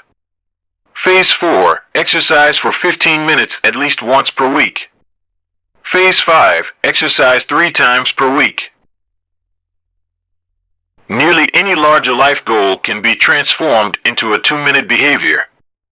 I want to live a healthy and long life greater than I need to stay in shape, greater than I need to exercise, greater than I need to change into my workout clothes. I want to have a happy marriage, greater than I need to be a good partner, greater than I should do something each day to make my partner's life easier, greater than I should meal plan for next week. Whenever you are struggling to stick with a habit, you can employ the 2-minute rule. It's a simple way to make your habits easy. Chapter Summary. Habits can be completed in a few seconds, but continue to impact your behavior for minutes or hours afterward. Many habits occur at decisive moments, choices that are like a fork in the road, and either send you in the direction of a productive day or an unproductive one. The 2-minute rule states, when you start a new habit, it should take less than 2 minutes to do. The more you ritualize the beginning of a process, the more likely it becomes that you can slip into the state of deep focus that is required to do great things. Standardize before you optimize. You can't improve a habit that doesn't exist. Chapter 14. How to make good habits inevitable and bad habits impossible. In the summer of 1830, Victor Hugo was facing an impossible deadline. 12 months earlier, the French author had promised his publisher a new book. But instead of writing, he spent that year pursuing other projects, entertaining guests, and delaying his work. Frustrated, Hugo's publisher responded by setting a deadline less than 6 months away. The book had to be finished by February 1831. Hugo concocted a strange plan to beat his procrastination. He collected all of his clothes and asked an assistant to lock them away in a large chest. He was left with nothing to wear except a large shawl. Lacking any suitable clothing to go outdoors, he remained in his study and wrote furiously during the fall and winter of 1830. The Hunchback of Notre Dame was published 2 weeks early on January 14, 1831. Sometimes success is less about making good habits easy and more about making bad habits hard. This is an inversion of the third law of behavior change: make it difficult. If you find yourself continually struggling to follow through on your plans, then you can take a page from Victor Hugo and make your bad habits more difficult by creating what psychologists call a commitment device. A commitment device is a choice you make in the present that controls your actions in the future. It is a way to lock in future behavior, bind you to good habits, and restrict you from bad ones. When Victor Hugo shut his clothes away so he could focus on writing, he was creating a commitment device. There are many ways to create a commitment device. You can reduce overeating by purchasing food in individual packages rather than in bulk size. You can voluntarily ask to be added to the banned list at casinos and online poker sites to prevent future gambling sprees. I've even heard of athletes who have to make weight for a competition choosing to leave their wallets at home during the week before weigh-in so they won't be tempted to buy fast food. As another example, my friend and fellow habits expert Nir Eyal purchased an outlet timer, which is an adapter that he plugged in between his internet router and the power outlet. At 10 p.m. each night, the outlet timer cuts off the power to the router. When the internet goes off, everyone knows it is time to go to bed. Commitment devices are useful because they enable you to take advantage of good intentions before you can fall victim to temptation. Whenever I'm looking to cut calories, for example, I will ask the waiter to split my meal and box half of it to go before the meal is served. If I waited until the meal came out and told myself I'll just eat half, it would never work. The key is to change the task such that it requires more work to get out of the good habit than to get started on it. If you're feeling motivated to get in shape, schedule a yoga session and pay ahead of time. If you're excited about the business you want to start, email an entrepreneur you respect and set up a consulting call. When the time comes to act, the only way to bail is to cancel the meeting, which requires effort and may cost money. Commitment devices increase the odds that you'll do the right thing in the future by making bad habits difficult in the present. However, we can do even better. We can make good habits inevitable and bad habits impossible. How to automate a habit and never think about it again. John Henry Patterson was born in Dayton, Ohio, in 1844. He spent his childhood doing chores on the family farm and working shifts at his father's sawmill. After attending college at Dartmouth, Patterson returned to Ohio and opened a small supply store for coal miners. It seemed like a good opportunity. The store faced little competition and enjoyed a steady stream of customers, but still struggled to make money. That was when Patterson discovered his employees were stealing from him. In the mid-1800s, employee theft was a common problem. Receipts were kept in an open drawer and could easily be altered or discarded. There were no video cameras to review behavior and no software to track transactions. Unless you were willing to hover over your employees every minute of the day, or to manage all transactions yourself, it was difficult to prevent theft. As Patterson mulled over his predicament, he came across an advertisement for a new invention called Ritty's Incorruptible Cashier. Designed by fellow Dayton resident James Ritty, it was the first cash register. The machine automatically locked the cash and receipts inside after each transaction. Patterson bought 2 for $50 each. Employee theft at his store vanished overnight. In the next 6 months, Patterson's business went from losing money to making $5,000 in profit, the equivalent of more than $100,000 today. Patterson was so impressed with the machine that he changed businesses. He bought the rights to Ritty's invention and opened the National Cash Register Company. 10 years later, National Cash Register had over 1,000 employees and was on its way to becoming one of the most successful businesses of its time. The best way to break a bad habit is to make it impractical to do. Increase the friction until you don't even have the option to act. The brilliance of the cash register was that it automated ethical behavior by making stealing practically impossible. Rather than trying to change the employees, it made the preferred behavior automatic. Some actions, like installing a cash register, pay off again and again. These one-time choices require a little bit of effort up front, but create increasing value over time. I'm fascinated by the idea that a single choice can deliver returns again and again, and I surveyed my readers on their favorite one-time actions that lead to better long-term habits. The table on the following page shares some of the most popular answers. I'd wager that if the average person were to simply do half of the one-time actions on this list, even if they didn't give another thought to their habits, most would find themselves living a better life a year from now. These one-time actions are a straightforward way to employ the third law of behavior change. They make it easier to sleep well, eat healthy, be productive, save money, and generally live better. One-time actions that lock in good habits. Nutrition. Buy a water filter to clean your drinking water. Use smaller plates to reduce caloric intake. Sleep. Buy a good mattress. Get blackout curtains. Remove your television from your bedroom. Productivity. Unsubscribe from emails. Turn off notifications and mute group chats. Set your phone to silent. Use email filters to clear up your inbox. Delete games and social media apps on your phone. Happiness. Get a dog. Move to a friendly, social neighborhood. General health. Get vaccinated. Buy good shoes to avoid back pain. Buy a supportive chair or standing desk. Finance. Enroll in an automatic savings plan. Set up automatic bill pay. Cut cable service. Ask service providers to lower your bills. Of course, there are many ways to automate good habits and eliminate bad ones. Typically, they involve putting technology to work for you.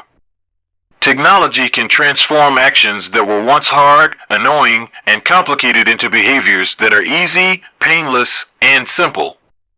It is the most reliable and effective way to guarantee the right behavior. This is particularly useful for behaviors that happen too infrequently to become habitual. Things you have to do monthly or yearly, like rebalancing your investment portfolio, are never repeated frequently enough to become a habit, so they benefit in particular from technology remembering to do them for you. Other examples include medicine. Prescriptions can be automatically refilled. Personal finance. Employees can save for retirement with an automatic wage deduction. Cooking. Meal delivery services can do your grocery shopping. Productivity. Social media browsing can be cut off with a website blocker. When you automate as much of your life as possible, you can spend your effort on the tasks machines cannot do yet. Each habit that we hand over to the authority of technology frees up time and energy to pour into the next stage of growth. As mathematician and philosopher Alfred North Whitehead wrote, civilization advances by extending the number of operations we can perform without thinking about them. Of course, the power of technology can work against us as well. Binge watching becomes a habit because you have to put more effort in to stop looking at the screen than to continue doing so. Instead of pressing a button to advance to the next episode, Netflix or YouTube will autoplay it for you. All you have to do is keep your eyes open. Technology creates a level of convenience that enables you to act on your smallest whims and desires. At the mere suggestion of hunger, you can have food delivered to your door. At the slightest hint of boredom, you can get lost in the vast expanse of social media. When the effort required to act on your desires becomes effectively zero, you can find yourself slipping into whatever impulse arises at the moment. The downside of automation is that we can find ourselves jumping from easy task to easy task without making time for more difficult, but ultimately more rewarding, work. I often find myself gravitating towards social media during any downtime. If I feel bored for just a fraction of a second, I reach for my phone. It's easy to write off these minor distractions as just taking a break, but over time they can accumulate into a serious issue. The constant tug of just one more minute can prevent me from doing anything of consequence. I'm not the only one. The average person spends over 2 hours per day on social media. What could you do with an extra 600 hours per year? During the year I was writing this book, I experimented with a new time management strategy. Every Monday, my assistant would reset the passwords on all my social media accounts, which logged me out on each device. All week I worked without distraction. On Friday, she would send me the new passwords.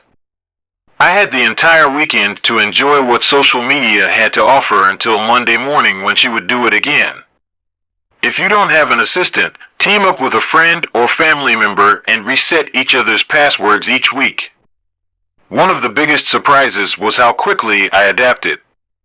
Within the first week of locking myself out of social media, I realized that I didn't need to check it nearly as often as I had been, and I certainly didn't need it each day. It had simply been so easy that it had become the default. Once my bad habit became impossible, I discovered that I did actually have the motivation to work on more meaningful tasks. After I removed the mental candy from my environment, it became much easier to eat the healthy stuff. When working in your favor, automation can make your good habits inevitable and your bad habits impossible. It is the ultimate way to lock in future behavior rather than relying on willpower in the moment. By utilizing commitment devices, strategic one-time decisions, and technology, you can create an environment of inevitability, a space where good habits are not just an outcome you hope for but an outcome that is virtually guaranteed. Chapter Summary. The inversion of the third law of behavior change is make it difficult. A commitment device is a choice you make in the present that locks in better behavior in the future. The ultimate way to lock in future behavior is to automate your habits. One-time choices, like buying a better mattress or enrolling in an automatic savings plan, are single actions that automate your future habits and deliver increasing returns over time. Using technology to automate your habits is the most reliable and effective way to guarantee the right behavior. The fourth law, make it satisfying. Chapter 15. The Cardinal Rule of Behavior Change. In the late 1990s, a public health worker named Stephen Luby left his hometown of Omaha, Nebraska, and bought a one-way ticket to Karachi, Pakistan. Karachi was one of the most populous cities in the world. By 1998, over 9 million people called it home.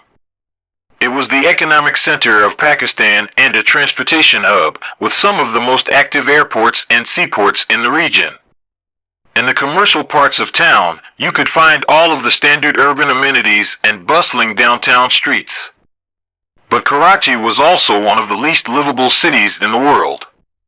Over 60% of Karachi's residents lived in squatter settlements and slums. These densely packed neighborhoods were filled with makeshift houses cobbled together from old boards, cinder blocks, and other discarded materials. There was no waste removal system, no electricity grid, no clean water supply. When dry, the streets were a combination of dust and trash. When wet, they became a muddy pit of sewage. Mosquito colonies thrived in pools of stagnant water, and children played among the garbage. The unsanitary conditions lead to widespread illness and disease. Contaminated water sources caused epidemics of diarrhea, vomiting, and abdominal pain. Nearly one-third of the children living there were malnourished. With so many people crammed into such a small space, viruses and bacterial infections spread rapidly. It was this public health crisis that had brought Stephen Luby to Pakistan.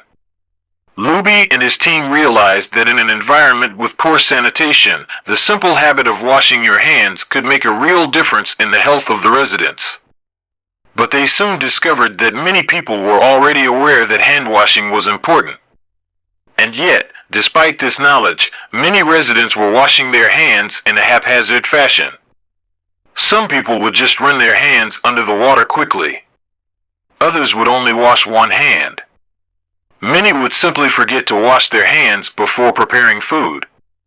Everyone said hand washing was important, but few people made a habit out of it. The problem wasn't knowledge. The problem was consistency. That was when Luby and his team partnered with Procter & Gamble to supply the neighborhood with Safeguard soap. Compared to your standard bar of soap, using Safeguard was a more enjoyable experience. In Pakistan, Safeguard was a premium soap, Luby told me. The study participants commonly mentioned how much they liked it. The soap foamed easily, and people were able to lather their hands with suds. It smelled great. Instantly, hand washing became slightly more pleasurable. I see the goal of hand washing promotion not as behavior change, but as habit adoption, Luby said. It is a lot easier for people to adopt a product that provides a strong positive sensory signal, for example the mint taste of toothpaste, than it is to adopt a habit that does not provide pleasurable sensory feedback, like flossing one's teeth. The marketing team at Procter & Gamble talked about trying to create a positive hand-washing experience. Within months, the researchers saw a rapid shift in the health of children in the neighborhood. The rate of diarrhea fell by 52%, pneumonia by 48%, and impetigo, a bacterial skin infection, by 35%. The long-term effects were even better. We went back to some of the households in Karachi 6 years after, Luby told me. Over 95% of households who had been given the soap for free and encouraged to wash their hands had a hand washing station with soap and water available when our study team visited. We had not given any soap to the intervention group for over 5 years, but during the trial they had become so habituated to wash their hands that they had maintained the practice. It was a powerful example of the fourth and final law of behavior change, make it satisfying. We are more likely to repeat a behavior when the experience is satisfying. This is entirely logical. Feelings of pleasure, even minor ones like washing your hands with soap that smells nice and lathers well, are signals that tell the brain, this feels good. Do this again next time. Pleasure teaches your brain that a behavior is worth remembering and repeating. Take the story of chewing gum. Chewing gum had been sold commercially throughout the 1800s, but it wasn't until Wrigley launched in 1891 that it became a worldwide habit. Early versions were made from relatively bland resins, chewy, but not tasty. Wrigley revolutionized the industry by adding flavors like spearmint and juicy fruit, which made the product flavorful and fun to use. Then they went a step further and began pushing chewing gum as a pathway to a clean mouth. Advertisements told readers to refresh your taste. Tasty flavors and the feeling of a fresh mouth provided little bits of immediate reinforcement and made the product satisfying to use. Consumption skyrocketed, and Wrigley became the largest chewing gum company in the world. Toothpaste had a similar trajectory. Manufacturers enjoyed great success when they added flavors like spearmint, peppermint, and cinnamon to their products. These flavors don't improve the effectiveness of toothpaste. They simply create a clean mouth feel and make the experience of brushing your teeth more pleasurable. My wife actually stopped using Sensodyne because she didn't like the aftertaste. She switched to a brand with a stronger mint flavor, which proved to be more satisfying. Conversely, if an experience is not satisfying, we have little reason to repeat it. In my research, I came across the story of a woman who had a narcissistic relative who drove her nuts. In an attempt to spend less time with this egomaniac, she acted as dull and as boring as possible whenever he was around. Within a few encounters, he started avoiding her because he found her so uninteresting. Stories like these are evidence of the cardinal rule of behavior change: what is rewarded is repeated. What is punished is avoided.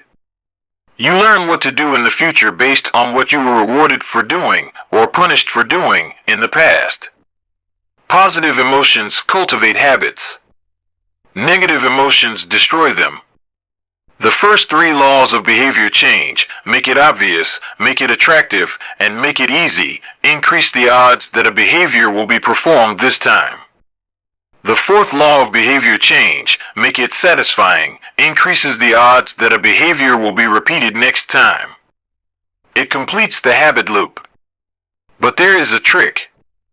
We are not looking for just any type of satisfaction. We are looking for immediate satisfaction. The mismatch between immediate and delayed rewards. Imagine you're an animal roaming the plains of Africa, a giraffe or an elephant or a lion. On any given day, most of your decisions have an immediate impact. You are always thinking about what to eat or where to sleep or how to avoid a predator. You are constantly focused on the present or the very near future. You live in what scientists call an immediate return environment because your actions instantly deliver clear and immediate outcomes. Now switch back to your human self. In modern society, many of the choices you make today will not benefit you immediately. If you do a good job at work, you'll get a paycheck in a few weeks. If you exercise today, perhaps you won't be overweight next year. If you save money now, maybe you'll have enough for retirement decades from now. You live in what scientists call a delayed return environment because you can work for years before your actions deliver the intended payoff. The human brain did not evolve for life in a delayed return environment. The earliest remains of modern humans, known as Homo sapiens sapiens, are approximately 200,000 years old. These were the first humans to have a brain relatively similar to ours. In particular, the neocortex, the newest part of the brain and the region responsible for higher functions like language, was roughly the same size 200,000 years ago as today. You are walking around with the same hardware as your Paleolithic ancestors. It is only recently, during the last 500 years or so, that society has shifted to a predominantly delayed return environment. Compared to the age of the brain, modern society is brand new. In the last 100 years, we have seen the rise of the car, the airplane, the television, the personal computer, the internet, the smartphone, and Beyoncé. The world has changed much in recent years, but human nature has changed little. Similar to other animals on the African savanna, our ancestors spent their days responding to grave threats, securing the next meal, and taking shelter from a storm. It made sense to place a high value on instant gratification. The distant future was less of a concern. And after thousands of generations in an immediate return environment, our brains evolved to prefer quick payoffs to long-term ones. Behavioral economists refer to this tendency as time inconsistency. That is, the way your brain evaluates rewards is inconsistent across time. You value the present more than the future. Usually, this tendency serves us well.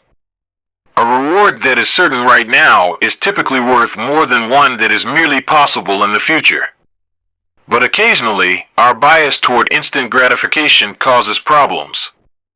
Why would someone smoke if they know it increases the risk of lung cancer? Why would someone overeat when they know it increases their risk of obesity? Why would someone have unsafe sex if they know it can result in sexually transmitted disease?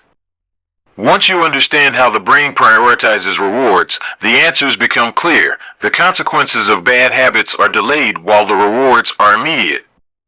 Smoking might kill you in 10 years, but it reduces stress and eases your nicotine cravings now. Overeating is harmful in the long run, but appetizing in the moment. Sex, safe or not, provides pleasure right away. Disease and infection won't show up for days or weeks, even years. Every habit produces multiple outcomes across time. Unfortunately, these outcomes are often misaligned. With our bad habits, the immediate outcome usually feels good, but the ultimate outcome feels bad.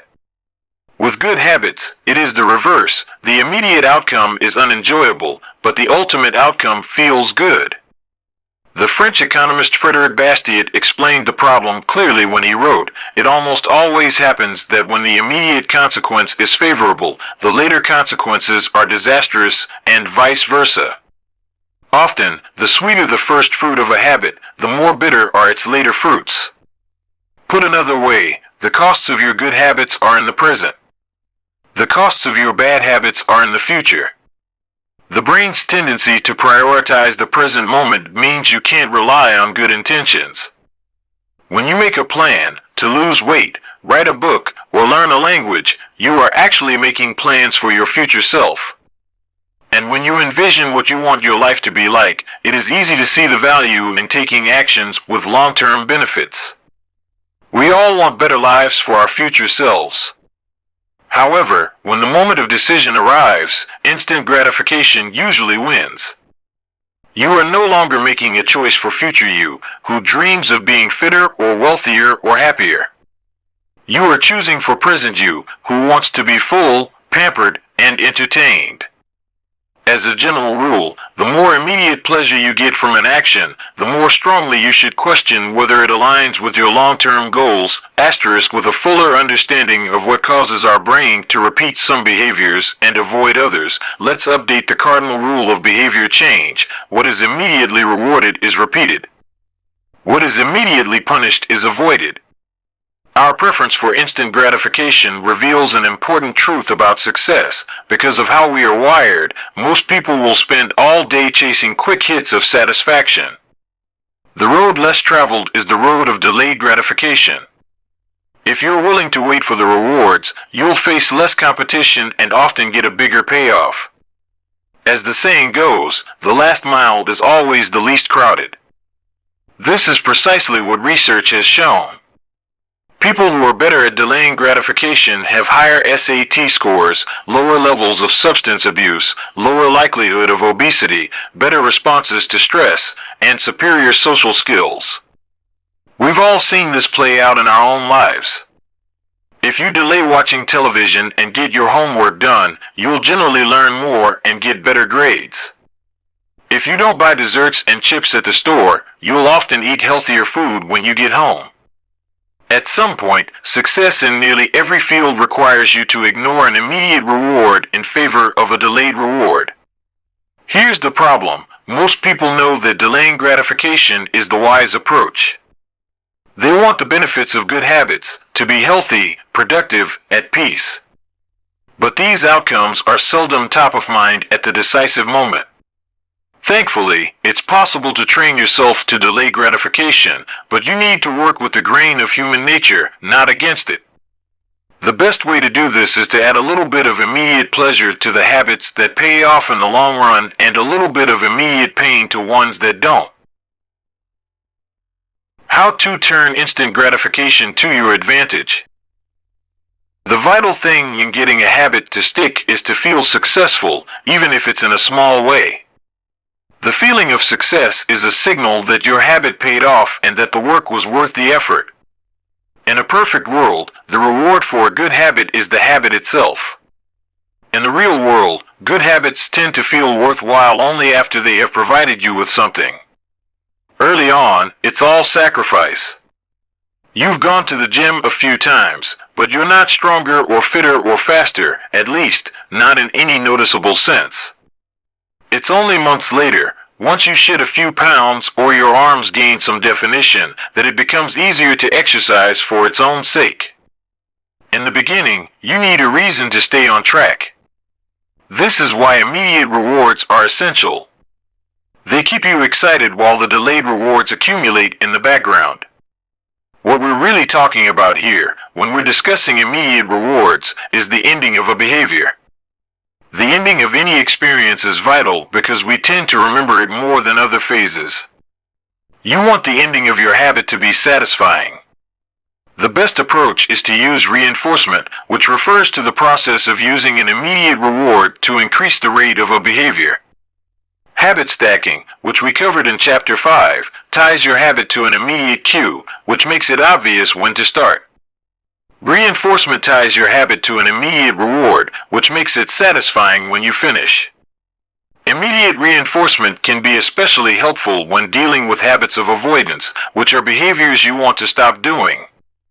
It can be challenging to stick with habits like no frivolous purchases or no alcohol this month because nothing happens when you skip happy hour drinks or don't buy that pair of shoes. It can be hard to feel satisfied when there is no action in the first place. All you're doing is resisting temptation, and there isn't much satisfying about that. One solution is to turn the situation on its head. You want to make avoidance visible. Open a savings account and label it for something you want, maybe leather jacket. Whenever you pass on a purchase, put the same amount of money in the account. Skip your morning latte? Transfer $5. Pass on another month of Netflix? Move $10 over. It's like creating a loyalty program for yourself. The immediate reward of seeing yourself save money toward the leather jacket feels a lot better than being deprived. You are making it satisfying to do nothing. One of my readers and his wife used a similar setup. They wanted to stop eating out so much and start cooking together more. They labeled their savings account Trip to Europe. Whenever they skipped going out to eat, they transferred $50 into the account. At the end of the year, they put the money toward the vacation. It is worth noting that it is important to select short-term rewards that reinforce your identity rather than ones that conflict with it. Buying a new jacket is fine if you're trying to lose weight or read more books, but it doesn't work if you're trying to budget and save money. Instead, taking a bubble bath or going on a leisurely walk are good examples of rewarding yourself with free time, which aligns with your ultimate goal of more freedom and financial independence. Similarly, if your reward for exercising is eating a bowl of ice cream, then you're casting votes for conflicting identities, and it ends up being a wash. Instead, maybe your reward is a massage, which is both a luxury and a vote toward taking care of your body. Now the short-term reward is aligned with your long-term vision of being a healthy person. Eventually, as intrinsic rewards like a better mood, more energy, and reduced stress kick in, you will become less concerned with chasing the secondary reward. The identity itself becomes the reinforcer. You do it because it's who you are and it feels good to be you. The more a habit becomes part of your life, the less you need outside encouragement to follow through. Incentives can start a habit. Identity sustains a habit. That said, it takes time for the evidence to accumulate and a new identity to emerge. Immediate reinforcement helps maintain motivation in the short term while you're waiting for the long-term rewards to arrive. In summary, a habit needs to be enjoyable for it to last. Simple bits of reinforcement, like soap that smells great or toothpaste that has a refreshing mint flavor or seeing $50 hit your savings account, can offer the immediate pleasure you need to enjoy a habit. And change is easy when it is enjoyable. Chapter Summary. The fourth law of behavior change is make it satisfying. We are more likely to repeat a behavior when the experience is satisfying. The human brain evolved to prioritize immediate rewards over delayed rewards. The cardinal rule of behavior change: what is immediately rewarded is repeated. What is immediately punished is avoided. To get a habit to stick, you need to feel immediately successful, even if it's in a small way. The first three laws of behavior change: make it obvious, make it attractive, and make it easy, increase the odds that a behavior will be performed this time. The fourth law of behavior change: make it satisfying, increases the odds that a behavior will be repeated next time. Chapter 16. How to stick with good habits every day. In 1993, a bank in Abbotsford, Canada, hired a 23-year-old stockbroker named Trent Dersmid. Abbotsford was a relatively small suburb, tucked away in the shadow of nearby Vancouver, where most of the big business deals were being made. Given the location, and the fact that Dersmid was a rookie, nobody expected too much of him. But he made brisk progress thanks to a simple daily habit. Dersmid began each morning with 2 jars on his desk. One was filled with 120 paper clips. The other was empty. As soon as he settled in each day, he would make a sales call. Immediately after, he would move 1 paper clip from the full jar to the empty jar, and the process would begin again. Every morning I would start with 120 paper clips in 1 jar, and I would keep dialing the phone until I had moved them all to the second jar, he told me. Within 18 months, Dersmid was bringing in $5 million to the firm. By age 24, he was making $75,000 per year, the equivalent of $125,000 today.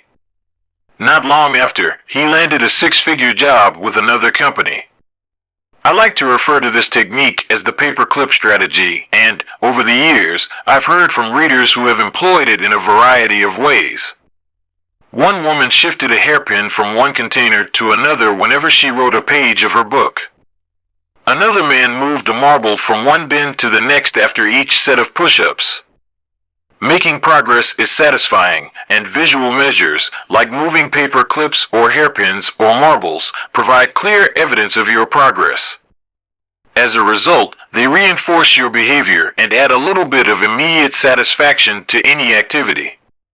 Visual measurement comes in many forms: food journals, workout logs, loyalty punch cards, the progress bar on a software download, even the page numbers in a book.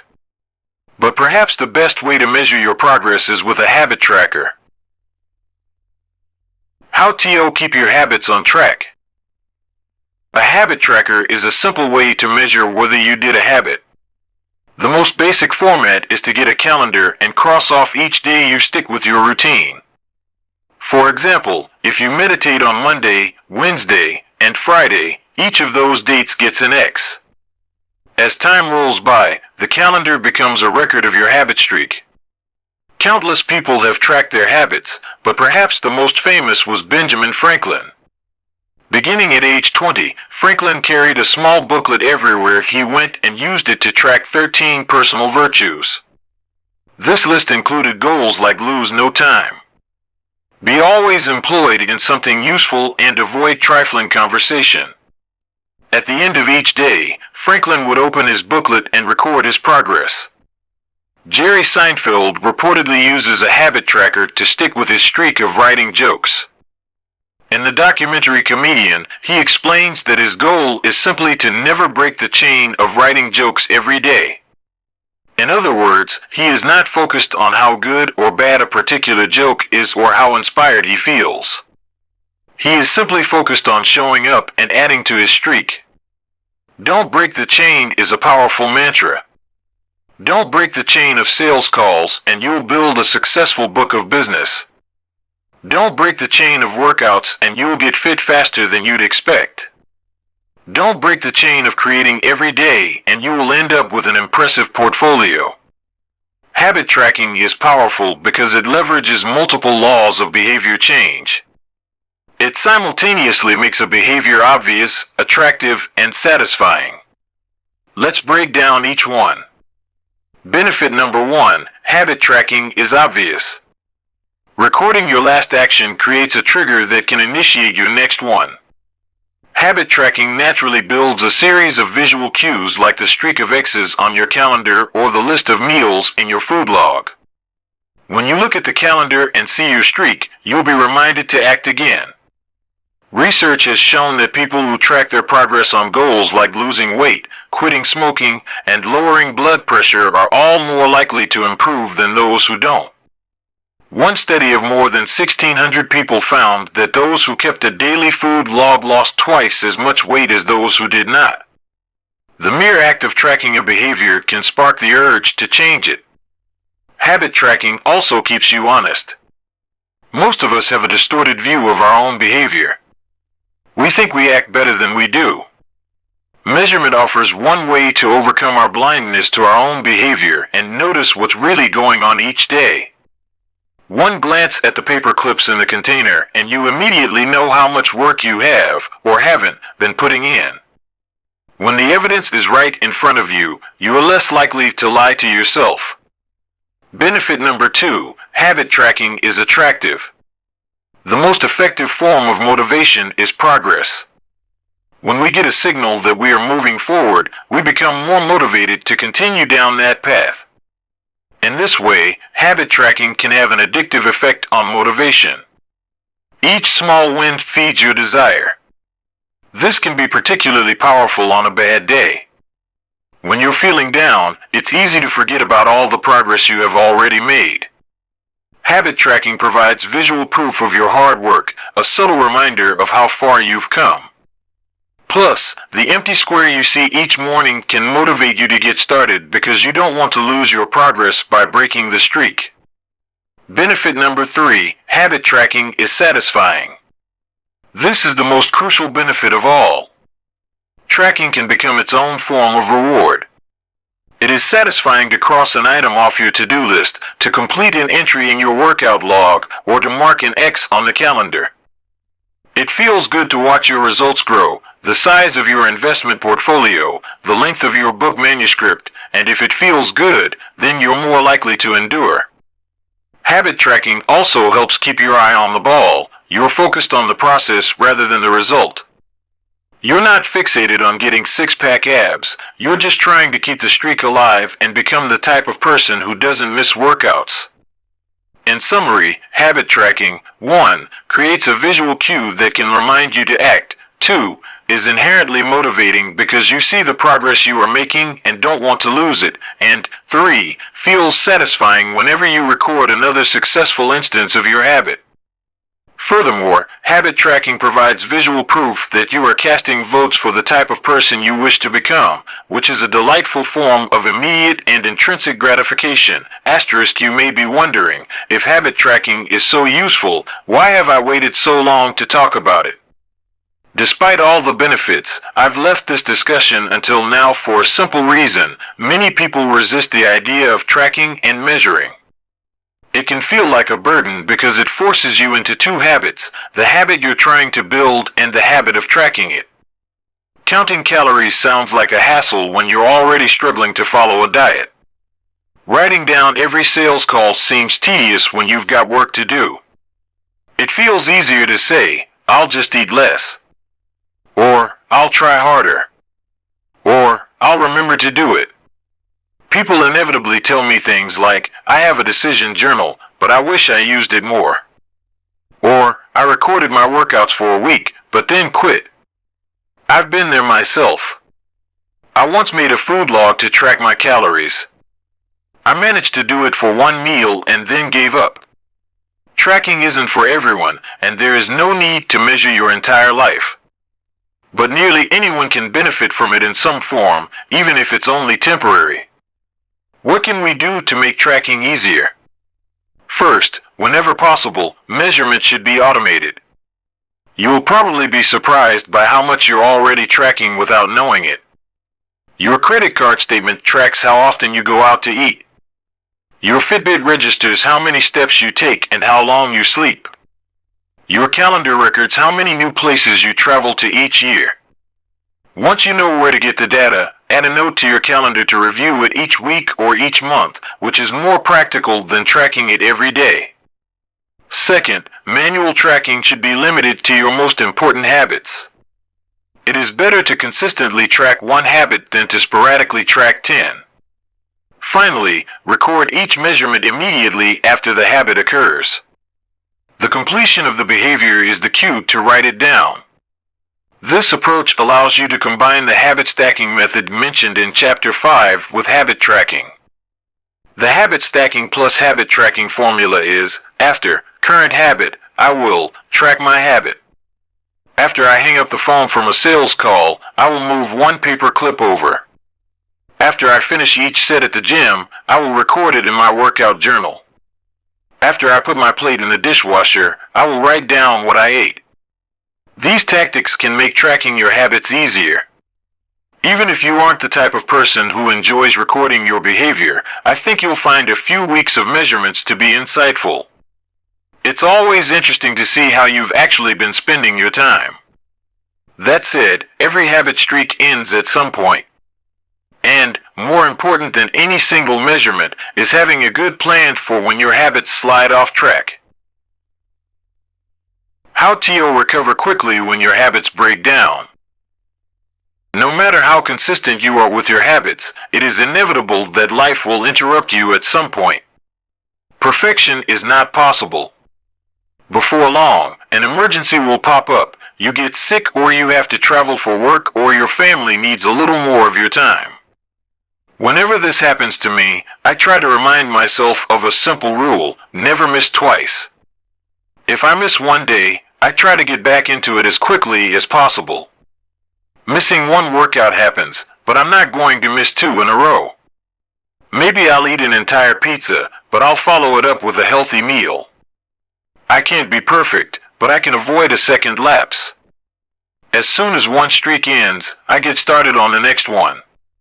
The first mistake is never the one that ruins you. It is the spiral of repeated mistakes that follows. Missing once is an accident. Missing twice is the start of a new habit. This is a distinguishing feature between winners and losers. Anyone can have a bad performance, a bad workout, or a bad day at work. But when successful people fail, they rebound quickly. The breaking of a habit doesn't matter if the reclaiming of it is fast. I think this principle is so important that I'll stick to it even if I can't do a habit as well or as completely as I would like. Too often, we fall into an all-or-nothing cycle with our habits. The problem is not slipping up. The problem is thinking that if you can't do something perfectly, then you shouldn't do it at all. You don't realize how valuable it is to just show up on your bad or busy days. Lost days hurt you more than successful days help you. If you start with $100, then a 50% gain will take you to $150. But you only need a 33% loss to take you back to $100.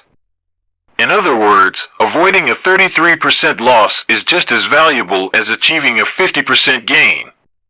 As Charlie Munger says, the first rule of compounding: never interrupt it unnecessarily. This is why the bad workouts are often the most important ones. Sluggish days and bad workouts maintain the compound gains you accrued from previous good days. Simply doing something, 10 squats, 5 sprints, a push-up, anything really, is huge. Don't put up a zero. Don't let losses eat into your compounding. Furthermore, it's not always about what happens during the workout. It's about being the type of person who doesn't miss workouts. It's easy to train when you feel good, but it's crucial to show up when you don't feel like it, even if you do less than you hope. Going to the gym for 5 minutes may not improve your performance, but it reaffirms your identity. The all-or-nothing cycle of behavior change is just one pitfall that can derail your habits.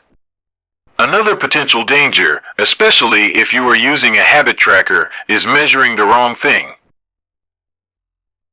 Knowing when and when not to track a habit. Say you're running a restaurant and you want to know if your chef is doing a good job. One way to measure success is to track how many customers pay for a meal each day. If more customers come in, the food must be good. If fewer customers come in, something must be wrong.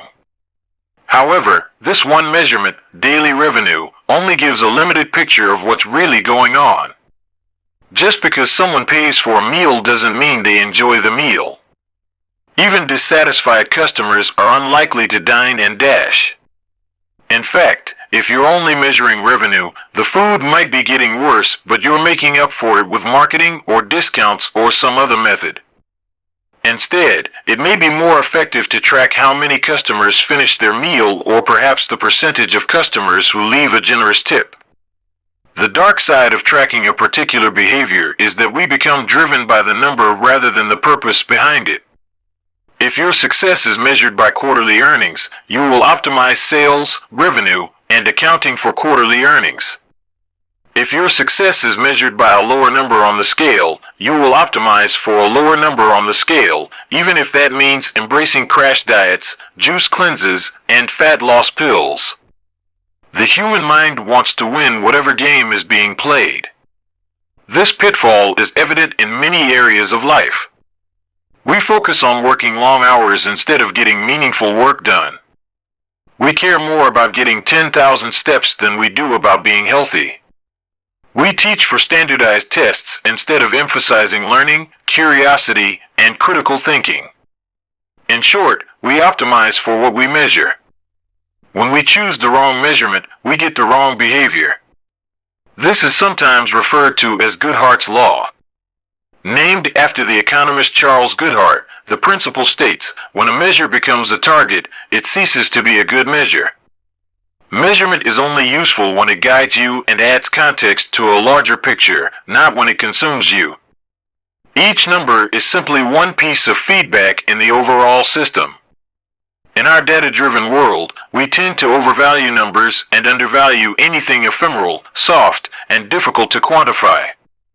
We mistakenly think the factors we can measure are the only factors that exist. But just because you can measure something doesn't mean it's the most important thing. And just because you can't measure something doesn't mean it's not important at all. All of this to say, it's crucial to keep habit tracking in its proper place. It can feel satisfying to record a habit and track your progress, but the measurement is not the only thing that matters. Furthermore, there are many ways to measure progress, and sometimes it helps to shift your focus to something entirely different. This is why non-scale victories can be effective for weight loss. The number on the scale may be stubborn, so if you focus solely on that number, your motivation will sag. But you may notice that your skin looks better, or you wake up earlier, or your sex drive got a boost. All of these are valid ways to track your improvement. If you're not feeling motivated by the number on the scale, perhaps it's time to focus on a different measurement, one that gives you more signals of progress. No matter how you measure your improvement, habit tracking offers a simple way to make your habits more satisfying.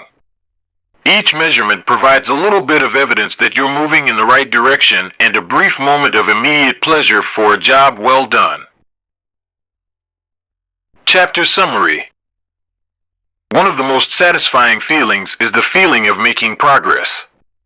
A habit tracker is a simple way to measure whether you did a habit, like marking an X on a calendar. Habit trackers and other visual forms of measurement can make your habits satisfying by providing clear evidence of your progress. Don't break the chain. Try to keep your habit streak alive. Never miss twice. If you miss one day, try to get back on track as quickly as possible. Just because you can measure something doesn't mean it's the most important thing. Chapter 17. How an accountability partner can change everything.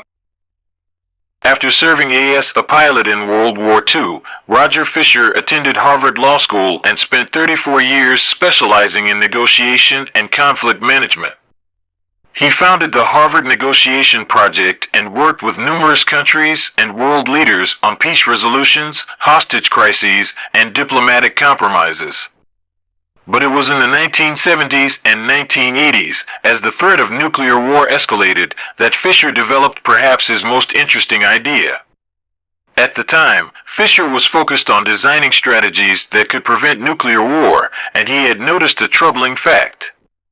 Any sitting president would have access to launch codes that could kill millions of people, but would never actually see anyone die because he would always be thousands of miles away. My suggestion was quite simple, he wrote in 1981. Put that nuclear code number in a little capsule, and then implant that capsule right next to the heart of a volunteer. The volunteer would carry with him a big, heavy butcher knife as he accompanied the president. If ever the president wanted to fire nuclear weapons, the only way he could do so would be for him first, with his own hands, to kill one human being.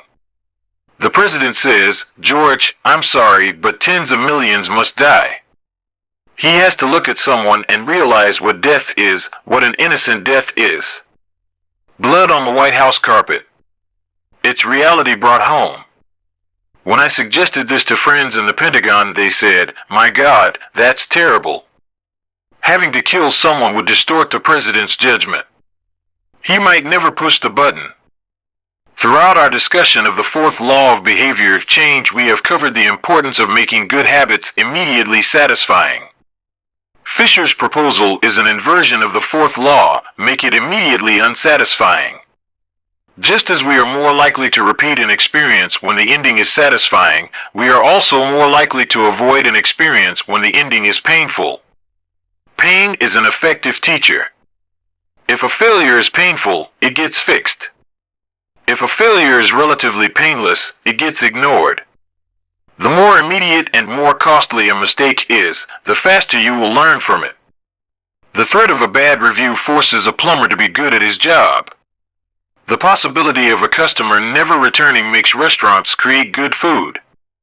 The cost of cutting the wrong blood vessel makes a surgeon master human anatomy and cut carefully.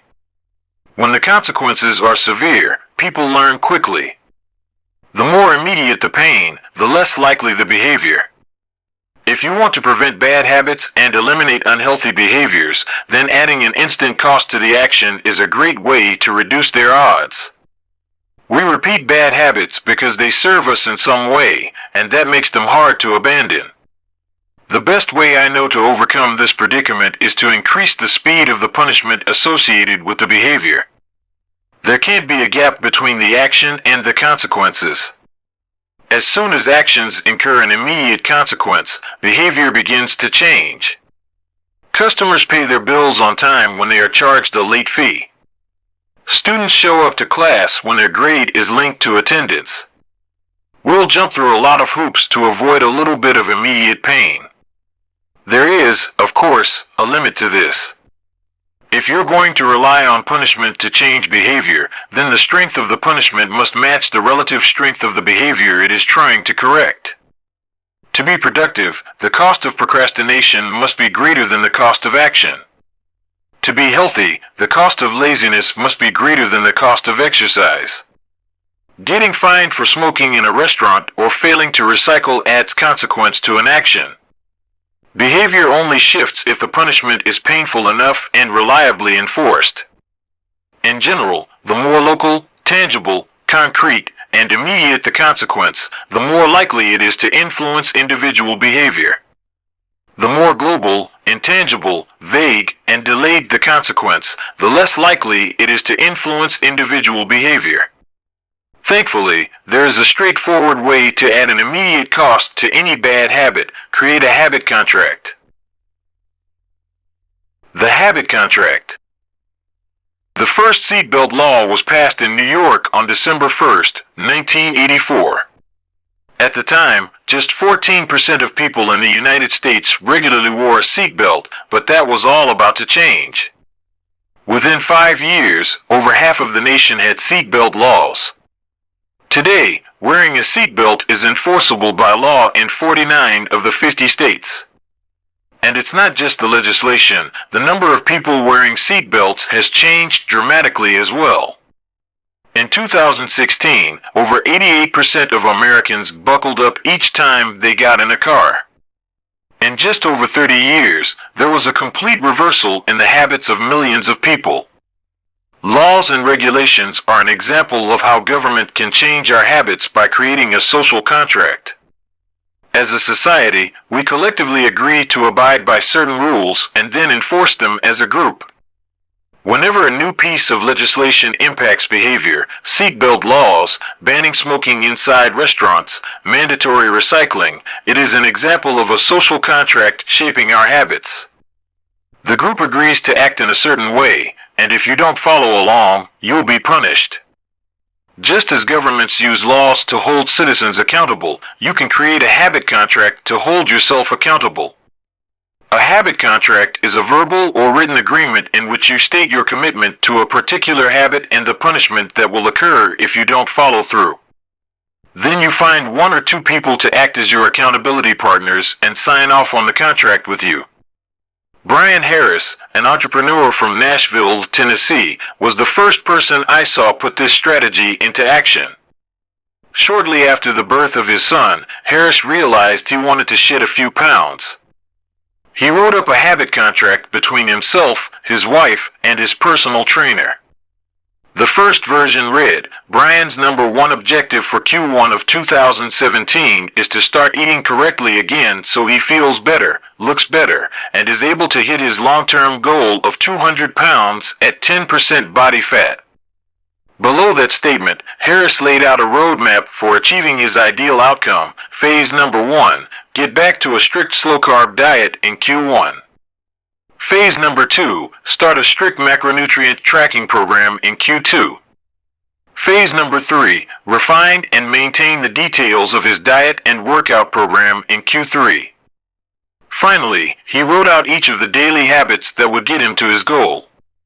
For example, write down all food that he consumes each day and weigh himself each day. And then he listed the punishment if he failed. If Brian doesn't do these 2 items, then the following consequence will be enforced. He will have to dress up each workday and each Sunday morning for the rest of the quarter. Dress up is defined as not wearing jeans, t-shirts, hoodies, or shorts. He will also give Joey, his trainer, $200 to use as he sees fit if he misses 1 day of logging food. At the bottom of the page, Harris, his wife, and his trainer all signed the contract.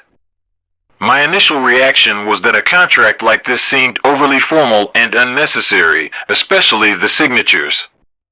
But Harris convinced me that signing the contract was an indication of seriousness. Anytime I skip this part, he said, I start slacking almost immediately. 3 months later, after hitting his targets for Q1, Harris upgraded his goals. The consequences escalated, too. If he missed his carbohydrate and protein targets, he had to pay his trainer $100. And if he failed to weigh himself, he had to give his wife $500 to use as she saw fit. Perhaps most painfully, if he forgot to run sprints, he had to dress up for work every day and wear an Alabama hat the rest of the quarter, the bitter rival of his beloved Auburn team. The strategy worked. With his wife and trainer acting as accountability partners, and with the habit contract clarifying exactly what to do each day, Harris lost the weight, * to make bad habits unsatisfying. Your best option is to make them painful in the moment. Creating a habit contract is a straightforward way to do exactly that. Even if you don't want to create a full-blown habit contract, simply having an accountability partner is useful. The comedian Margaret Cho writes a joke or song every day. She does the Song a Day challenge with a friend, which helps them both stay accountable. Knowing that someone is watching can be a powerful motivator. You are less likely to procrastinate or give up because there is an immediate cost. If you don't follow through, perhaps they'll see you as untrustworthy or lazy. Suddenly, you are not only failing to uphold your promises to yourself, but also failing to uphold your promises to others. You can even automate this process. Thomas Frank, an entrepreneur in Boulder, Colorado, wakes up at 5:55 each morning. And if he doesn't, he has a tweet automatically scheduled that says, "It's 6:10 and I'm not up because I'm lazy." Reply to this for $5 via PayPal, limit 5, assuming my alarm didn't malfunction. We are always trying to present our best selves to the world. We comb our hair and brush our teeth and dress ourselves carefully because we know these habits are likely to get a positive reaction. We want to get good grades and graduate from top schools to impress potential employers and mates and our friends and family. We care about the opinions of those around us because it helps if others like us. This is precisely why getting an accountability partner or signing a habit contract can work so well. Chapter Summary. The inversion of the fourth law of behavior change is make it unsatisfying. We are less likely to repeat a bad habit if it is painful or unsatisfying. An accountability partner can create an immediate cost to inaction. We care deeply about what others think of us, and we do not want others to have a lesser opinion of us. A habit contract can be used to add a social cost to any behavior. It makes the costs of violating your promises public and painful. Knowing that someone else is watching you can be a powerful motivator. Advanced tactics. How to go from being merely good to being truly great.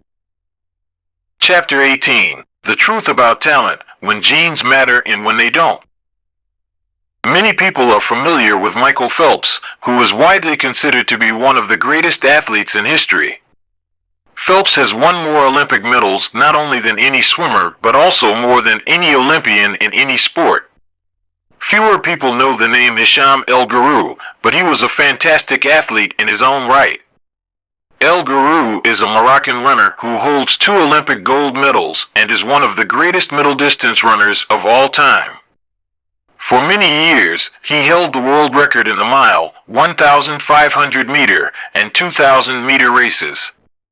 At the Olympic Games in Athens, Greece, in 2004, he won gold in the 1,500-meter and 5,000-meter races. These two athletes are wildly different in many ways. For starters, one competed on land and the other in water. But most notably, they differ significantly in height. El Guru is 5 feet, 9 inches tall. Phelps is 6 feet, 4 inches tall. Despite this 7-inch difference in height, the two men are identical in one respect. Michael Phelps and Hisham El Guru were the same length inseam on their pants. How is this possible? Phelps has relatively short legs for his height and a very long torso, the perfect build for swimming. El Guru has incredibly long legs and a short upper body, an ideal frame for distance running. Now, imagine if these world-class athletes were to switch sports. Given his remarkable athleticism, could Michael Phelps become an Olympic-caliber distance runner with enough training? It's unlikely. At peak fitness, Phelps weighed 194 pounds, which is 40% heavier than El Guru, who competed at an ultralight 138 pounds. Taller runners are heavier runners, and every extra pound is a curse when it comes to distance running. Against elite competition, Phelps would be doomed from the start. Similarly, El Guru might be one of the best runners in history, but it's doubtful he would ever qualify for the Olympics as a swimmer.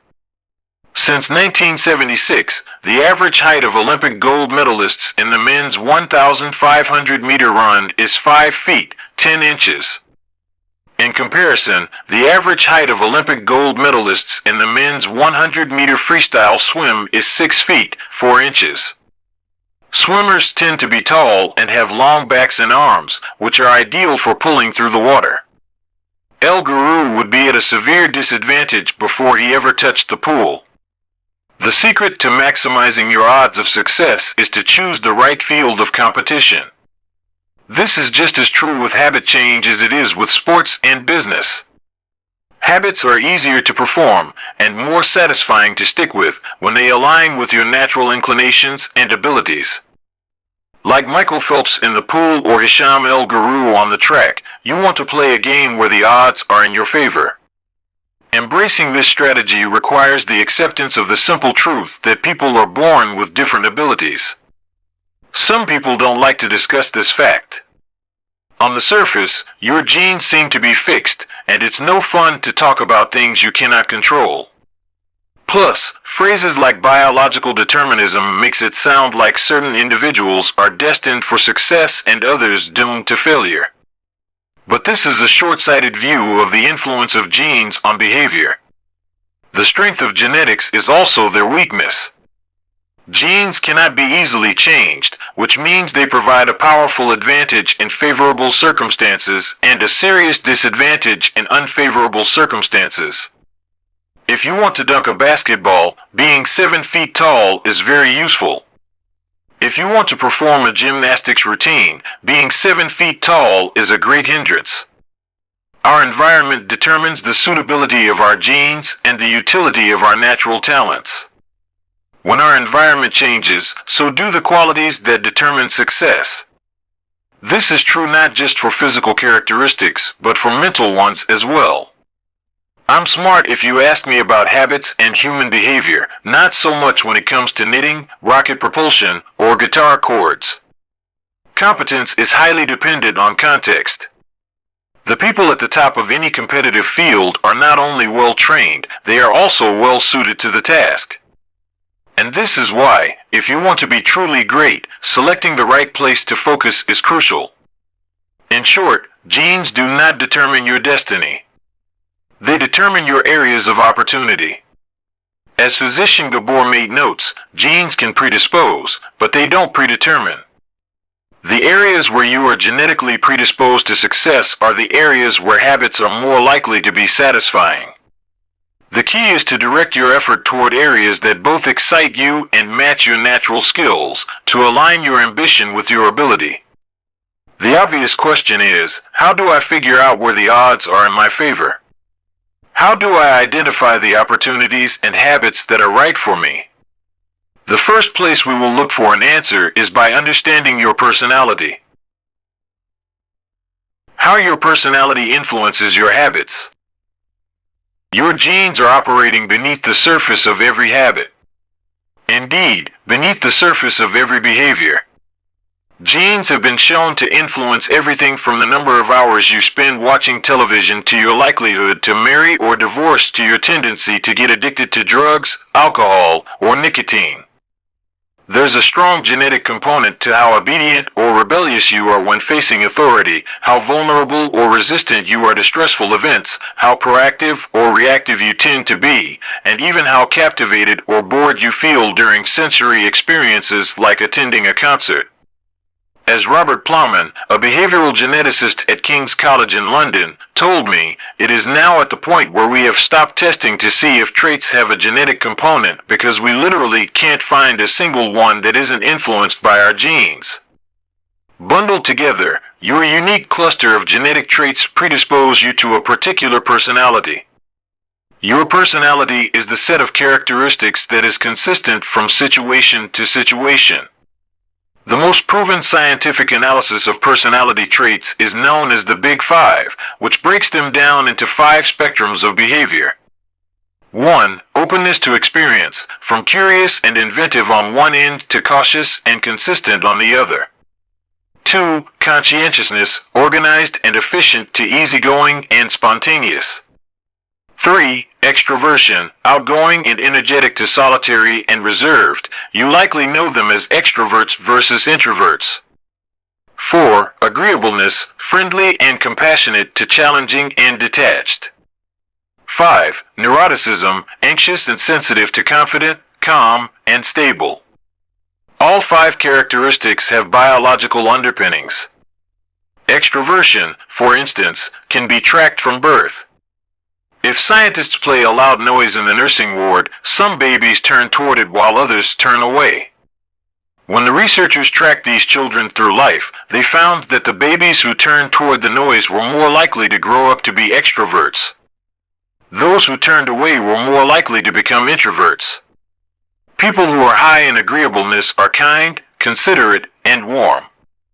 They also tend to have higher natural oxytocin levels, a hormone that plays an important role in social bonding, increases feelings of trust, and can act as a natural antidepressant. You can easily imagine how someone with more oxytocin might be inclined to build habits like writing thank you notes or organizing social events. As a third example, consider neuroticism, which is a personality trait all people possess to various degrees. People who are high in neuroticism tend to be anxious and worry more than others. This trait has been linked to hypersensitivity of the amygdala, the portion of the brain responsible for noticing threats. In other words, people who are more sensitive to negative cues in their environment are more likely to score high in neuroticism.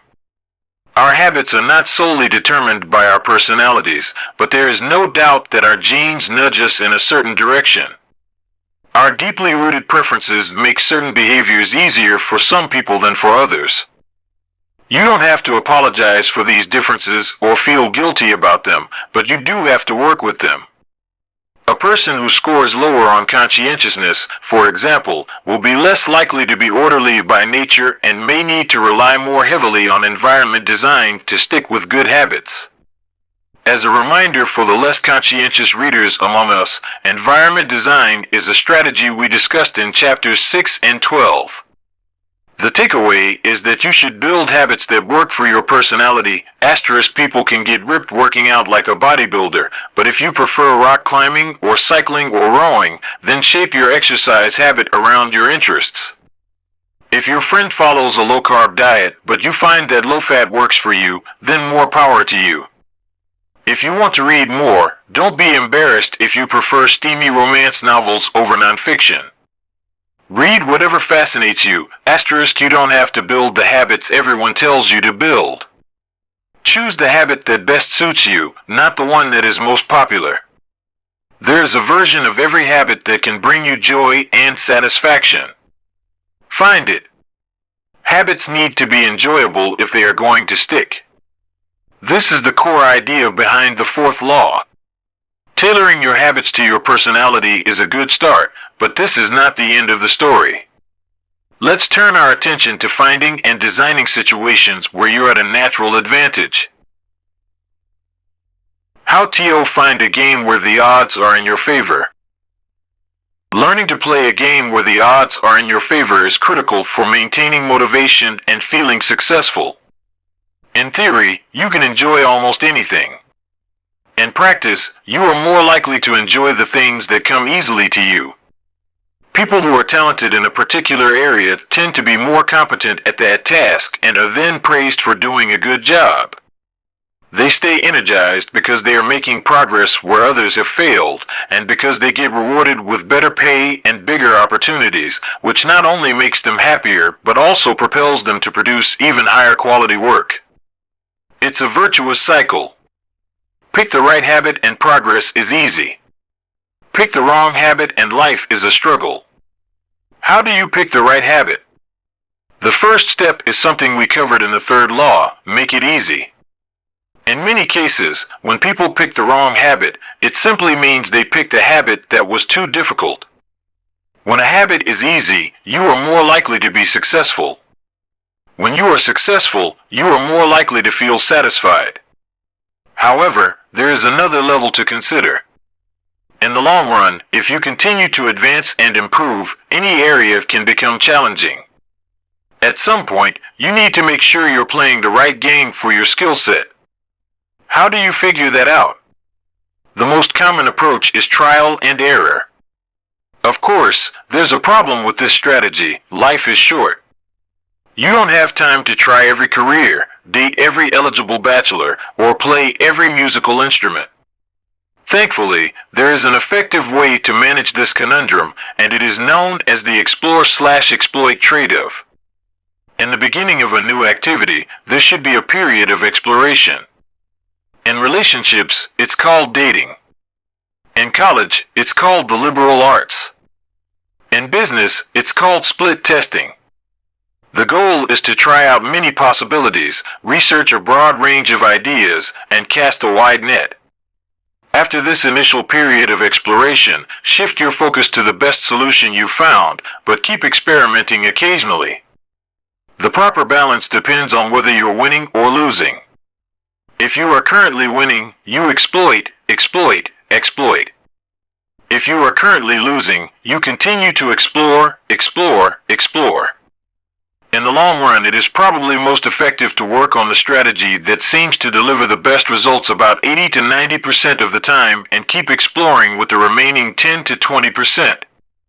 Google famously asks employees to spend 80% of the workweek on their official job and 20% on projects of their choice, which has led to the creation of blockbuster products like AdWords and Gmail. The optimal approach also depends on how much time you have.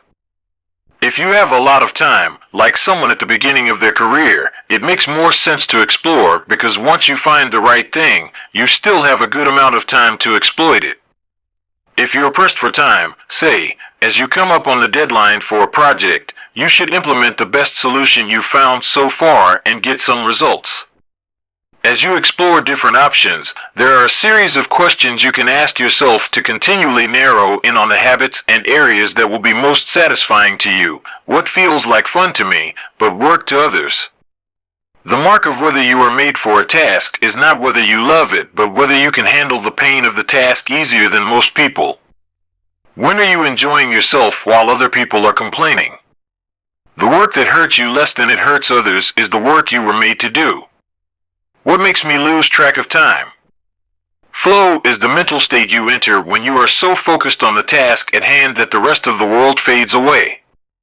This blend of happiness and peak performance is what athletes and performers experience when they are in the zone.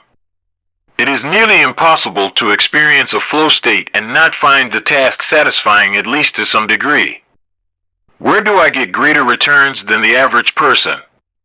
We are continually comparing ourselves to those around us, and a behavior is more likely to be satisfying when the comparison is in our favor.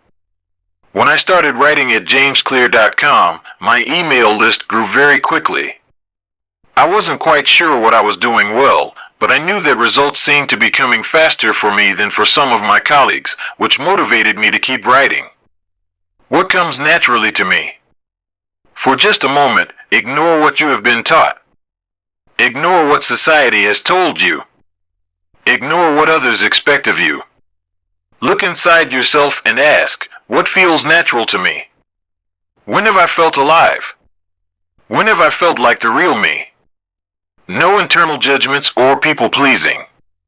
No second-guessing or self-criticism. Just feelings of engagement and enjoyment. Whenever you feel authentic and genuine, you are headed in the right direction. To be honest, some of this process is just luck. Michael Phelps and Isham El Guru were lucky to be born with a rare set of abilities that are highly valued by society and to be placed in the ideal environment for those abilities. We all have limited time on this planet, and the truly great among us are the ones who not only work hard, but also have the good fortune to be exposed to opportunities that favor us. But what if you don't want to leave it up to luck? If you can't find a game where the odds are stacked in your favor, create one. Scott Adams, the cartoonist behind Dilbert, says everyone has at least a few areas in which they could be in the top 25% with some effort.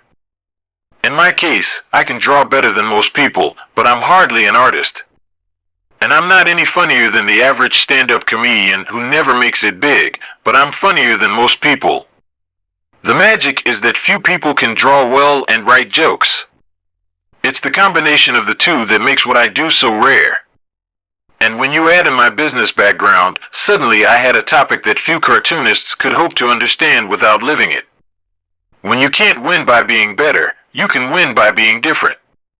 By combining your skills, you reduce the level of competition, which makes it easier to stand out.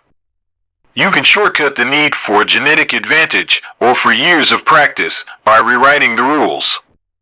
A good player works hard to win the game everyone else is playing. A great player creates a new game that favors their strengths and avoids their weaknesses. In college, I designed my own major, biomechanics, which was a combination of physics, chemistry, biology, and anatomy. I wasn't smart enough to stand out among the top physics or biology majors, so I created my own game. And because it suited me, I was only taking the courses I was interested in. Studying felt like less of a chore. It was also easier to avoid the trap of comparing myself to everyone else. After all, nobody else was taking the same combination of classes, so who could say if they were better or worse? Specialization is a powerful way to overcome the accident of bad genetics. The more you master a specific skill, the harder it becomes for others to compete with you. Many bodybuilders are stronger than the average arm wrestler, but even a massive bodybuilder may lose at arm wrestling because the arm wrestling champ has very specific strength. Even if you're not the most naturally gifted, you can often win by being the best in a very narrow category. Boiling water will soften a potato but harden an egg. You can't control whether you're a potato or an egg, but you can decide to play a game where it's better to be hard or soft. If you can find a more favorable environment, you can transform the situation from one where the odds are against you to one where they are in your favor. How to get the most out of your genes? Our genes do not eliminate the need for hard work. They clarify it. They tell us what to work hard on. Once we realize our strengths, we know where to spend our time and energy. We know which types of opportunities to look for and which types of challenges to avoid. The better we understand our nature, the better our strategy can be. Biological differences matter. Even so, it's more productive to focus on whether you are fulfilling your own potential than comparing yourself to someone else. The fact that you have a natural limit to any specific ability has nothing to do with whether you are reaching the ceiling of your capabilities. People get so caught up in the fact that they have limits that they rarely exert the effort required to get close to them. Furthermore, genes can't make you successful if you're not doing the work. Yes, it's possible that the ripped trainer at the gym has better genes, but if you haven't put in the same reps, it's impossible to say if you have been dealt a better or worse genetic hand. Until you work as hard as those you admire, don't explain away their success as luck. In summary, one of the best ways to ensure your habits remain satisfying over the long run is to pick behaviors that align with your personality and skills. Work hard on the things that come easy. Chapter Summary. The secret to maximizing your odds of success is to choose the right field of competition.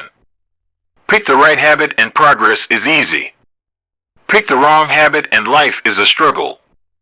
Genes cannot be easily changed, which means they provide a powerful advantage in favorable circumstances and a serious disadvantage in unfavorable circumstances. Habits are easier when they align with your natural abilities. Choose the habits that best suit you. Play a game that favors your strengths. If you can't find a game that favors you, create one. Genes do not eliminate the need for hard work. They clarify it. They tell us what to work hard on. Chapter 19. The Goldilocks Rule: How to Stay Motivated in Life and Work. In 1955, Disneyland had just opened in Anaheim, California, when a 10-year-old boy walked in and asked for a job. Labor laws were loose back then, and the boy managed to land a position selling guidebooks for 50 cents apiece. Within a year, he had transitioned to Disney's Magic Shop, where he learned tricks from the older employees. He experimented with jokes and tried out simple routines on visitors. Soon he discovered that what he loved was not performing magic, but performing in general. He set his sights on becoming a comedian. Beginning in his teenage years, he started performing in little clubs around Los Angeles. The crowds were small and his act was short. He was rarely on stage for more than 5 minutes. Most of the people in the crowd were too busy drinking or talking with friends to pay attention. One night, he literally delivered his stand-up routine to an empty club. It wasn't glamorous work, but there was no doubt he was getting better. His first routines would only last 1 or 2 minutes. By high school, his material had expanded to include a 5-minute act and, a few years later, a 10-minute show. At 19, he was performing weekly for 20 minutes at a time. He had to read 3 poems during the show just to make the routine long enough, but his skills continued to progress. He spent another decade experimenting, adjusting, and practicing. He took a job as a television writer and, gradually, he was able to land his own appearances on talk shows.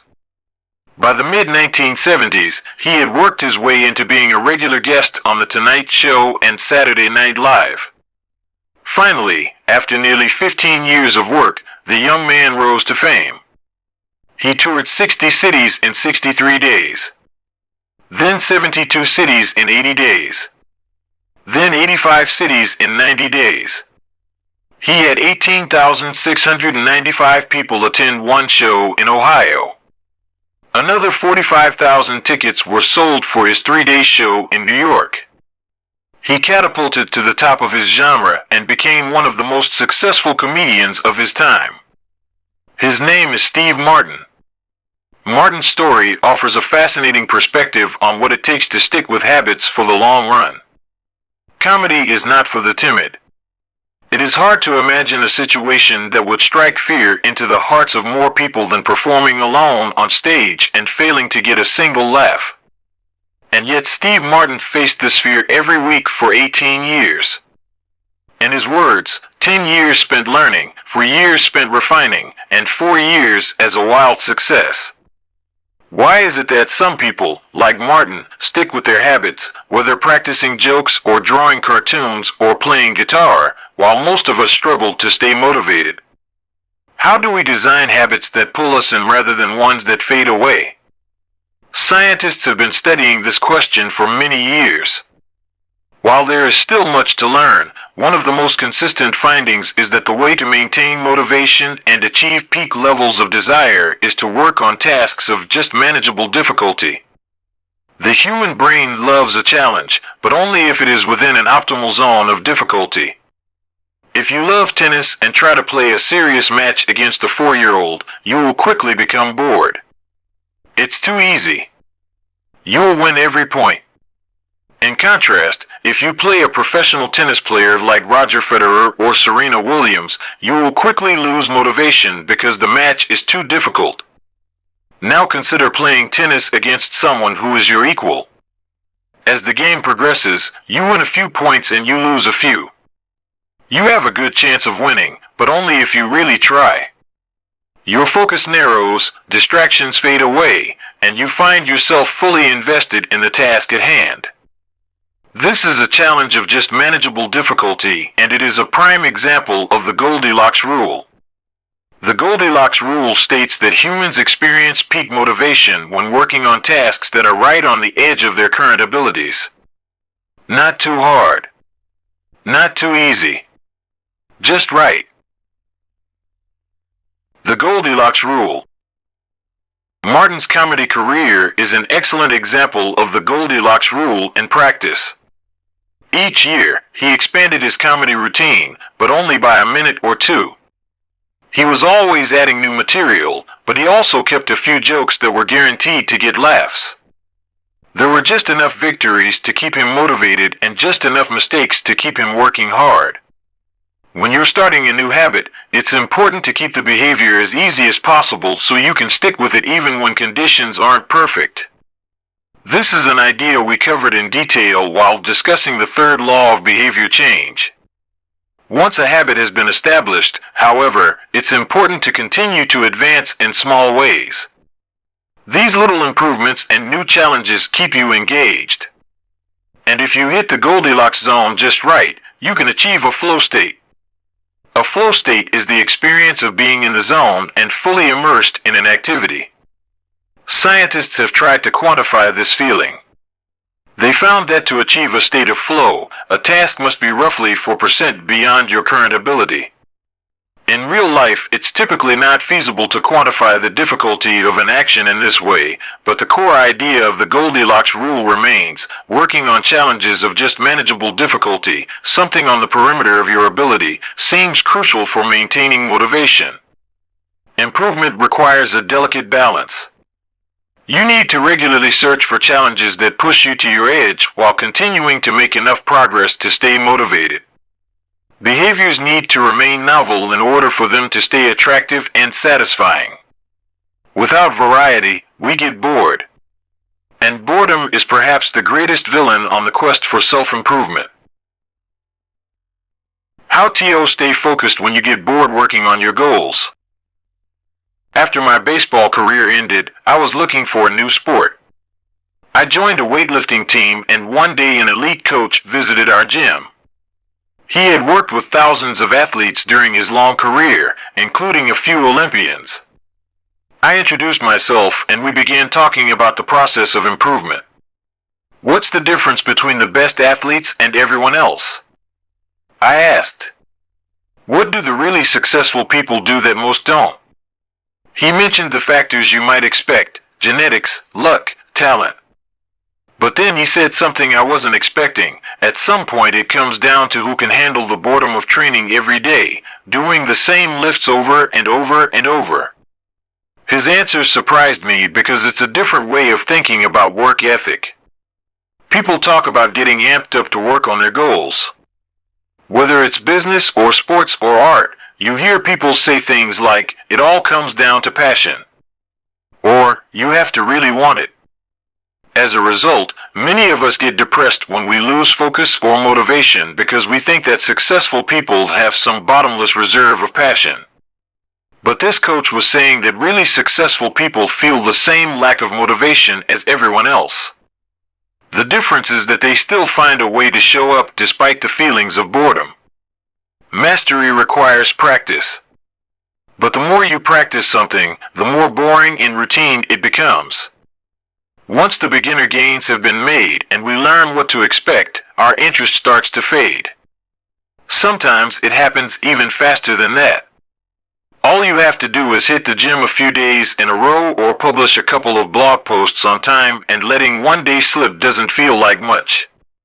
Things are going well.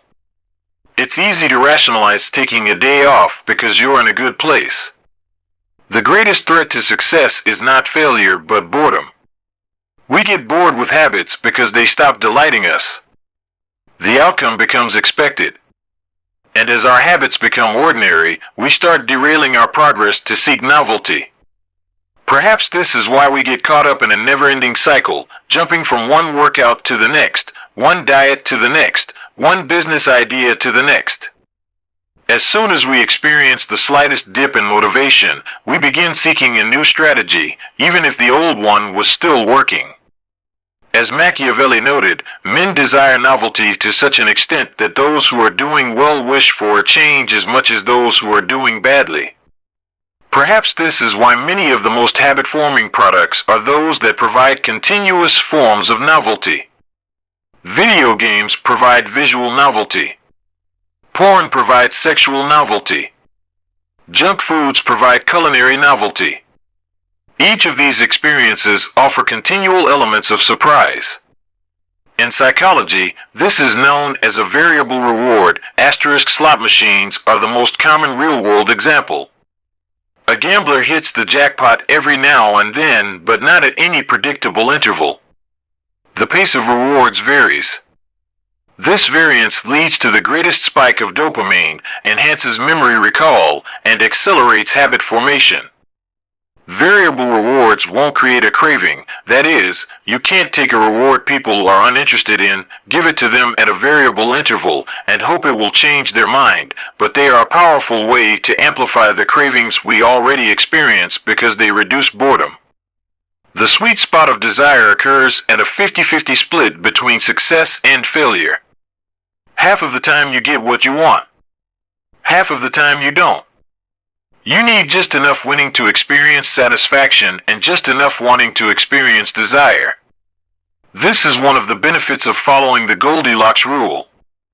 If you're already interested in a habit, working on challenges of just manageable difficulty is a good way to keep things interesting. Of course, not all habits have a variable reward component, and you wouldn't want them to. If Google only delivered a useful search result some of the time, I would switch to a competitor pretty quickly. If Uber only picked up half of my trips, I doubt I'd be using that service much longer.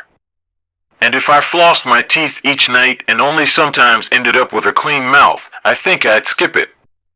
Variable rewards or not, no habit will stay interesting forever. At some point, everyone faces the same challenge on the journey of self-improvement. You have to fall in love with boredom.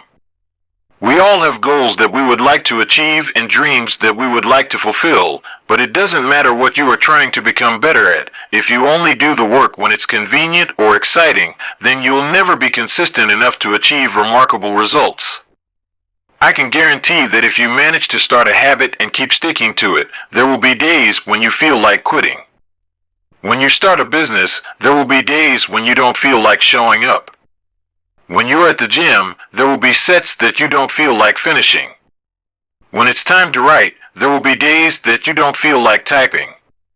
But stepping up when it's annoying or painful or draining to do so, that's what makes the difference between a professional and an amateur.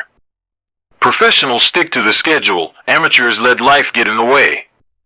Professionals know what is important to them and work toward it with purpose. Amateurs get pulled off course by the urgencies of life. David Kane, an author and meditation teacher, encourages his students to avoid being fair-weather meditators. Similarly, you don't want to be a fair-weather athlete or a fair-weather writer or a fair-weather anything. When a habit is truly important to you, you have to be willing to stick to it in any mood. Professionals take action even when the mood isn't right. They might not enjoy it, but they find a way to put the reps in. There have been a lot of sets that I haven't felt like finishing, but I've never regretted doing the workout. There have been a lot of articles I haven't felt like writing, but I've never regretted publishing on schedule. There have been a lot of days I've felt like relaxing, but I've never regretted showing up and working on something that was important to me. The only way to become excellent is to be endlessly fascinated by doing the same thing over and over. You have to fall in love with boredom. Chapter Summary. The Goldilocks rule states that humans experience peak motivation when working on tasks that are right on the edge of their current abilities. The greatest threat to success is not failure, but boredom. As habits become routine, they become less interesting and less satisfying. We get bored. Anyone can work hard when they feel motivated. It's the ability to keep going when work isn't exciting that makes the difference. Professionals stick to the schedule, amateurs let life get in the way. Chapter 20. The downside of creating good habit. Habits create the foundation for mastery. In chess, it is only after the basic movements of the pieces have become automatic that a player can focus on the next level of the game. Each chunk of information that is memorized opens up the mental space for more effortful thinking. This is true for any endeavor. When you know the simple movements so well that you can perform them without thinking, you are free to pay attention to more advanced details. In this way, habits are the backbone of any pursuit of excellence. However, the benefits of habits come at a cost.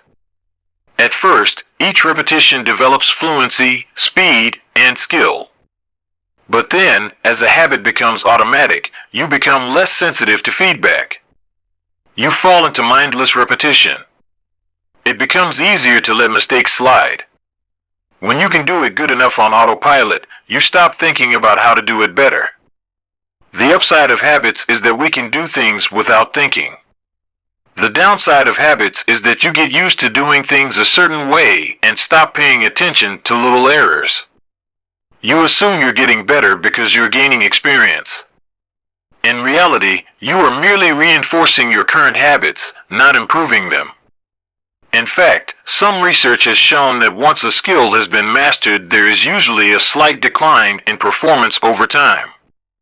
Usually, this minor dip in performance is no cause for worry. You don't need a system to continuously improve how well you brush your teeth or tie your shoes or make your morning cup of tea. With habits like these, good enough is usually good enough. The less energy you spend on trivial choices, the more you can spend it on what really matters. However, when you want to maximize your potential and achieve elite levels of performance, you need a more nuanced approach. You can't repeat the same things blindly and expect to become exceptional. Habits are necessary, but not sufficient for mastery. What you need is a combination of automatic habits and deliberate practice. Habits plus deliberate practice equals mastery. To become great, certain skills do need to become automatic. Basketball players need to be able to dribble without thinking before they can move on to mastering layups with their non-dominant hand. Surgeons need to repeat the first incision so many times that they could do it with their eyes closed, so that they can focus on the hundreds of variables that arise during surgery. But after one habit has been mastered, you have to return to the effortful part of the work and begin building the next habit. Mastery is the process of narrowing your focus to a tiny element of success, repeating it until you have internalized the skill, and then using this new habit as the foundation to advance to the next frontier of your development. Old tasks become easier the second time around, but it doesn't get easier overall because now you're pouring your energy into the next challenge. Each habit unlocks the next level of performance. It's an endless cycle. Mastering one habit. Although habits are powerful, what you need is a way to remain conscious of your performance over time, so you can continue to refine and improve.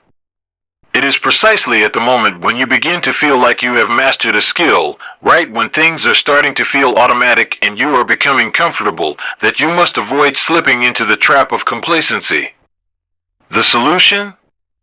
Establish a system for reflection and review. How to review your habits and make adjustments.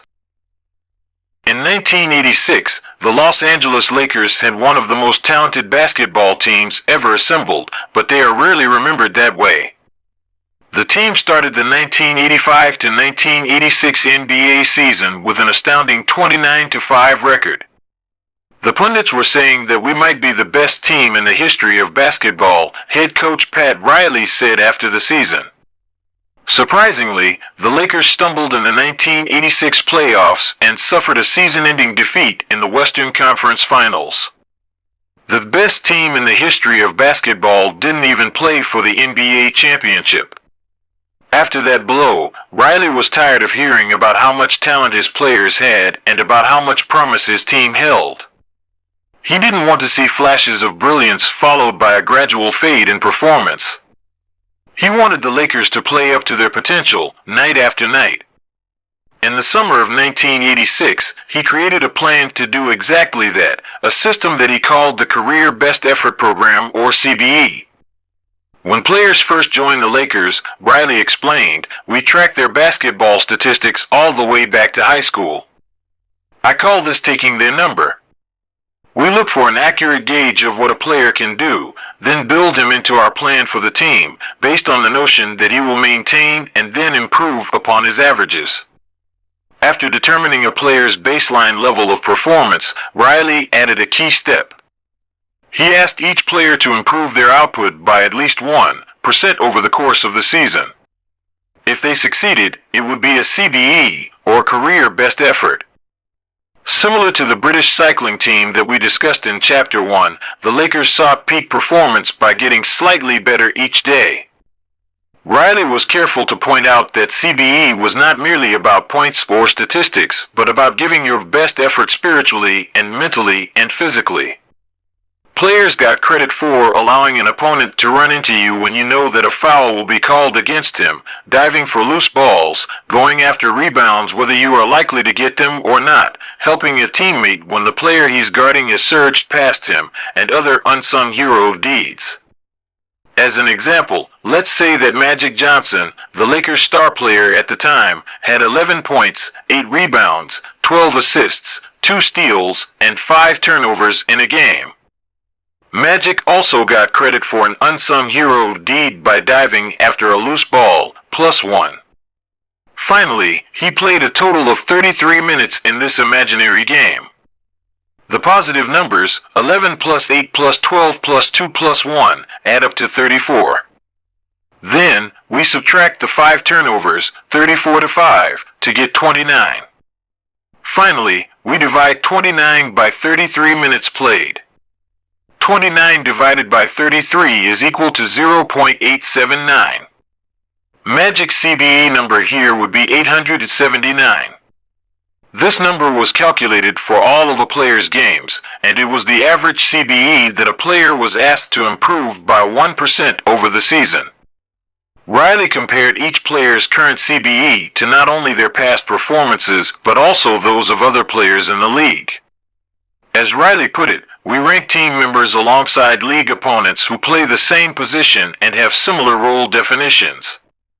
Sports writer Jackie McMullen noted, Riley trumpeted the top performers in the league in bold lettering on the blackboard each week and measured them against the corresponding players on his own roster.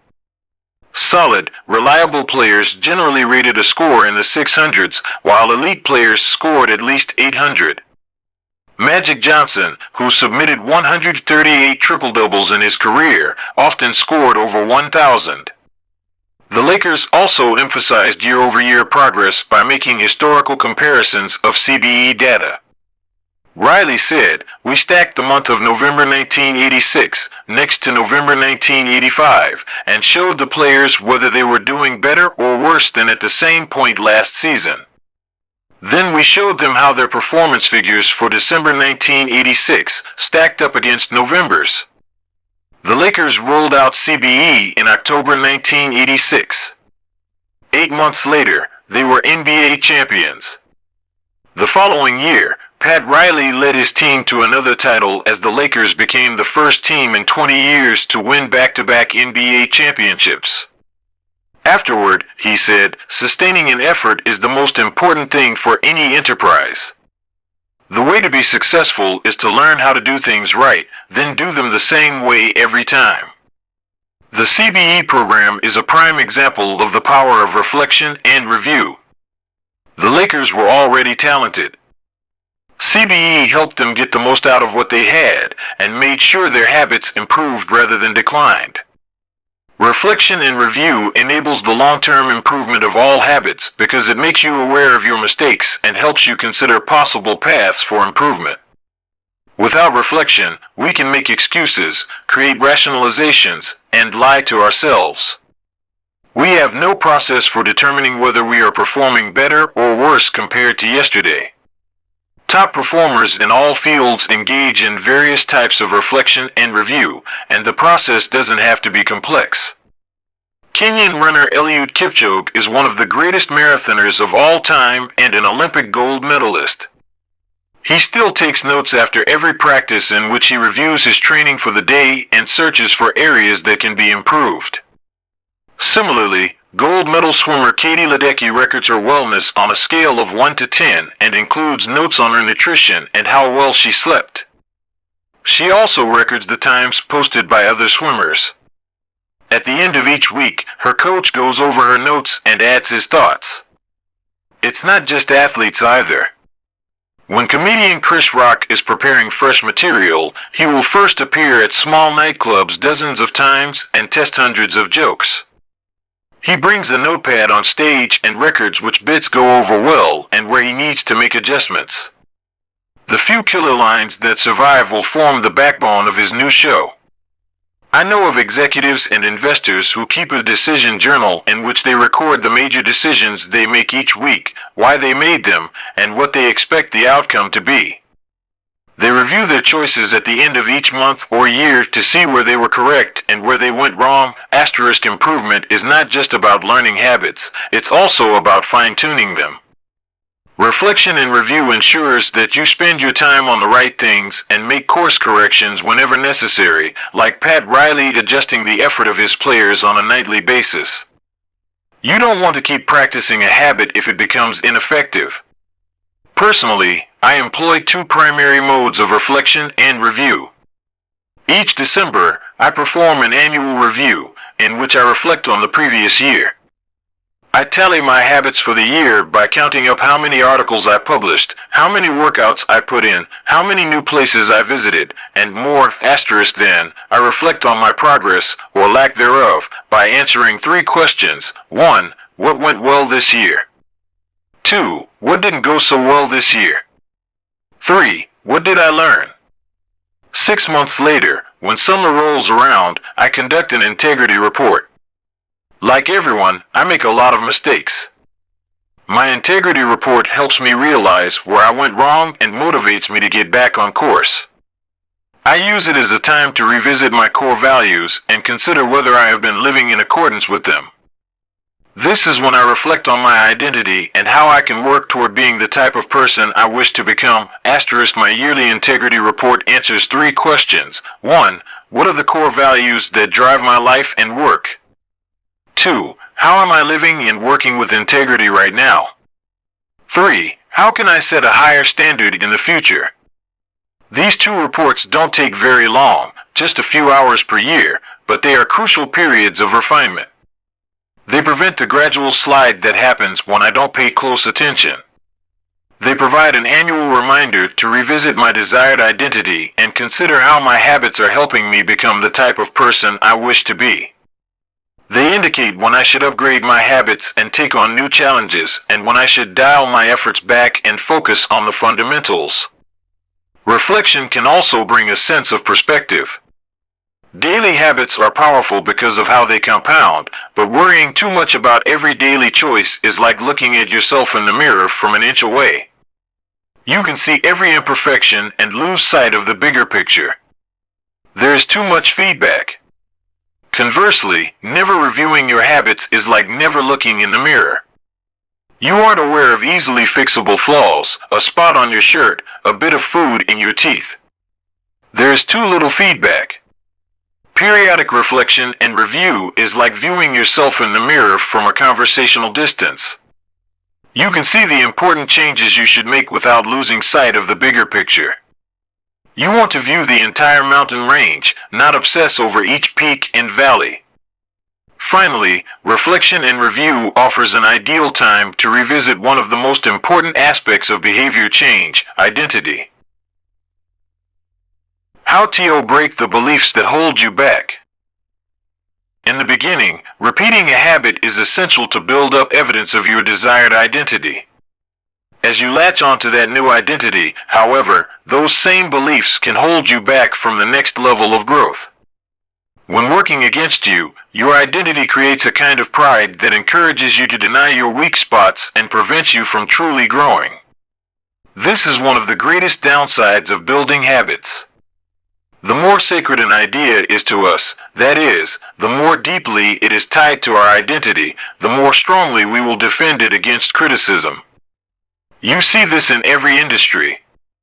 The school teacher who ignores innovative teaching methods and sticks with her tried and true lesson plans.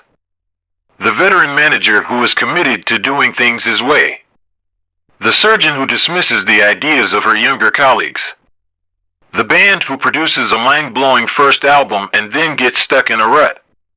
The tighter we cling to an identity, the harder it becomes to grow beyond it. One solution is to avoid making any single aspect of your identity an overwhelming portion of who you are. In the words of investor Paul Graham, keep your identity small. The more you let a single belief define you, the less capable you are of adapting when life challenges you. If you tie everything up in being the point guard or the partner at the firm or whatever else, then the loss of that facet of your life will wreck you. If you're a vegan and then develop a health condition that forces you to change your diet, you'll have an identity crisis on your hands. When you cling too tightly to one identity, you become brittle. Lose that one thing and you lose yourself. For most of my young life, being an athlete was a major part of my identity. After my baseball career ended, I struggled to find myself. When you spend your whole life defining yourself in one way and that disappears, who are you now? Military veterans and former entrepreneurs report similar feelings. If your identity is wrapped up in a belief like "I'm a great soldier," what happens when your period of service ends? For many business owners, their identity is something along the lines of "I'm the CEO" or "I'm the founder." If you have spent every waking moment working on your business, how will you feel after you sell the company? The key to mitigating these losses of identity is to redefine yourself such that you get to keep important aspects of your identity even if your particular role changes. "I'm an athlete" becomes "I'm the type of person who is mentally tough and loves a physical challenge." "I'm a great soldier" transforms into "I'm the type of person who is disciplined, reliable, and great on a team." "I'm the CEO" translates to "I'm the type of person who builds and creates things." When chosen effectively, an identity can be flexible rather than brittle. Like water flowing around an obstacle, your identity works with the changing circumstances rather than against them. The following quote from the Tao Te Ching encapsulates the ideas perfectly. "Men are born soft and supple, dead, they are stiff and hard. Plants are born tender and pliant, dead, they are brittle and dry. Thus whoever is stiff and inflexible is a disciple of death. Whoever is soft and yielding is a disciple of life. The hard and stiff will be broken. The soft and supple will prevail." Lao Tzu. Habits deliver numerous benefits, but the downside is that they can lock us into our previous patterns of thinking and acting, even when the world is shifting around us. Everything is impermanent. Life is constantly changing, so you need to periodically check in to see if your old habits and beliefs are still serving you. A lack of self-awareness is poison. Reflection and review is the antidote. Chapter Summary. The upside of habits is that we can do things without thinking. The downside is that we stop paying attention to little errors. Habits plus deliberate practice equals mastery. Reflection and review is a process that allows you to remain conscious of your performance over time. The tighter we cling to an identity, the harder it becomes to grow beyond it. Conclusion. The secret to results that last here is an ancient Greek parable known as the Sorites paradox, which talks about the effect one small action can have when repeated enough times. One formulation of the paradox goes as follows: can one coin make a person rich? If you give a person a pile of 10 coins, you wouldn't claim that he or she is rich. But what if you add another? And another? And another?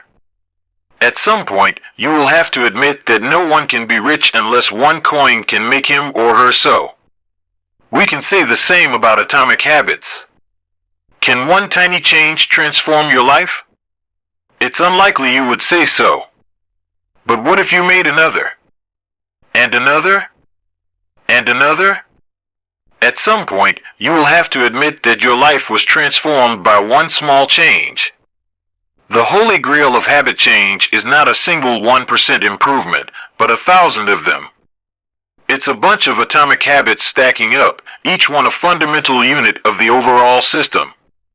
In the beginning, small improvements can often seem meaningless because they get washed away by the weight of the system.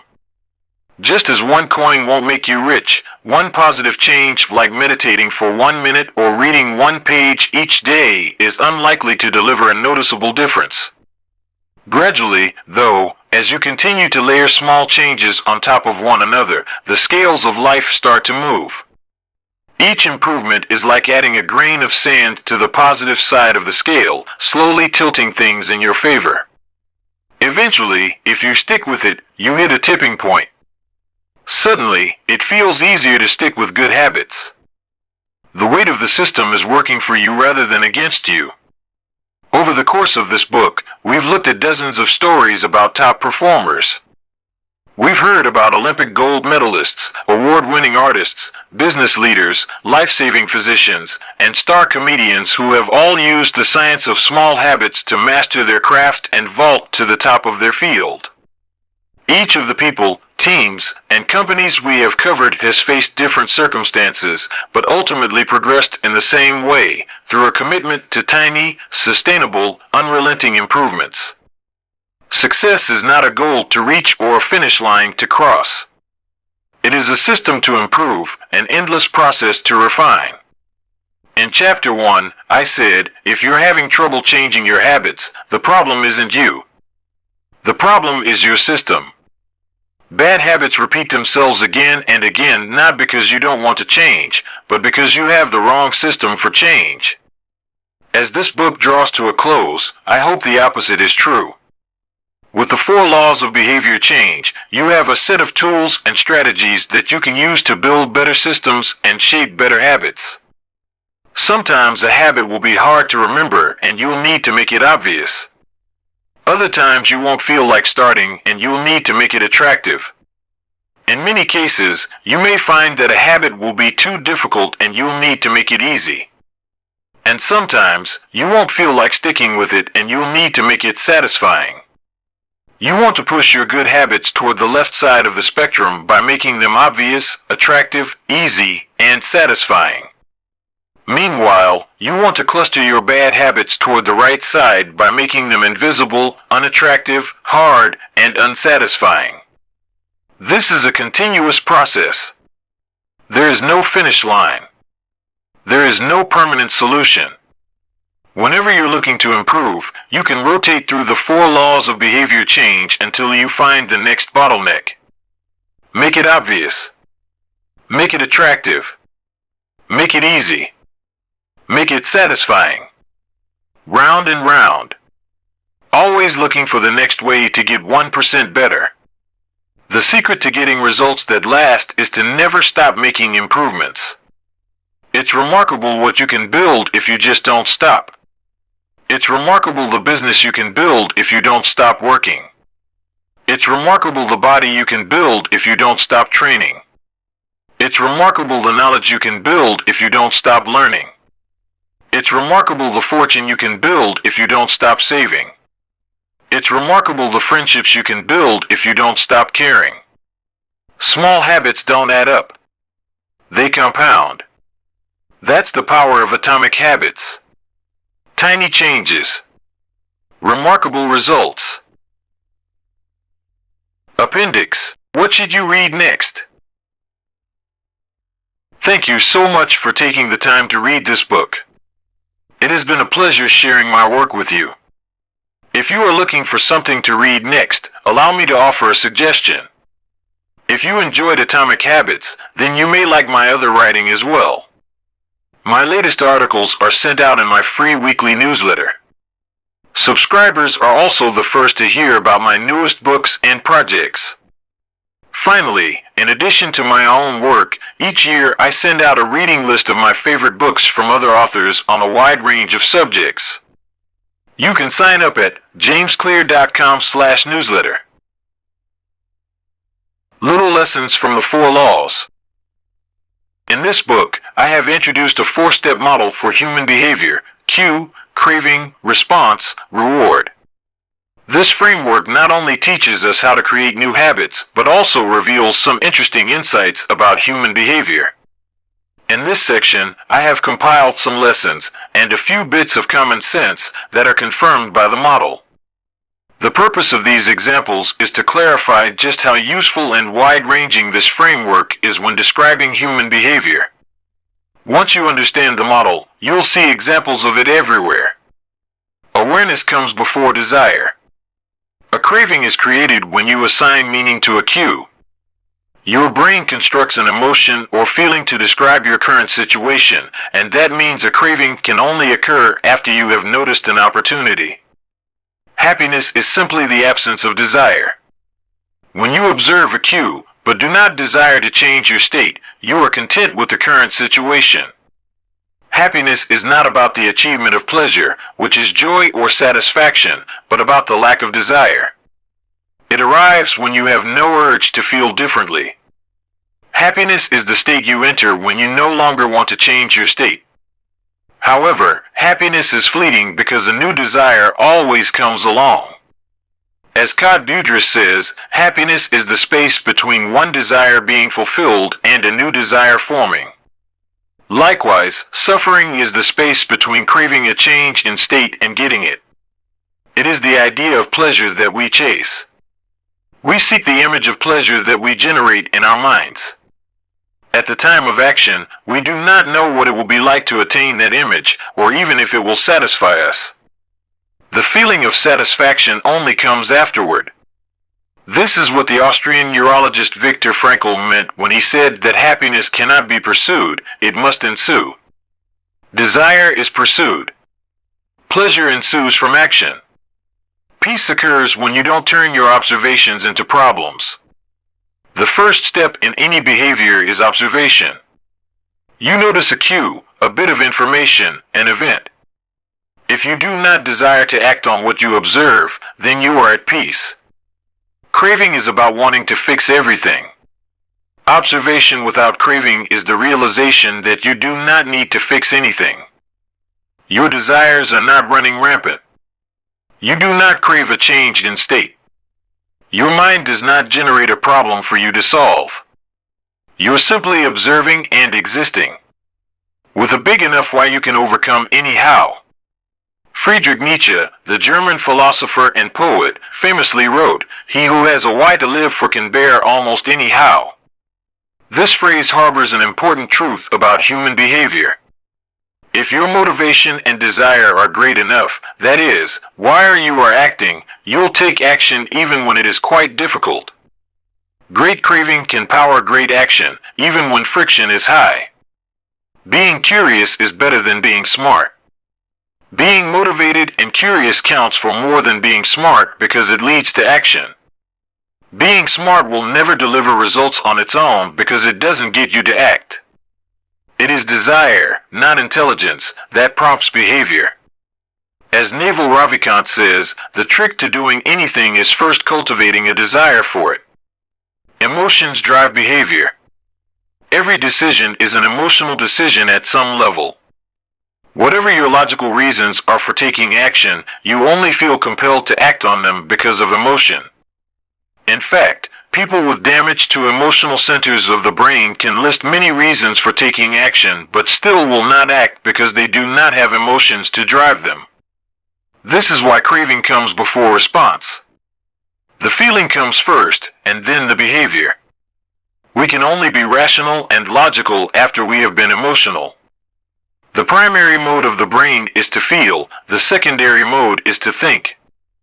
Our first response, the fast, non-conscious portion of the brain, is optimized for feeling and anticipating.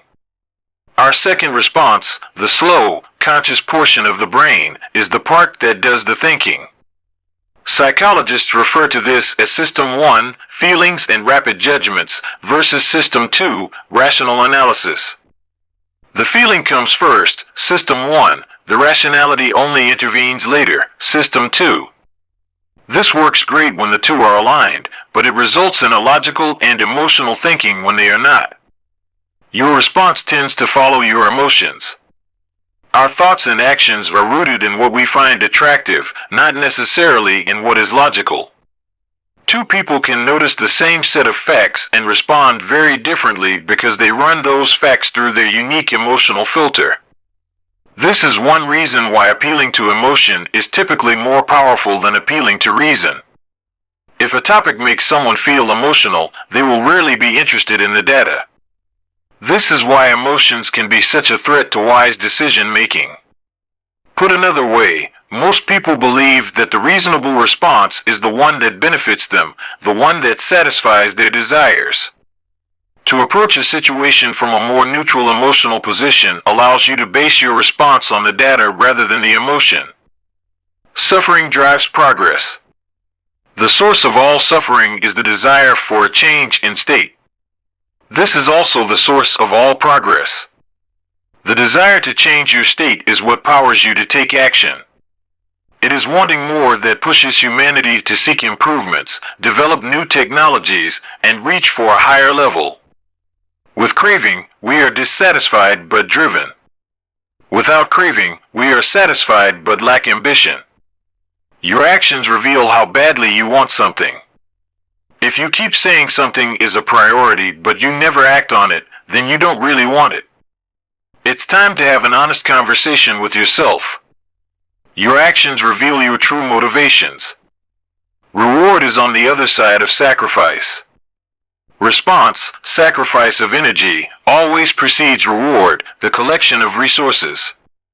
The runner's high only comes after the hard run. The reward only comes after the energy is spent. Self-control is difficult because it is not satisfying. A reward is an outcome that satisfies your craving. This makes self-control ineffective because inhibiting our desires does not usually resolve them. Resisting temptation does not satisfy your craving, it just ignores it. It creates space for the craving to pass. Self-control requires you to release a desire rather than satisfy it. Our expectations determine our satisfaction. The gap between our cravings and our rewards determines how satisfied we feel after taking action. If the mismatch between expectations and outcomes is positive, surprise, and delight, then we are more likely to repeat a behavior in the future. If the mismatch is negative, disappointment, and frustration, then we are less likely to do so. For example, if you expect to get $10 and get $100, you feel great. If you expect to get $100 and get $10, you feel disappointed. Your expectation changes your satisfaction. An average experience preceded by high expectations is a disappointment. An average experience preceded by low expectations is a delight. When liking and wanting are approximately the same, you feel satisfied. Satisfaction equals liking, wanting. This is the wisdom behind Seneca's famous quote, "Being poor is not having too little, it is wanting more." If your wants outpace your likes, you'll always be unsatisfied. You're perpetually putting more weight on the problem than the solution. Happiness is relative. When I first began sharing my writing publicly, it took me 3 months to get 1,000 subscribers. When I hit that milestone, I told my parents and my girlfriend. We celebrated. I felt excited and motivated. A few years later, I realized that 1,000 people were signing up each day. And yet I didn't even think to tell anyone. It felt normal. I was getting results 90 times faster than before, but experiencing little pleasure over it. It wasn't until a few days later that I realized how absurd it was that I wasn't celebrating something that would have seemed like a pipe dream just a few years before. The pain of failure correlates to the height of expectation. When desire is high, it hurts to not like the outcome. Failing to attain something you want hurts more than failing to attain something you didn't think much about in the first place. This is why people say, "I don't want to get my hopes up." Feelings come both before and after the behavior. Before acting, there is a feeling that motivates you to act, the craving. After acting, there is a feeling that teaches you to repeat the action in the future, the reward. Cue greater than craving, feeling, greater than response, greater than reward, feeling. How we feel influences how we act, and how we act influences how we feel. Desire initiates. Pleasure sustains. Wanting and liking are the two drivers of behavior. If it's not desirable, you have no reason to do it. Desire and craving are what initiate a behavior. But if it's not enjoyable, you have no reason to repeat it. Pleasure and satisfaction are what sustain a behavior. Feeling motivated gets you to act. Feeling successful gets you to repeat. Hope declines with experience and is replaced by acceptance. The first time an opportunity arises, there is hope of what could be. Your expectation, cravings, is based solely on promise. The second time around, your expectation is grounded in reality. You begin to understand how the process works, and your hope is gradually traded for a more accurate prediction and acceptance of the likely outcome. This is one reason why we continually grasp for the latest get-rich-quick or weight loss scheme. New plans offer hope because we don't have any experiences to ground our expectations. New strategies seem more appealing than old ones because they can have unbounded hope. As Aristotle noted, youth is easily deceived because it is quick to hope. Perhaps this can be revised to youth is easily deceived because it only hopes. There is no experience to root the expectation in. In the beginning, hope is all you have. Acknowledgements. I have relied heavily on others during the creation of this book. Before anyone else, I must thank my wife, Christy, who has been indispensable throughout this process. She has played every role a person can play in the writing of a book: spouse, friend, fan, critic, editor, researcher, therapist. It is no exaggeration to say this book would not be the same without her. It might not exist at all. Like everything in our life, we did it together. Second, I am grateful to my family, not only for their support and encouragement on this book, but also for believing in me no matter what project I happen to be working on. I have benefited from many years of support from my parents, grandparents, and siblings. In particular, I want my mom and dad to know that I love them. It is a special feeling to know that your parents are your greatest fans. Third, to my assistant, Lindsay Knuckles. At this point, her job defies description as she has been asked to do nearly everything one could imagine for a small business. Thankfully, her skills and talents are more powerful than my questionable management style. Some sections of this book are as much hers as they are mine. I am deeply grateful for her help. As for the content and writing of the book, I have a long list of people to thank. To start, there are a few people from whom I have learned so much that it would be a crime to not mention them by name. Leo Babauta, Charles Duhigg, Nir Eyal, and B.J. Fogg have each influenced my thoughts on habits in meaningful ways. Their work and ideas can be found sprinkled throughout this text. If you enjoyed this book, I'd encourage you to read their writing as well. At various stages of writing, I benefited from the guidance of many fine editors. Thanks to Peter Guzzardi for walking me through the early stages of the writing process and for a kick in the pants when I really needed it. I am indebted to Blake Atwood and Robin Delabo for transforming my ugly and insanely long first drafts into a tight, readable manuscript. and I am thankful to Anne Barngrover for her ability to add a little class and poetic style to my writing.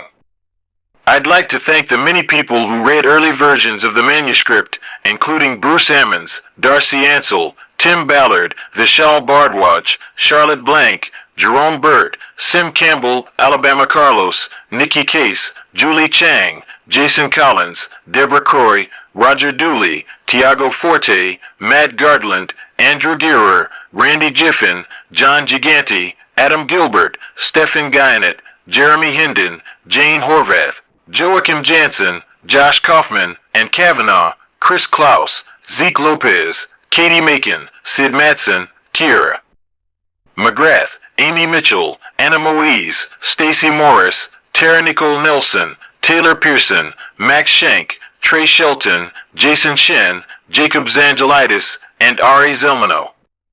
The book benefited greatly from your feedback. To the team at Avery and Penguin Random House who made this book a reality, thank you. I owe a debt of special thanks to my publisher, Megan Newman, for her endless patience as I continually pushed back deadlines. She gave me the space I needed to create a book I was proud of and championed my ideas at every step. To Nina, for her ability to transform my writing while still retaining my original message. To Lindsay, Farron, Casey, and the rest of the PRH team for spreading the message of this book to more people than I could ever reach on my own. To Pete Garceau for designing a beautiful cover for this book. And to my agent, Lisa DeMona, for her guidance and insight at every step of the publishing process. To the many friends and family members who asked how's the book going and offered a word of encouragement when I inevitably replied slowly, thank you. Every author faces a few dark moments when writing a book, and one kind word can be enough to get you to show up again the next day. I am sure there are people I have forgotten, but I keep an updated list of anyone who has influenced my thinking in meaningful ways at jamesclear.com/thanks. And finally, to you. Life is short and you have shared some of your precious time with me by reading this book. Thank you.